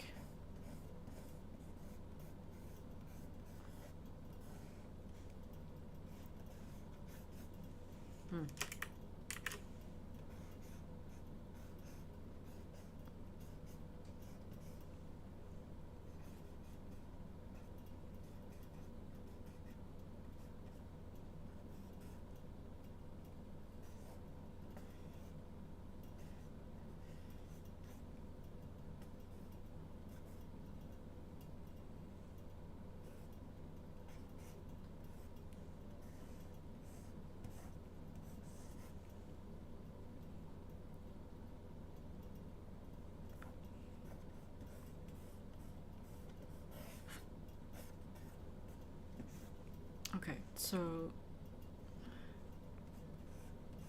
it's a very quick doodle of Scarlet here, but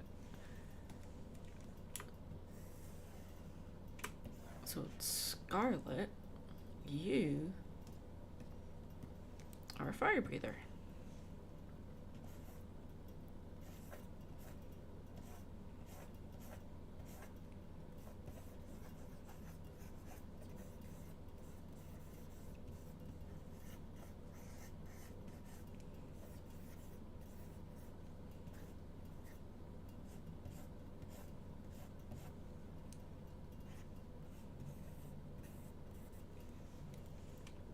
Fire.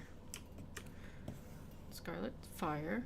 Then with Indigo. Ooh, that's loud. Interstellar, I love you, but you start out really quiet and then you suddenly get loud near the end of the song.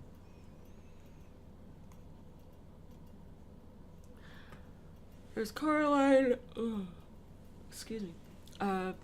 Paranorman is a good one. Oh goodness, what's it called? I need to look it up.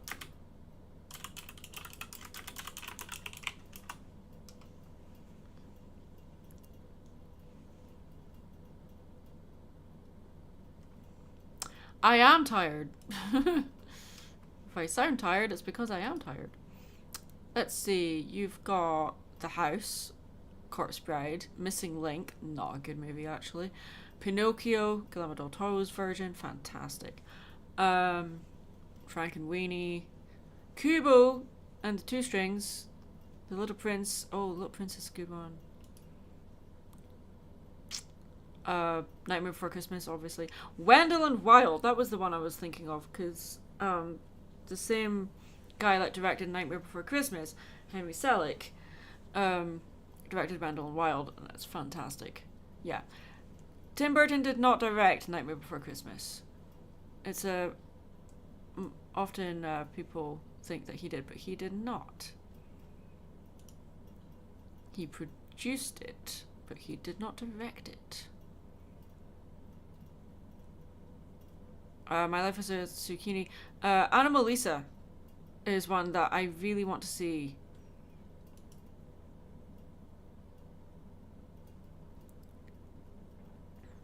Chicken Run. It's a whole bunch. But if Coraline's your vibe, I recommend checking out Paranorman. It's made by the same studio as Coraline. Corpse Bride, obviously. Wendell and Wild as well. I don't think that's from the same studio, but it's a similar vibe. Okay, so let's see. There you are. I was like, where is he? Where's Indigo? There he is.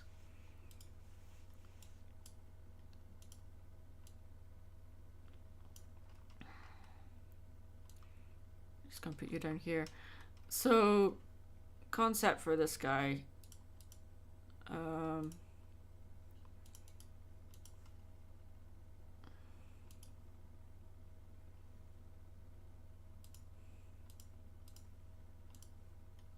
Let's see.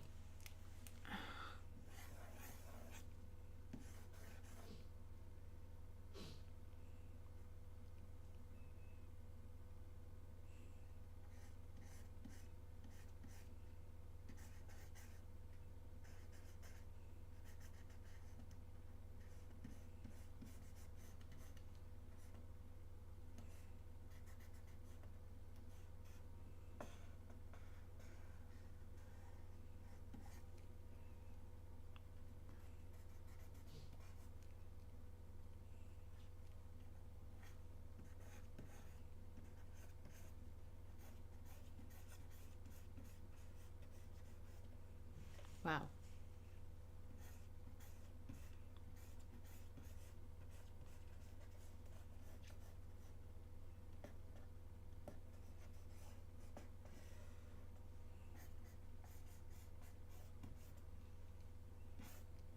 This is definitely a rush job, you can tell.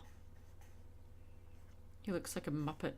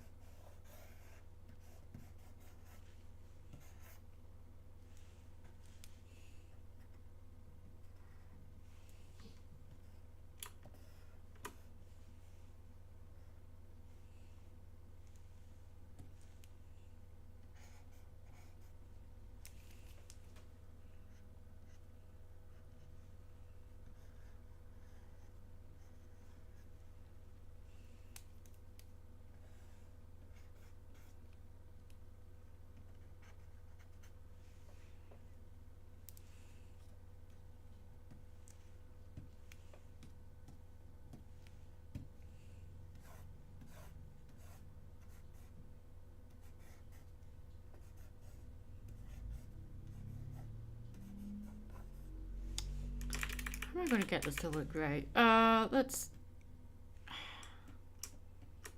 hide you for now. Let's see.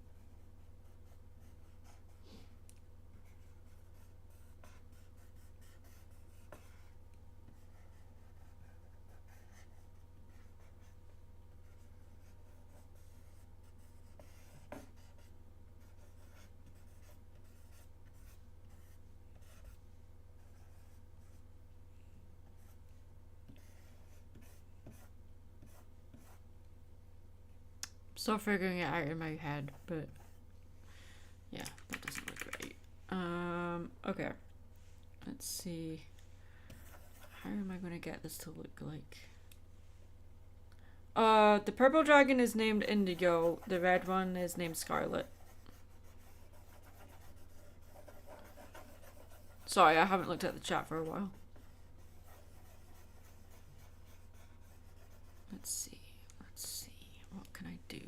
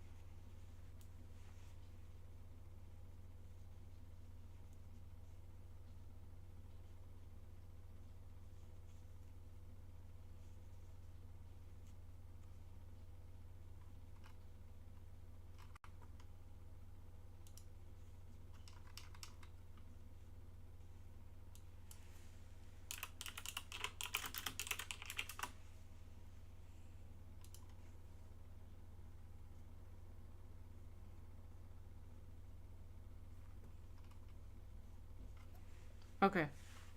I've got it. Okay. Yeah. I've got it.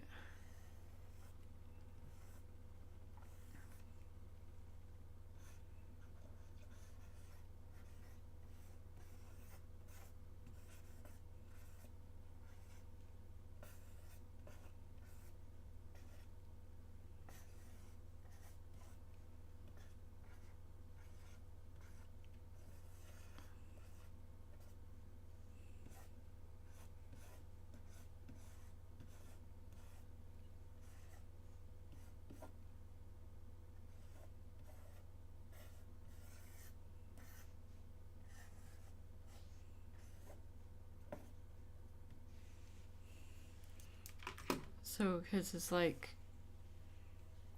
almost like a liquid gas kind of, well, liquid gas, there's no such thing, but like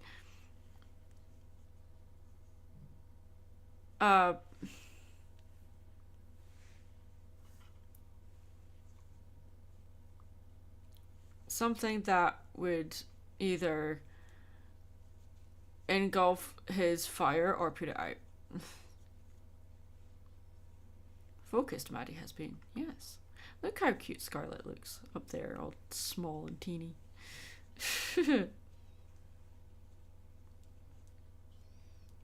Alright, I think I'm going to call it an evening because it's now after midnight. But I think that's a good evening's worth of work.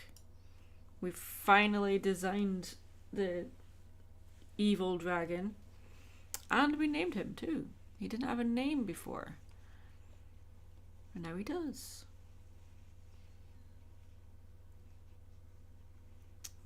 Alright, Scarlet and Baby. So save Indigo.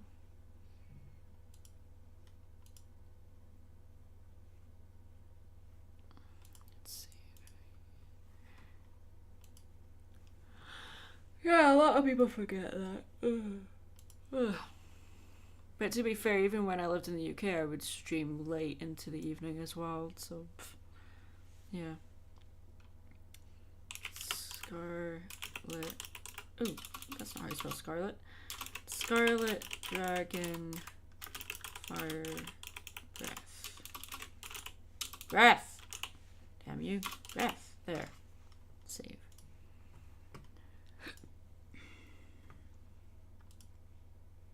Don't need that anymore. I've just saved that, so it's fine. Alrighty, let's go to bed. Let's end the stream, and I'm gonna get something to eat and then go to bed. Thanks for hanging out, guys. Everyone take care. Wear your seatbelt, put your shopping cart away, wash your hands, all that wonderful stuff. Be considerate, be excellent to each other. I'm Mad Munchkin, stay creative. Good night.